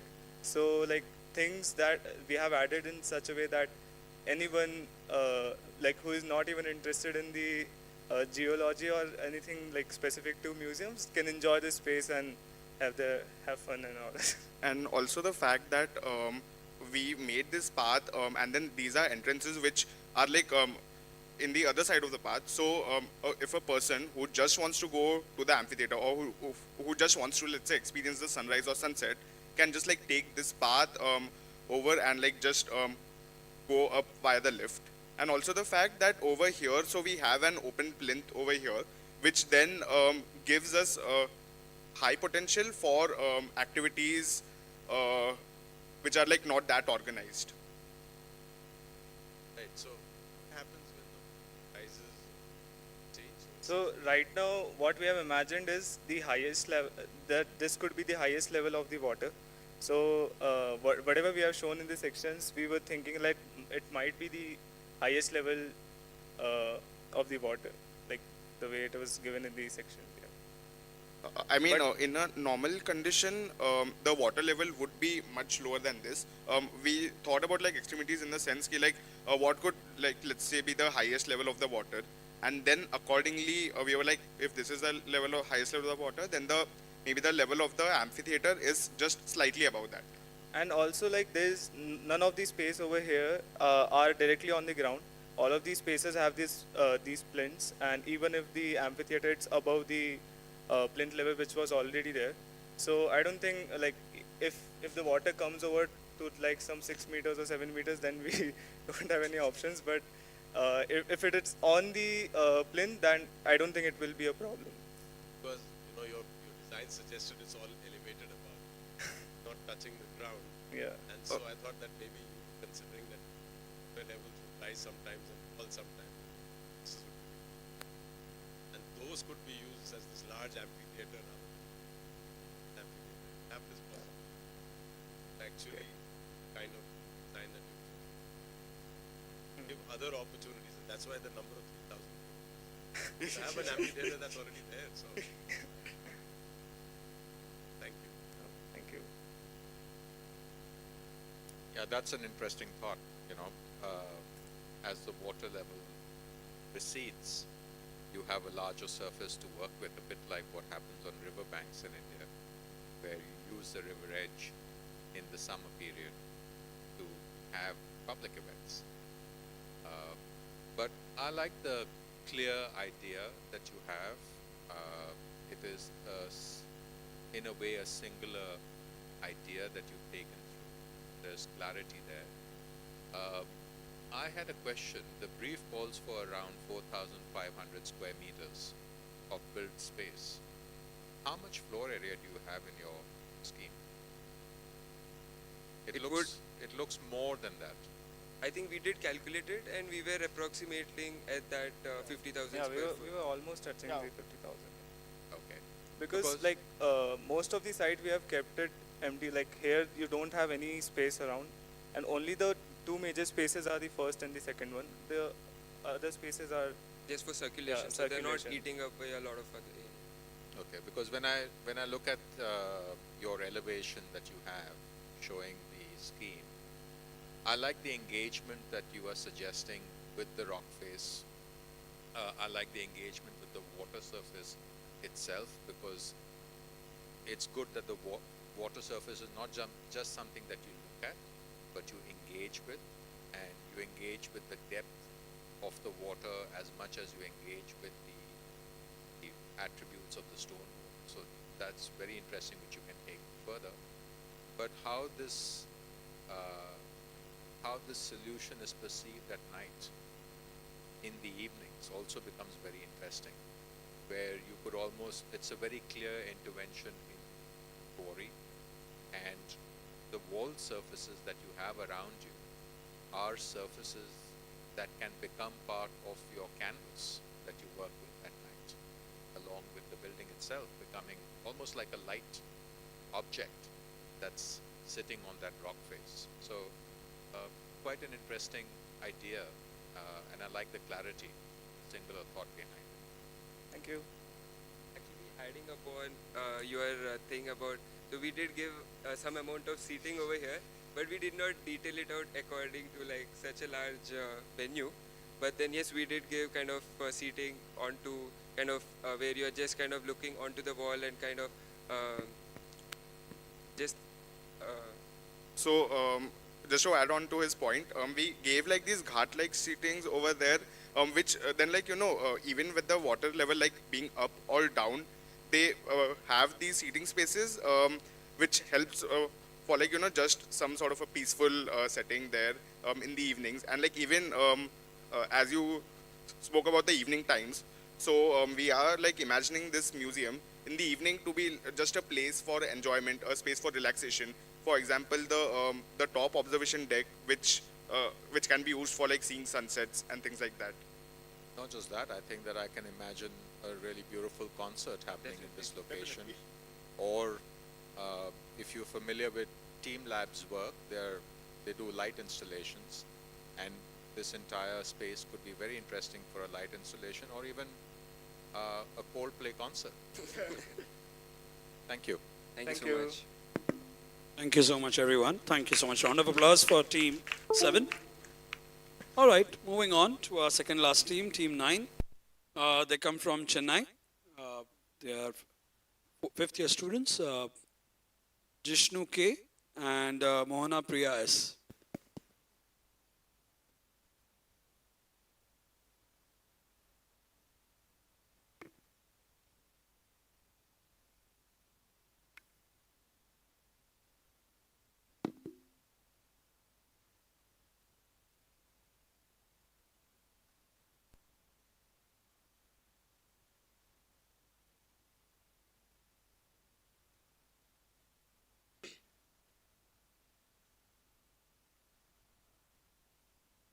Hello everyone, this is me, Jishnu and Mogan Priya from CAT Chennai Academy of Architecture and Design.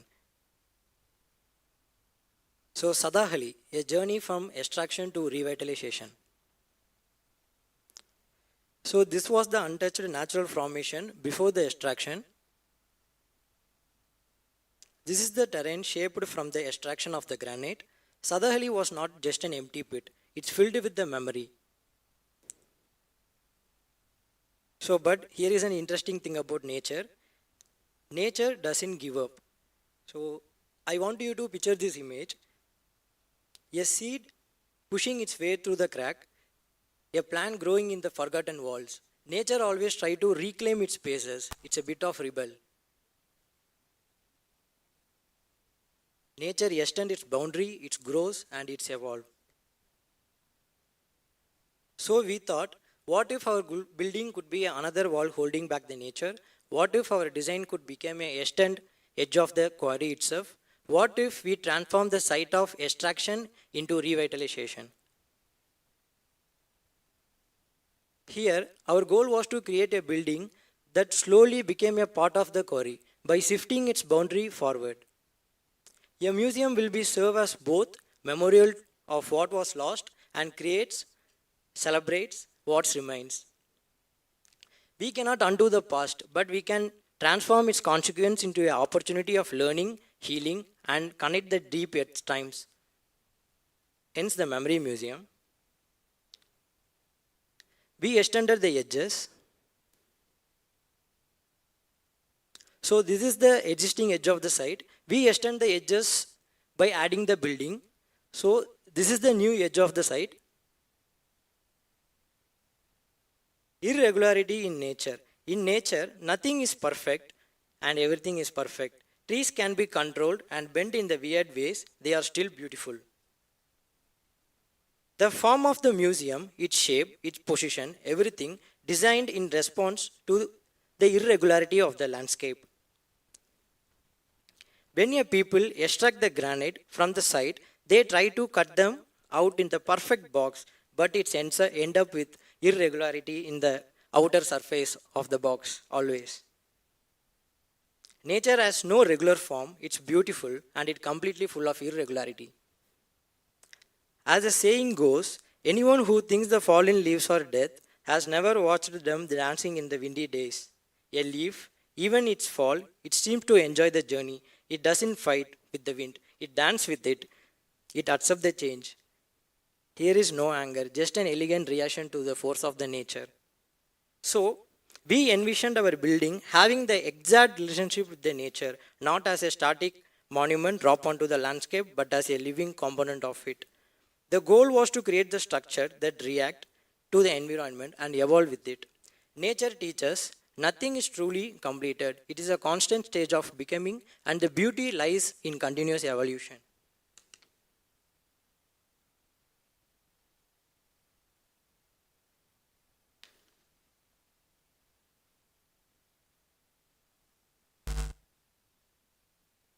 How does building react and evolve like a nature? So we took inspiration from a natural process, petrification. Petrification is a type of fossilization where an organic material like wood is completely converted into stone. This process is how petrified wood is formed, which is essentially a rock replica of original tree. So we thought if we could apply the similar idea to our design.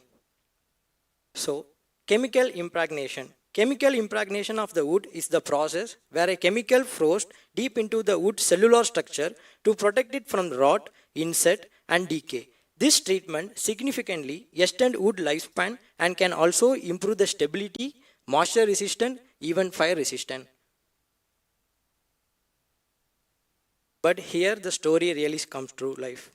When a building is first completed, the wood will have its golden brownish color. Then as time passes, as wind and weather react, wood will react. It slowly transforms to the silvery gray. Over a year of time, you will able to witness a building evolving, its color gradually merging with the stone of the quarry until it truly became a new edge of the landscape. This image, the color of the wood in the initial stage and the final stage after the change happened.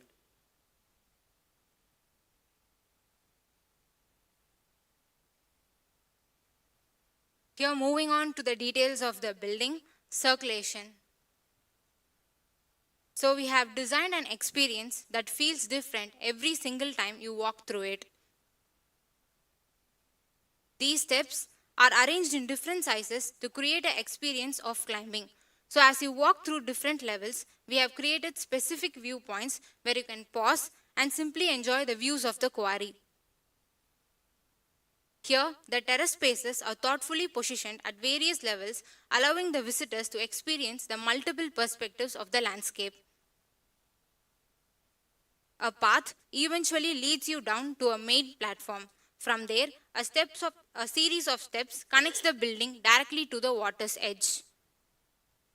Then moving on to the details of plan, here the spatial arrangement. Form must have a content and the content must be linked with nature. The building core is positioned at the center to enhance the connectivity of the spaces. All the spaces connect both the sides of the nature. So once you are inside of the building, one side you can experience the textures of the quarry wall and the other side you can enjoy the views of the quarry's landscape. Here, the main corridor does more than just connect the rooms. It links the indoor spaces with the outdoor environment. It opens up to terrace areas where you can sit out, interact and enjoy the beauty of the quarry. The fourth floor plan. The fourth floor houses the main entry to the site that leads you to the admin block. These are the viewpoints that looks onto the quarry's landscape.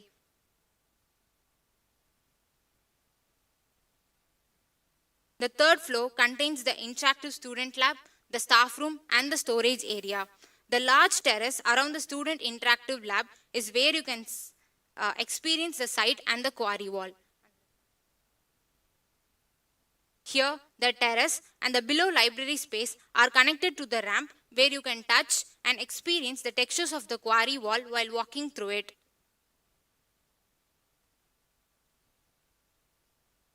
This floor contains the library, the 3D theatre and the temporary exhibition hall. From the temporary exhibition space, we can enter into an outdoor quarry platform at the same level. The library space is where you can touch, experience, see and learn about the geology of the context. The first floor contains the museum, the outdoor seating area and the archive. From the museum, you can access a balcony space that connects to the exterior. The ground floor contains the gallery, the lab and the seminar room. From here, you can access a series of steps that connects to the water, blurring the boundaries between the built and the unbuilt. The main platforms connects to the cafe through a walking bridge. Just as the sunlight filters to the canopy of the tree when you stand below it, the interior spaces are illuminated with indirect lighting.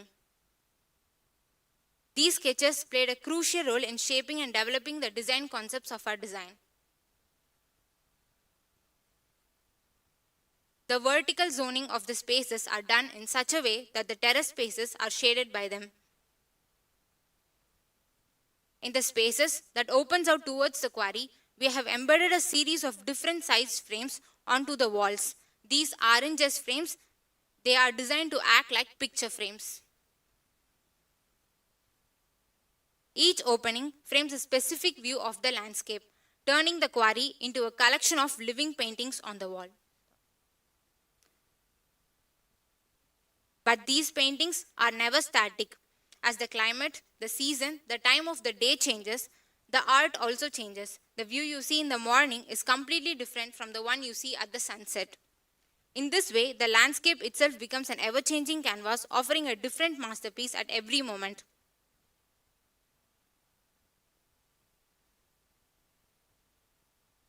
Moving on to the interior spaces of the design, here the library, these frames are positioned at an angled way that frames a view when you view from a distance. In the interior of the library, you can see the indirect lighting falling onto the quarry wall.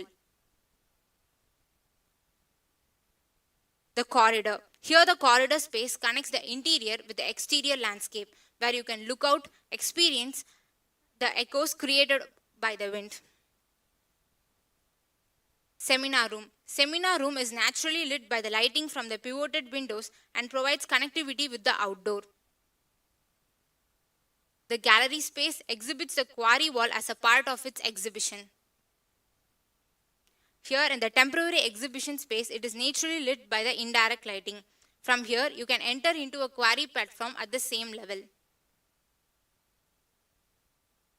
The staff room. The large openings in the staff room makes the room well lit and ventilated and provides the view to the outdoor environment. The museum houses the other geology exhibits. There is one final destination on this journey, the cafe. The path is designed to give you the feeling of walking right through the water, where you experience the feeling of being in the water without even getting wet. From the cafe, you get a massive and panoramic view of the entire site. It is the one spot where you can see everything at once, the building, the quarry, and the water. It is from here that you can truly appreciate how the building merges into the landscape, completing the story of the design that doesn't just sit on the land but changes with it. This is how the building looks when it merges with the landscape. Architecture should respect and enhance the natural environment. Thank you.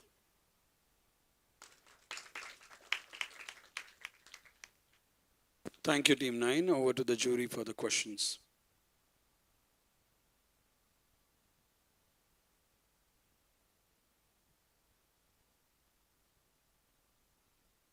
How does the building touch the rock? I think you said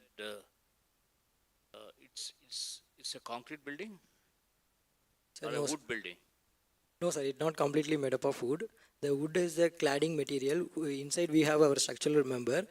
In our building, there is only two sides covered with our man-made stuff. Other than the other two side is covered. These two sides, you can see it's entirely covered by the pre-existing wall of the site. So we are not adding any additional wall into it. Because the profile, you can't identify the profile. It is existing. How do you make man-made structure merge with the totally, organic form, which is existing? How do you take care of the water? There's quite a good amount of water which is going to seep into the structure. Yeah, sir. Yeah, that's why we created some groove in the gap of in between the 1 meter gap. You can evidently see it in the interior. To allow the water to pass through? Yeah, sir. Not pass through the building, but we can channelize and get out of the building, not passing into the building. So there are light ducts which passing the lights. From that we can passes the water outside the building. We are not allowing inside the building because one side of the you can see this side of the it's a eastern side where leading to the temple wall. This side is completely covered with this light shaft. The other side, which is the northern side of the wall, there we have created shaft between the ramp and spaces. In the circulation, you can. If you look at the southwest monsoon, which directly hits onto the rock surface and comes like a blade of water, actually demolishes the building. The amount of water which is piercing through is very high.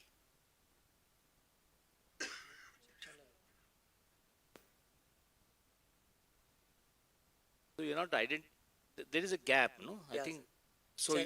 Yeah, one side it is completely with gap, sir. Okay. So other side, the wall which leading to the temple, we covered it for our lighting purpose and touch and everything. The gap also from 4th floor, we ramp.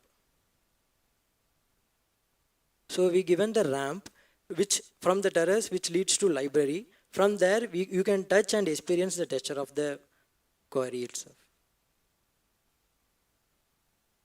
So what is the type of structure you do here? Is it perpendicular to the RCC wall or it is parallel to the RCC wall? In a condition like this, where it catches most of the rain, okay, it catches most of the rain, it's about 25-30 meters of wall, catches almost all the rain, becomes a blade of water which has the ability to erode whatever comes in way. So either, you can, in fact, you can generate electricity with that force of water. So for that,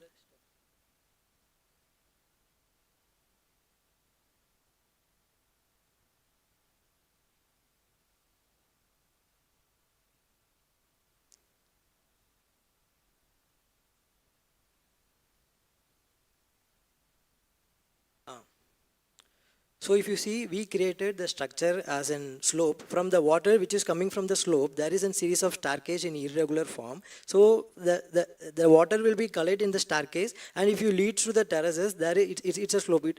There is a duct.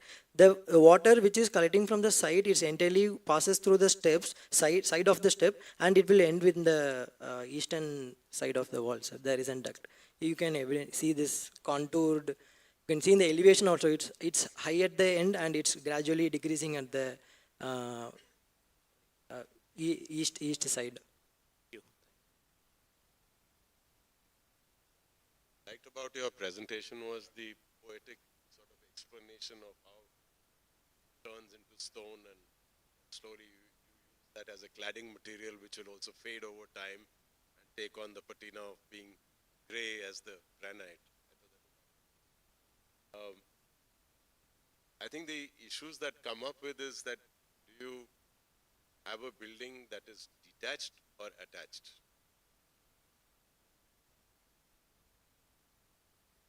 Sir, So when either you fully detach it and say, okay, I have a gap from the side walls of the quarry, and I'll use that to bring in light, like some of the other schemes have done that. They've gotten light from there, or they've made a separation. The other one is, if you try and attach it, then you have to cover the top so that the top also becomes part of that same stone coming out. So that, I think, there is a little bit of a issue in the way that you have tried to resolve. How far, how close do you keep your building from the edge? Sir, if you see this side, it's completely detached from the side. There is no connection in between. In this side, if you see, there is no connection. It's allow the water to run out. It's allow the air to come in and come out. So there is a cross ventilation you can experience from this side. If you see this side, this around 20 meters for each floor. Here there is a library and two spaces full of gallery space and museum space. In these two space, in gallery space, I want people to, from interior space, I want people to touch outside. I want people to experience the granite. So this wall, if you see this wall, around 20 meters, I constantly attach the building to the wall. So this side, people will experience the texture and everything. This side, people can see and feel how the formation of the granite, how the cut and made. So it's not completely building detached and attached, sir. I have partially made it, I think so. Attach it, at some point that water comes to your ground, starts showing that there is a connection to the lowest level that you have. It has some connection to the outside. Yes, sir. Right? So maybe you can explain that also, so clarify that. Okay. Sir, if you see here, you can evidently see it in the section. Here there is an open way where from the corridor and as this museum space, you can step out. This space which I am showing here, it's directly connected to the outdoor space. It's connected with the duct. So in the exploded view,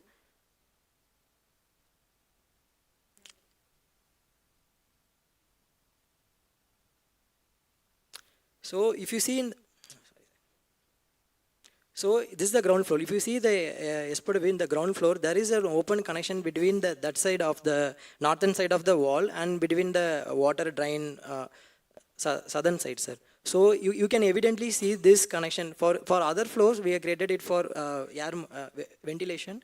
Especially for this floor, we are created for this water and people to get out from. Especially people were here want to go out, and people were enjoying outside want to come in front and they want to experience the landscape. So no need to be in. They want to come into the building and floors, and then they want to come into the other side. We are not created like that, sir. So for minimizing the circulation also, this center core has been positioned accordingly, sir. When does it rain? often does it rain? Every day. There comes a point, see, you've made a place, if it added to that, place where you'll see the rain come down, there'll be a lot of,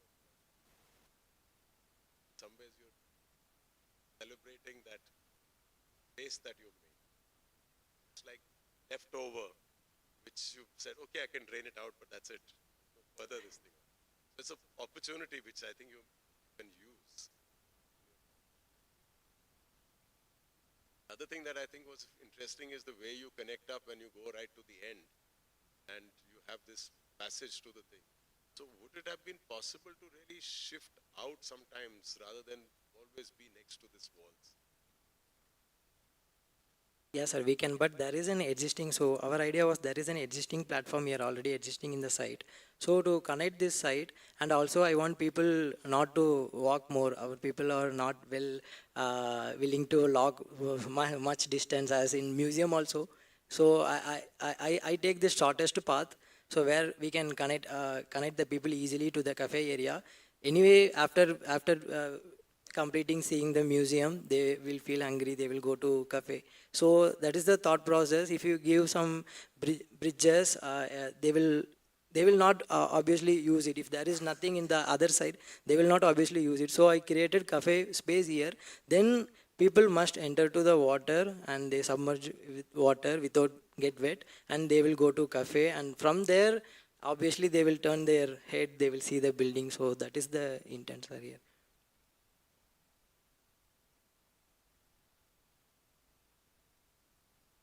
I think I'll start by, again, complimenting you on a very strong, singular idea. And Thank you, sir. as Rajiv mentioned about the poetics of your idea, about Thank you, sir. the building facade, the building itself aging and showing its age over time. I thought that some of your sketches were very interesting. If you bring up the sketches, and I don't know why you put it in as small vignettes, because they should actually be shown properly. You know, the notebook sketches that you had. And then there was one particular sketch in that notebook sketches, which is the image on the right at the bottom corner. I thought that that was a very interesting sketch, imagining that you had done these initially. And if I look at that sketch and if I see what you have ended up with, I think there was potential in that sketch which somehow had got lost, because it almost feels like you're building too much. Now, if you keep that sketch in mind and now go to your building view,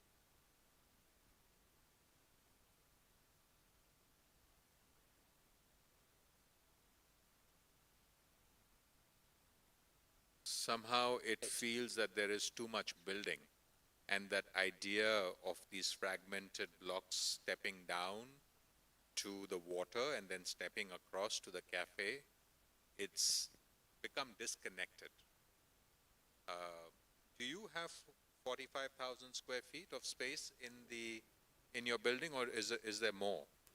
No, sir, it's exactly 45,000 Okay. meters. So Okay, because it would somehow help if like you've got these stepped platforms stepping down into the water, which is quite nice, and going across to the cafe. If somehow that fabric continued on to the arrival with some of these building blocks happening along it, it could be a very nice, interesting journey which further fragments the large enclosed spaces that you have. If you could take this back to looking something like your initial sketch. Yes, sir. There was a lot of potential in that. But interesting scheme. I really like the way you presented the design idea as well, the graphics of it. Thank you, sir. Sir, first initial that sketch was to be put it in the staircase only. So I want people to reduce the circulation inside the building. So make the connectivity easier. So I put the things together. So that's how that sketches, I think it's gone. So see, I don't think distances matter if you make it a joyful journey, a Yes, journey that you enjoy. You can walk for kilometers if Yes, you are enjoying the journey. If you look at museums like say the Guggenheim in New York, Yes, sir. you end up walking a lot. But Yes. it's the journey that makes it interesting. But I think all of your references, if you're referencing Zumthor, if you're referencing his work, those are the gurus that you have to refer to. So you're on the right track. Thank you, sir. All right, round of applause. Thank you so much, Team 9 and the jury members as well. All right, coming to the last team, Team 10, Ashwin Lad, Shubhanshu Shukla and Aniket Ingre.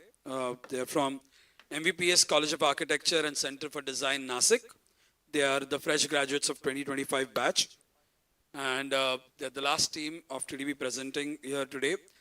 Just to put on the record, we only have about 20 more minutes for the online voting to close for the Viewer's Choice Award. So if you have already conveyed to your friends, you can ask them to speed up and vote. Over to Team 10 and jury members, this is the last team for the day.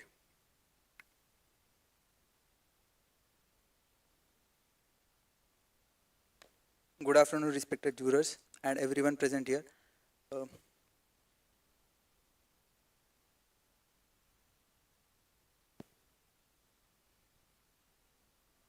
Sadahalli Quarry, a space defined by the absence. It is a void carved into the earth where stone was once taken out, leaving behind silence, water, and memory.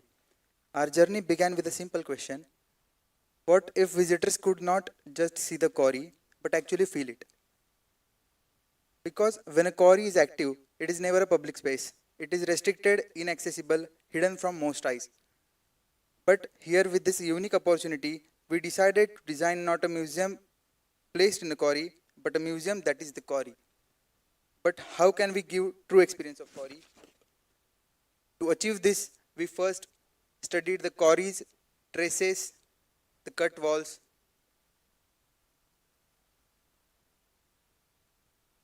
the old platforms, the water that is filled with depths.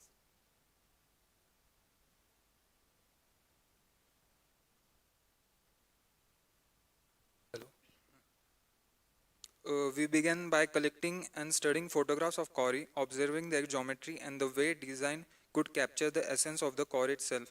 From these images, we identify certain elements that felt especially powerful. Each picture revealed a different character.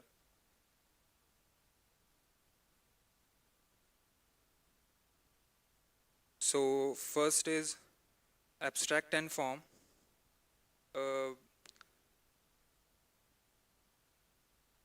Abstract and form where the echo the quarry natural strata with raw irregular bands and shapes and cuts. Then layers of movement, suggesting decent ramps that guide movement along the quarry slopes. Then fractured layers, the exposed broken face of the land.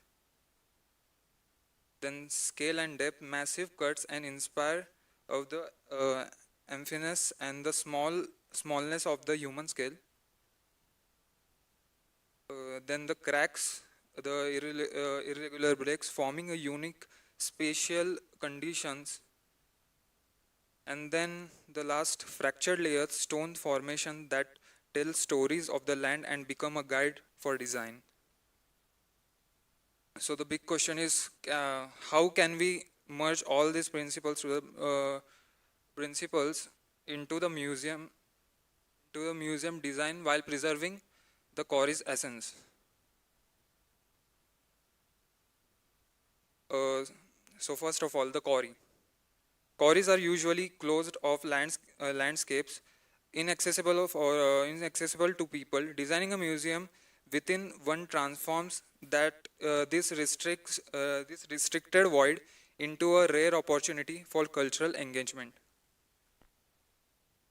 Then form from the past. The architecture draws directly from the quarry's history. It's a raw, layered past, shaping the form itself as if the museum were carved out by time. Yes. Subtraction to preserve. Yes. To untouched, the quarry walls are preserved in their natural state at the base. Selective subtraction creates a public space near the water. This is the whole. This makes whole structure to breathe. allowing nature and culture to coexist. Then carved out journeys. Visitors descend through ramps that hug the quarry walls, immersing them in its raw materiality. Accessibility is ensured through uh, lifts and staircases, balancing experience with safety. Uh, theat- uh, then where the theater of the sky and stone at the heart. At the heart lies an open-air amphitheater, a space where visitors sit surrounded by a stone and sky with water and the raw quarry landscape as a living backdrop. That's it? No. This is where the bigger idea unfolds. Our structure is not just a museum, it transforms into a grand sitting arena where the architecture itself becomes the amphitheater, and at the heart of it where water doesn't remain passive. It rises as the stage carrying performances, reflections and life. So the quarry is no longer just seen, it is experienced, lived and celebrated.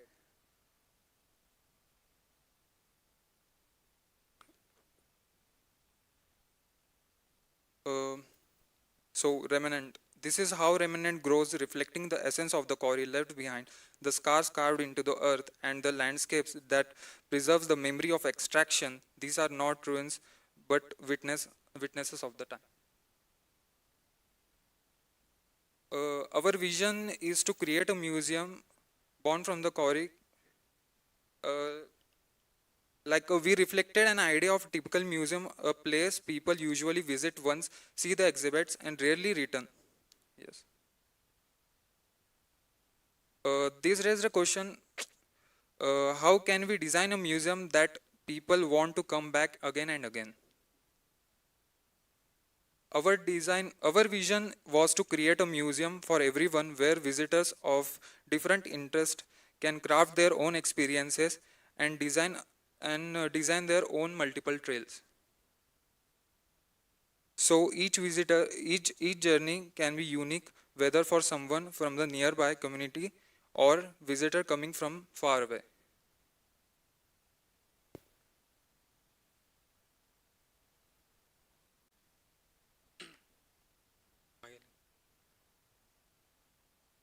To achieve this, circulation is carefully structured. Visitor circulation creates a continuous trail through the museum, making the entire journey itself experience. Staff circulation remains separate, ensuring smooth operations without disturbing the visitor flow. Disabled people's circulation. For differently able visitors, lifts are strategically placed in the loop system, ensuring seamless and easy access to all levels of the museums. The master plan begins with making place among eucalyptus trees setting a natural foreground to the journey. As a visitor approach, the entrance unfolds through eucalyptus trees opening to the museum and remnant museum shrine. Minus 3 meter plan. Visitors descend down moving from entrance. It feels like walls are rising. Around to ticket counter, then visitor move towards eastern deck museum from where they connect to the cutout in the wall and continues the journey towards next pause point through the descent of ramp and steps. Minus this is the entrance view. Minus 6.7 meter plan. After descent down to the level, visitors move towards seminar hall or continues their trail towards temporary exhibition gallery or can move towards next spot point.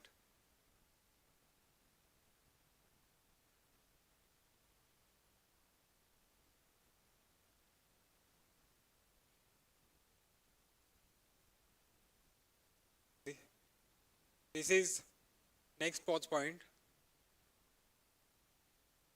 The interconnected ramps, staircase, and bridges create dynamic movement, offering changing perspectives and moments of visual interest as visitors navigate the space. Minus 10-meter plan. After completing seeing temporary gallery, visitors move towards the amphitheater, cafe, shops, library, and permanent or direct towards to the next pause point.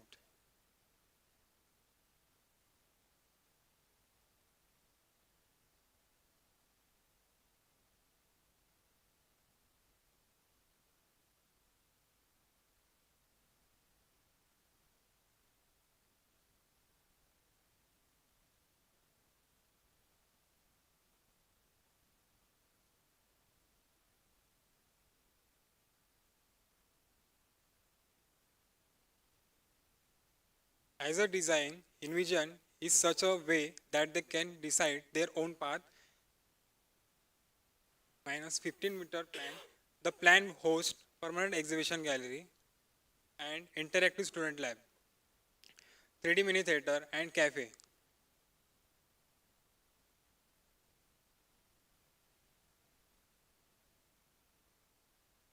Again, as a cafe is a durable double heights space, the trail descend to the lowest level of quarry. Minus 20-meter plan. Plan here water encroach the cracks or the crack that's create a immersive public space where they can sit and feel.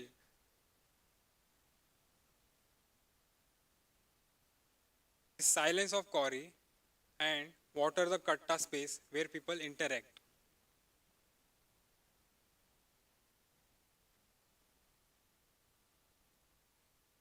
It shows the circulation in temporary exhibition gallery, which is designed in such order that if the temporary exhibition gallery is closed, then also trail continues through external circulation. Section BB showcases void and pause points so that helps to cross ventilate and pause at pause points open on both sides. This is the entrance to permanent gallery where it's an expression of going below ground, as there's a reference of light from above which emphasizes depth. Section from cafeteria. We don't wanted a fixed glass on facade, so it's a play of horizontal and vertical planes which allows unobstructed views too, but creating screens. Connection between research lab and existing deck. This is the section from existing cutout in quarry wall, and a connection in between temporary gallery and permanent gallery to emphasize the depth.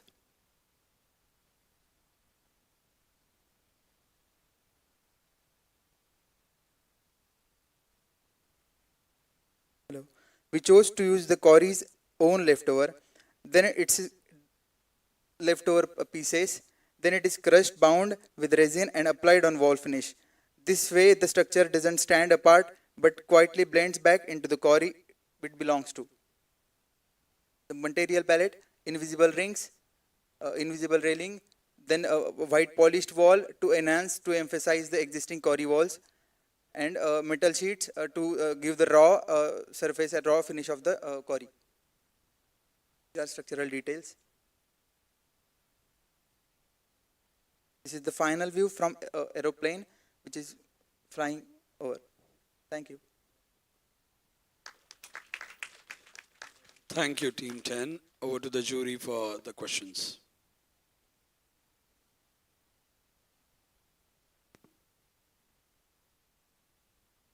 Visited the quarry yourself? You haven't. You don't know whether there's a breeze there or there is no breeze?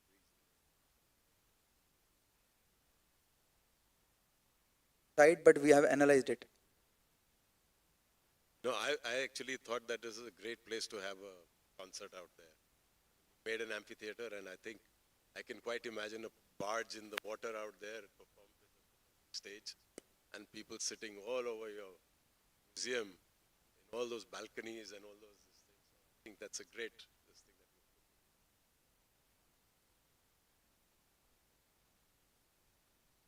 I think the other aspect that is quite interesting is the way that you've used the create controlled points to see out from. Not everything is open or transparent. And way the structure seems to sit as if it's a heavy stone, solid concrete structure, not something that is flimsy and light. It sort of sits with the quarry in that sense. And then I also see that there are some places that you allowed light to filter in from the back to light up that. So I think those are very good moves that you've made. The question that comes up, I think, is that how do you see this changing over time? How do you see this? Is this going to, the water will recede and rise? You know, the stone will weather over time. How do you see this changing with time? The lower level is already floating. We have designed in a katta space where a community attracts public space, acts as an where water encroaches with a stone, which blends smoothly, and whenever water rises, it's a expression of cooled earth, as that there was a thought of the lower will you go, the older earth will you get. So that's why the cool down magma, it feels like that only.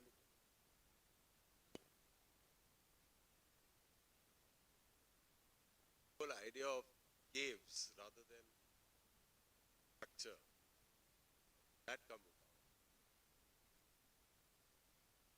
Almost designed your building as if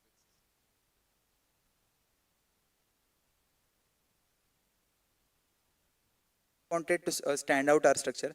It was a part of Quarry as the vision of experience Quarry only, because it was the opportunity to design a museum of geology in Quarry.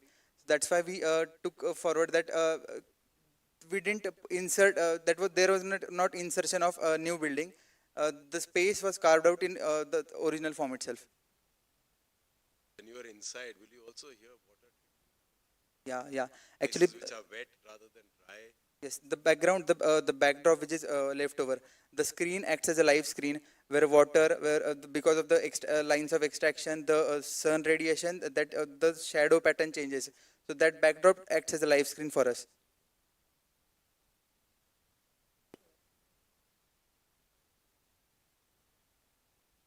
Yeah, I like the idea of bringing that your initial few analysis diagrams of how you are looking at the ground plane, how you are bringing the water in, and the idea of the cracked earth or stone blocks. That's giving another dimension to the experience of the museum, which is quite interesting. And again, looking at the entire design as an addition but not an addition to the quarry is also very interesting. The fact that you've thought through how you would use the material from the site itself to build back the building has a very interesting story and potential to it. My question is also about something that we've talked earlier during the day, of what the future of this space is. How do you see this? Because the museum should not be a static space. With technology, with ways of exhibiting and transferring knowledge, museums want to be flexible.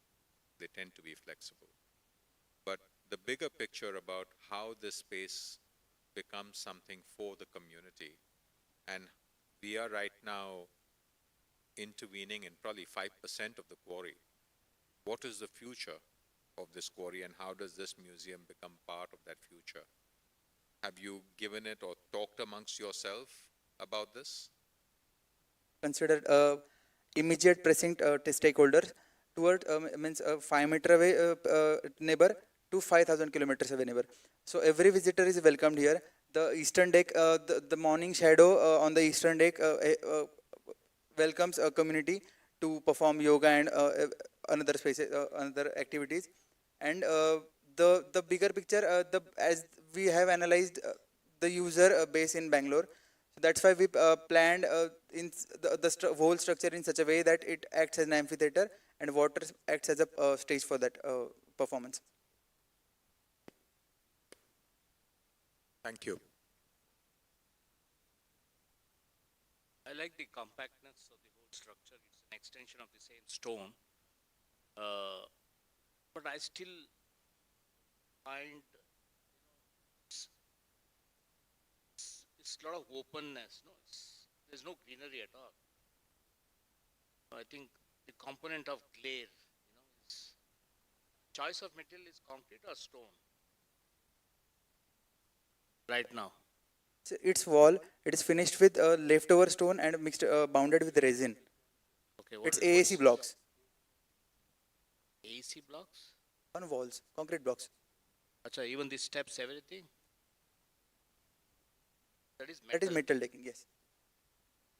I think the way it looks, it looks like as though it is made of stone or concrete. That's why instead of putting a series of columns, we have kept only 8 columns. The structure is supported on that columns only. But all these columns are going up through? Yes, going up, sir. So what are those spaces, that huge size of columns?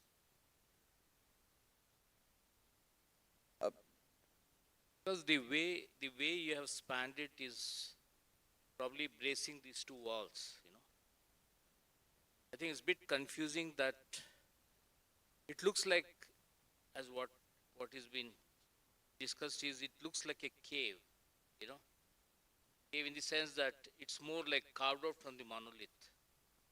It doesn't give an indication of that lightness of the structure. You see this, when you look at the whole cross section, it's quite, what are these spans? See, basically you have this service course. Can you just go back? Yeah. I think I can see lift and staircase as service core, and then the darker one are the columns, right? Yes, those are super columns supporting amphitheater. Super columns? Supporting amphitheater. Okay. RCC. So it's quite large span, right? How much is the extent of your, stretch of the building? The plinth is extended by how much? It's about 20-25 meters from the RCC wall? Sir, not the RCC, the stone wall? The cutout. No, the boundary wall, the other dotted line. Yeah, 25 meters, sir. 25, yes.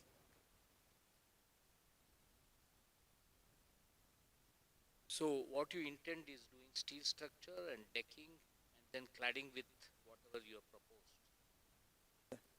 proposed. Based on RCC columns and slabs are metal decking and walls are of AAC blocks.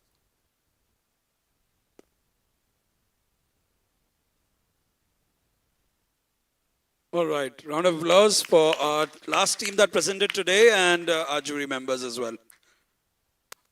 Great. So it's been an insightful day and engaging as well. I'm sure the jury members have a tough job to do, but I'm sure the audience enjoyed this. Before we break for a short tea break and a discussion round with the jury members to finalize who takes home the honors, there's something what we want to show on screen is it's not only why somebody becomes a jury member, is because they also in their days present a lot of models and sheets.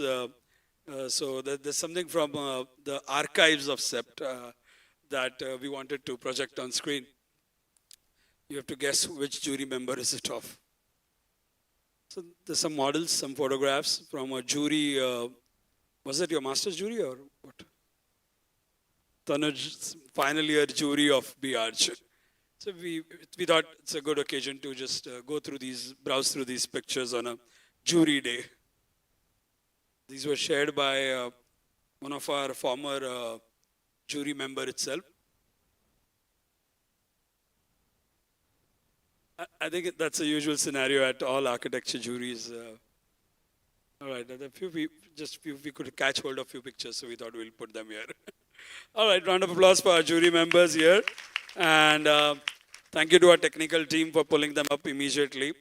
All right, so on the clock, it is 4:05. We come back to the auditorium at 4:45 for the valedictory and the closing ceremony with the results, of course. So you all can move for tea, coffee, and we'll come back at 4:45 sharp. We'll begin. All right. Thank you.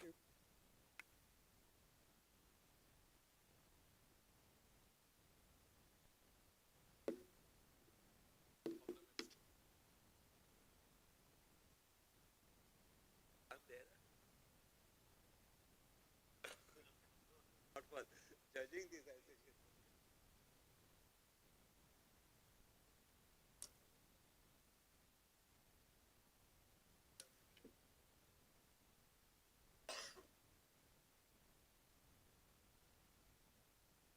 Thank you.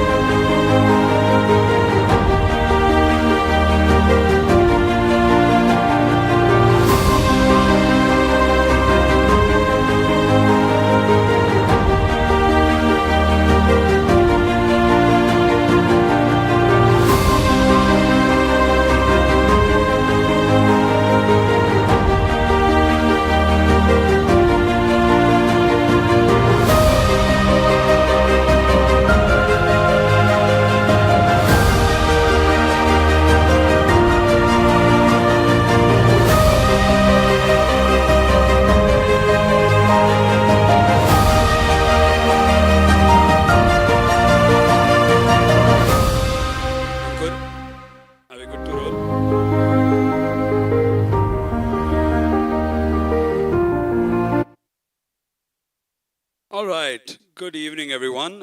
Welcome back to this last segment of the 10th year of TDB.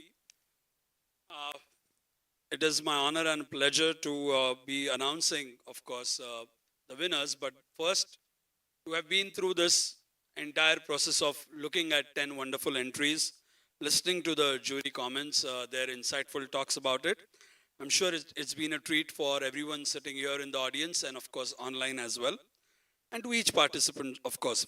So it's the 10th year. We wanted to start this valedictory evening with felicitation of all the participants at the hands of our jury members and our two patrons. So I'm going to invite jury members to step forward, and Suhasji Lunkad and Sanjay Mohe to come up on dais here and give away the participant certificates. I'll request all the participants to be easily available to walk down the aisle and collect your certificate, pose for a photograph, and walk out maybe the same way you came in, so that we'll quickly move on. So the first group, that this is in no particular order, just felicitations are there. So requesting jury members to step forwards and our patrons to step forward as well.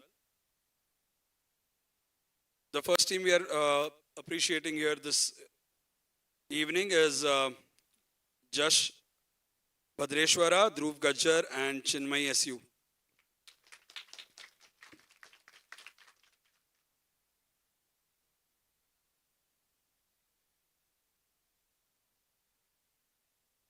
All right, one update. You collect your certificate and wait aside, then we'll all do a big group photo, big TDB family photo.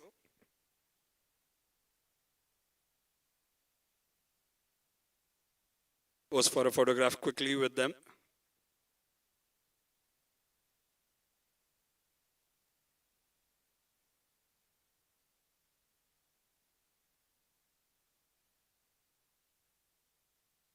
Thank you. All right, moving on to the next team, Ubedullah Afzal and Ronaldo A. Team from Tamil Nadu, Chennai. Let's have a round of applause for everyone for having reached to the top 10 of the TDB 2025. Quite an honor and a prestigious thing to be here.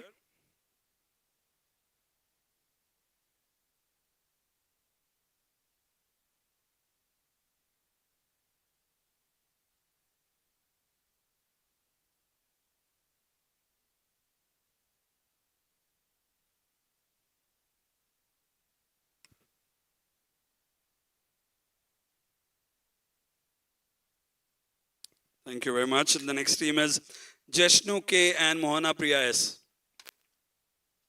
The team from Chennai again, Tamil Nadu, CAT Chennai.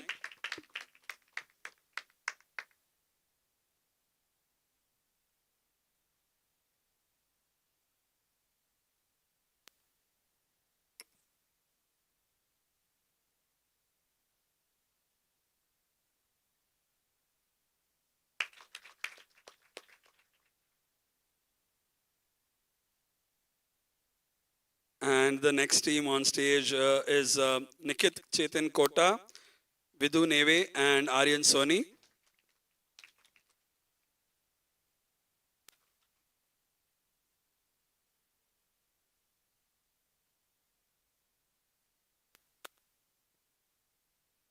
I'm sure this photograph is worth a lot of memories, and posting, getting 5 people on stage and then taking the certificates at their hands is the top guys here.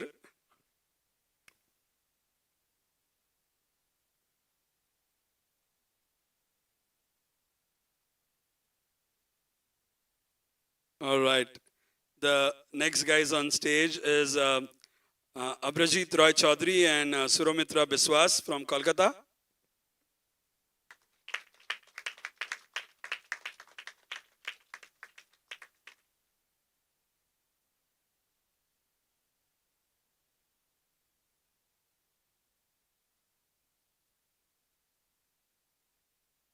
I'm sure the past winners, past participants are very nostalgic about all of this.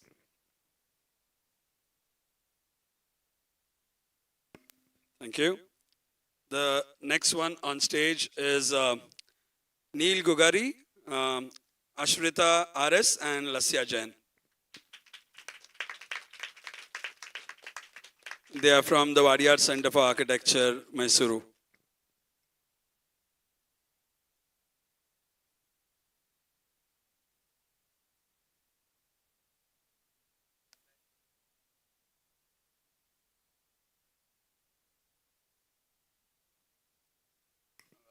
Quickly pose for a photograph.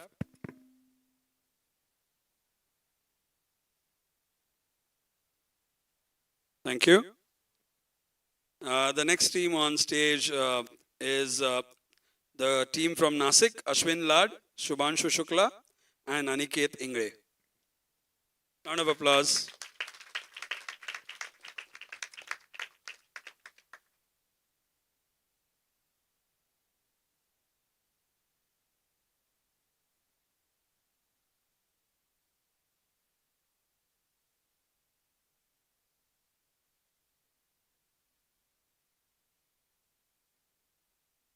We'll quickly interlace and pose for a photograph.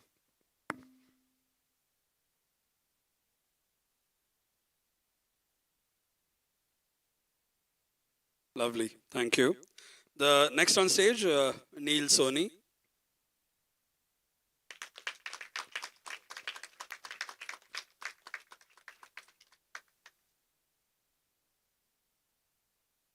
He's from Sept Ahmedabad.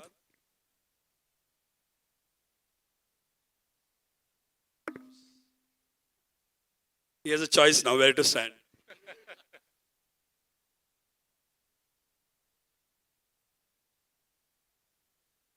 Thank you. I understand why you made that choice. The next on team is on stage is Nino Chalai, Saloni Desai, and Aviral Sharma from SPA Bhopal.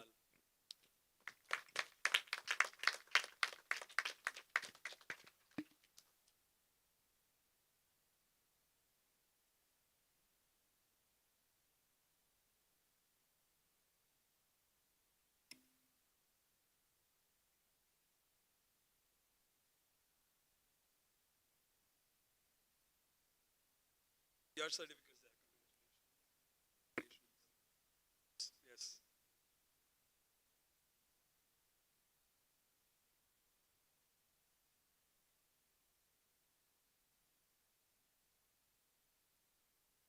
Thank you, team from Bhopal. Of course, the last team is from Algeria. They are not here, but I'll pose with on behalf of them, and we'll have a group photo just for us then. Just a photo for all of us. Yes, please.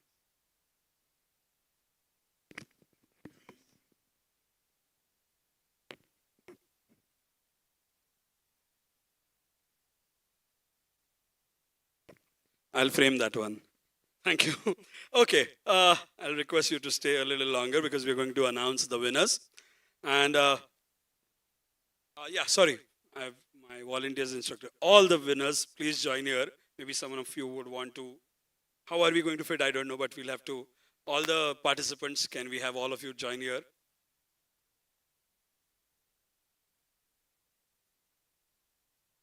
I can take lead if you want me to sit down. Yeah.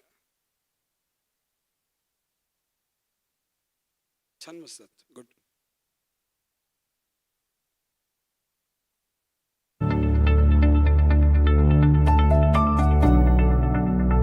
Tallest guys can come behind and take me ahead because I'm not that tall.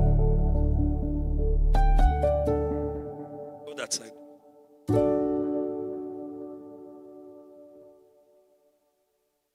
So when I said all of them are winners because they are all top 10 across the world, if you had to say across 98 countries, it makes a lot of difference, right?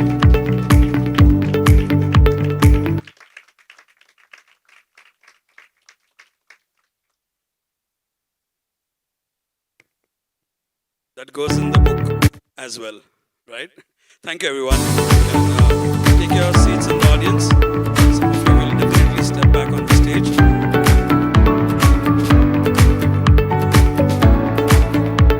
We're doing the awards now immediately, so I will request all 5 of you to remain. All right, customary. It's my honor, pleasure, and duty to announce the winners. First, we'll go with the Viewers' Choice Awards. The favorite team to win with a lot of votes by huge margin. Are you projecting it as well? Oh, lovely. So you get some celebration on the screen as well. So the Viewers' Choice Award goes to the team from Wadiyar, Center for Architecture, Neil Gogari, Arshita RS and Lasya Jain. They comprehensively won it. The second runner-up, the second in line had much lesser votes. So team from Wadiyar, Viewers' Choice Award, Neil Gugari and Ashrita RS and Lasya Jain.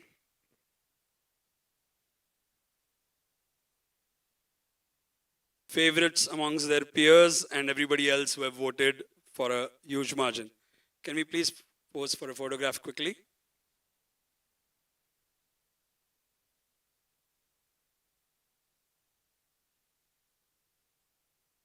Can we have the numbers? Huge margin. Can you tell them?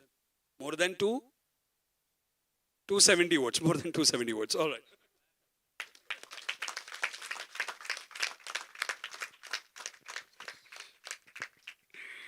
Okay.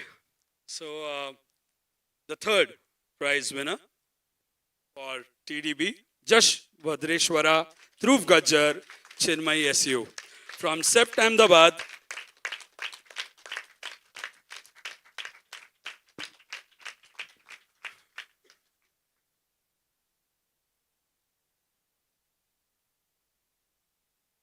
Team 3 is the third winner, second runner-up we'll call it. Just for a photograph quickly.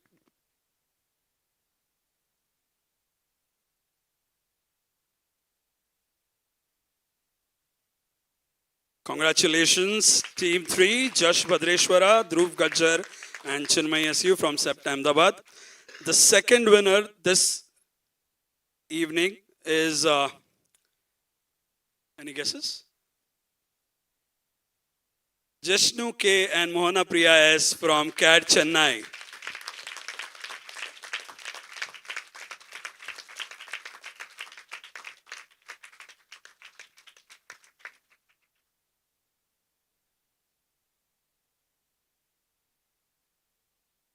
Quickly pose.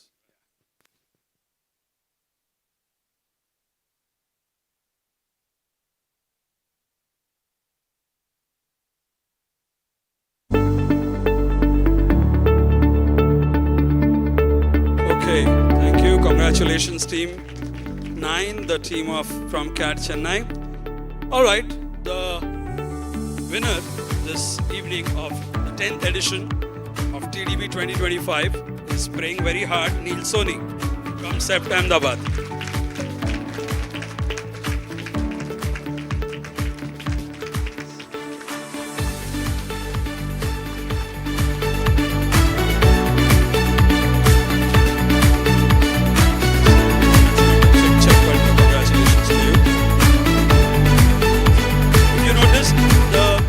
Winner had 3 members in the team, the second prize winner had 2 members in the team, and the winner is just alone, a single person in the team. Congratulations.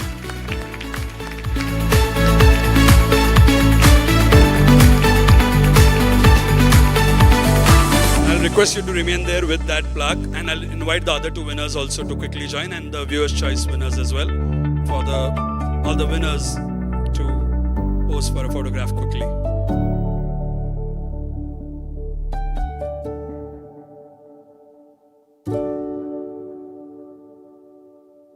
While they come up to the stage, I'm going to request the audience to remain because we have a few group photographs to be done. Don't run away. Cheer for us.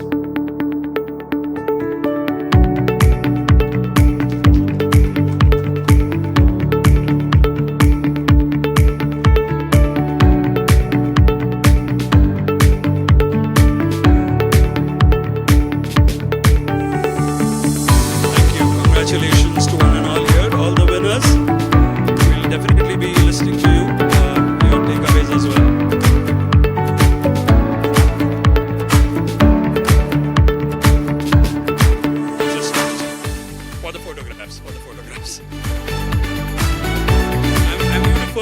invite the team TDB to come up on stage and do a group photo because they deserve all the honors. Team Rohan, all of you, please quickly come up. Don't shy away, this is your moment. Shweta, please join us. Your team TDB, though you are from Mindspace Architects, your team TDB.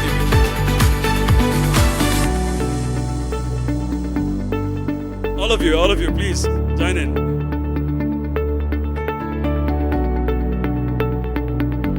I saw Ankur quickly run first because usually he's the one who misses out on the photographs.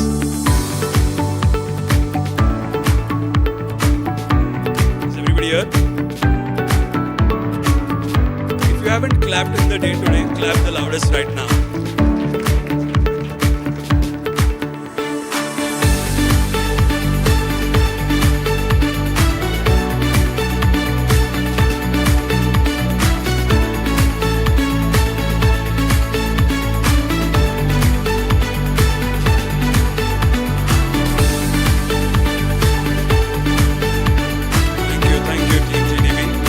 Goes in the book for sure.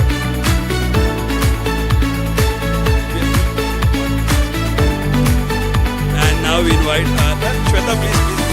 Our partners in terms of doing this, Ruturaj from Matter, Anuj from Levardist to step up and join us on stage.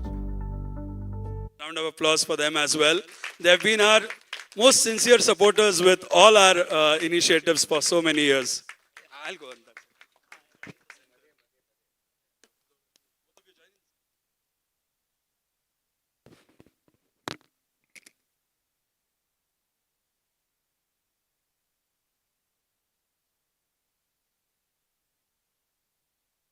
All right, thank you so much. The best part about hosting an evening is you are a part of every photograph. Okay. I'm going to call upon all the volunteers who have helped today to quickly come up and join for a photograph. All the ASA volunteers, that sort of made them compulsory to be here today. But quickly come up, all the volunteers who've been here. Moini, Tanya, all of you, please quickly join.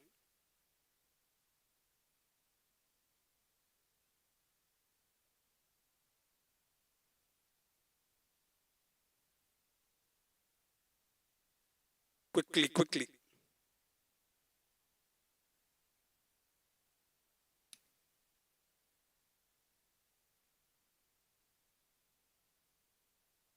Right, all smiles.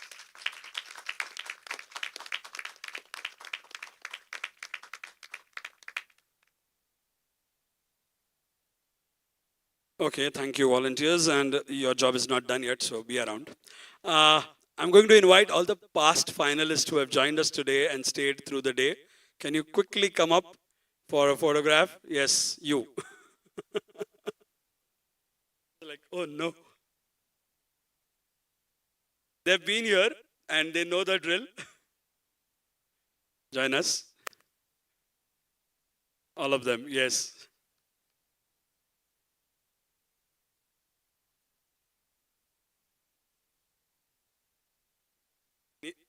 Neil gets to come twice.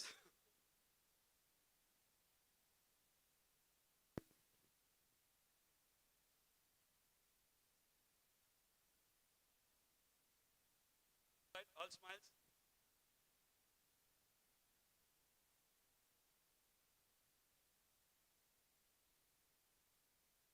All right, thank you very much. Thank you for being a part and such a lovely audience of TDB 2025.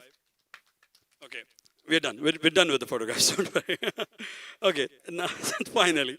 Okay, Rucha usually hands this duty over to me again every time, so I'm going to do it for you.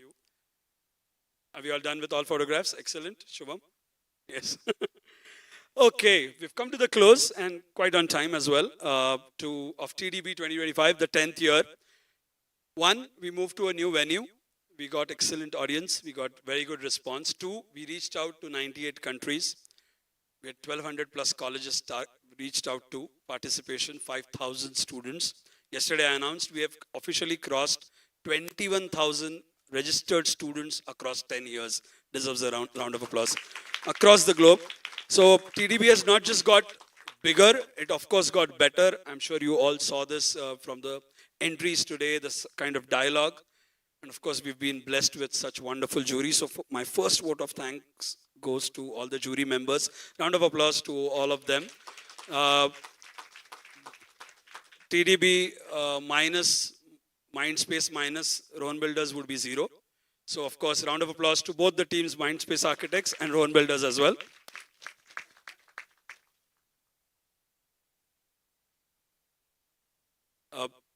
I apologies from my end because there were some feedback from the jury's behalf about the winning entry. So we'll quickly take that and then I'll continue my vote of thanks.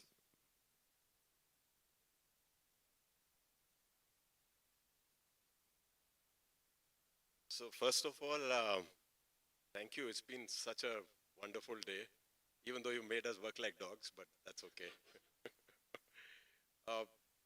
It was firstly very heartening to know the number of entries and the number of participants that have been growing year by year, and it's a great initiative.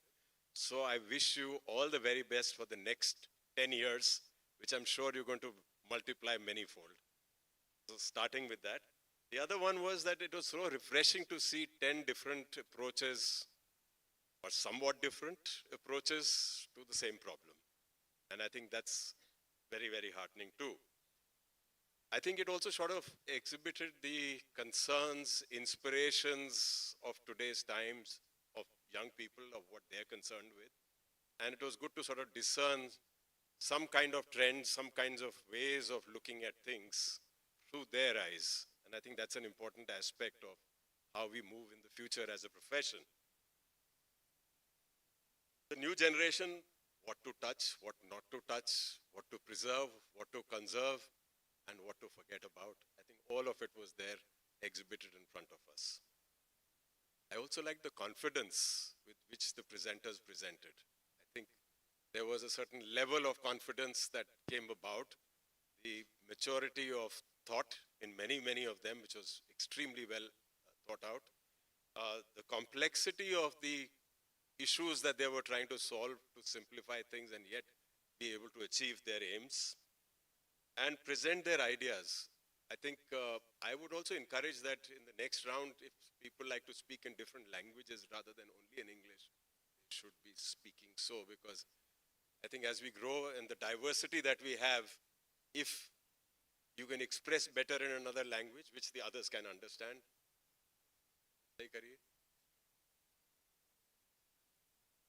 Another aspect which I thought I should talk about is the sketches, scribbles, diagrams, collages, which a lot of people showed, exhibited, and built up their arguments through those. In fact, some of them to the detriment of their final product.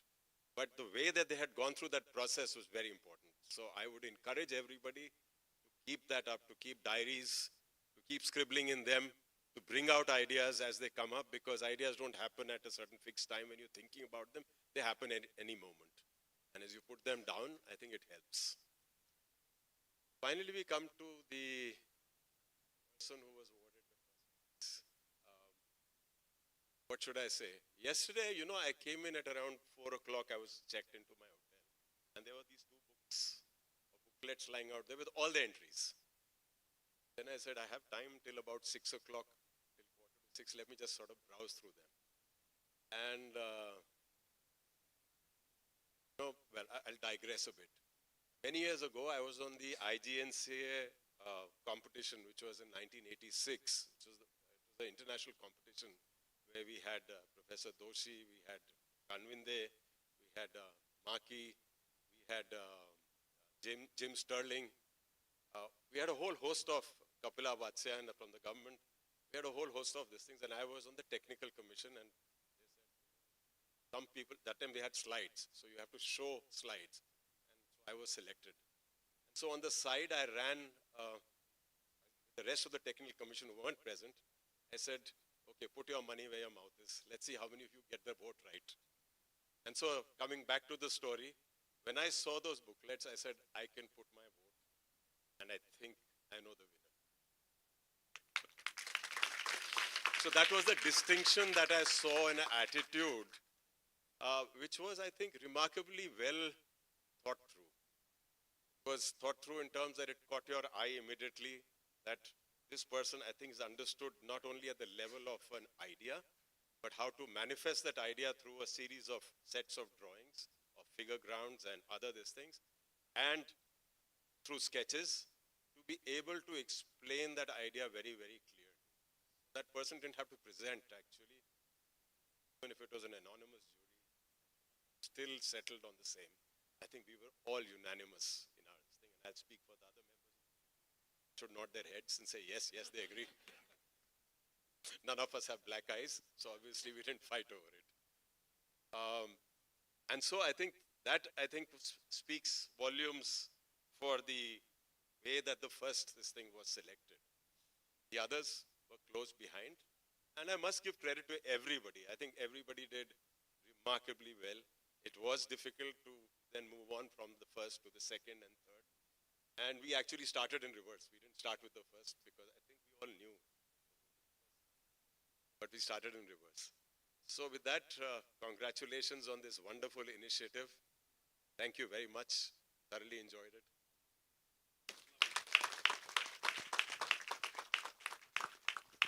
Thank you so much. Apologies, I had missed out on adding this. But all right, I'll continue with my vote of thanks to everyone present here. First, thank you for making it to this entire day, and I'm sure there's a lot of takeaway today. We all go a little more matured in our thought process. Thank you to Matter, thank you to Levardis, thank you to GAN Project, thank you to Feed for having been associated with TDB 2025.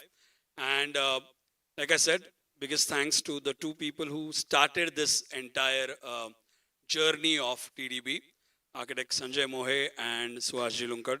Round of applause to them because they sort of saw this and have been at it. And let me tell you, to have both of them spare 2 full days in one chair here sitting through the feed event, masterclasses and the award ceremony, you wouldn't find, unless they would have been so involved in this, they wouldn't have got so much time out of their busy schedules to be sitting here with us. So thank you very much. And lastly, everybody who's tuned in online, thank you very much for being a part of this. And special big thanks to the TDB family, the Rohan family and the Mindspace family for getting this act together, for making this day possible, and for giving it all your heart and soul. Thank you very much, all of you. And I wouldn't say good night, but have a very, very good evening ahead. Thank you very much.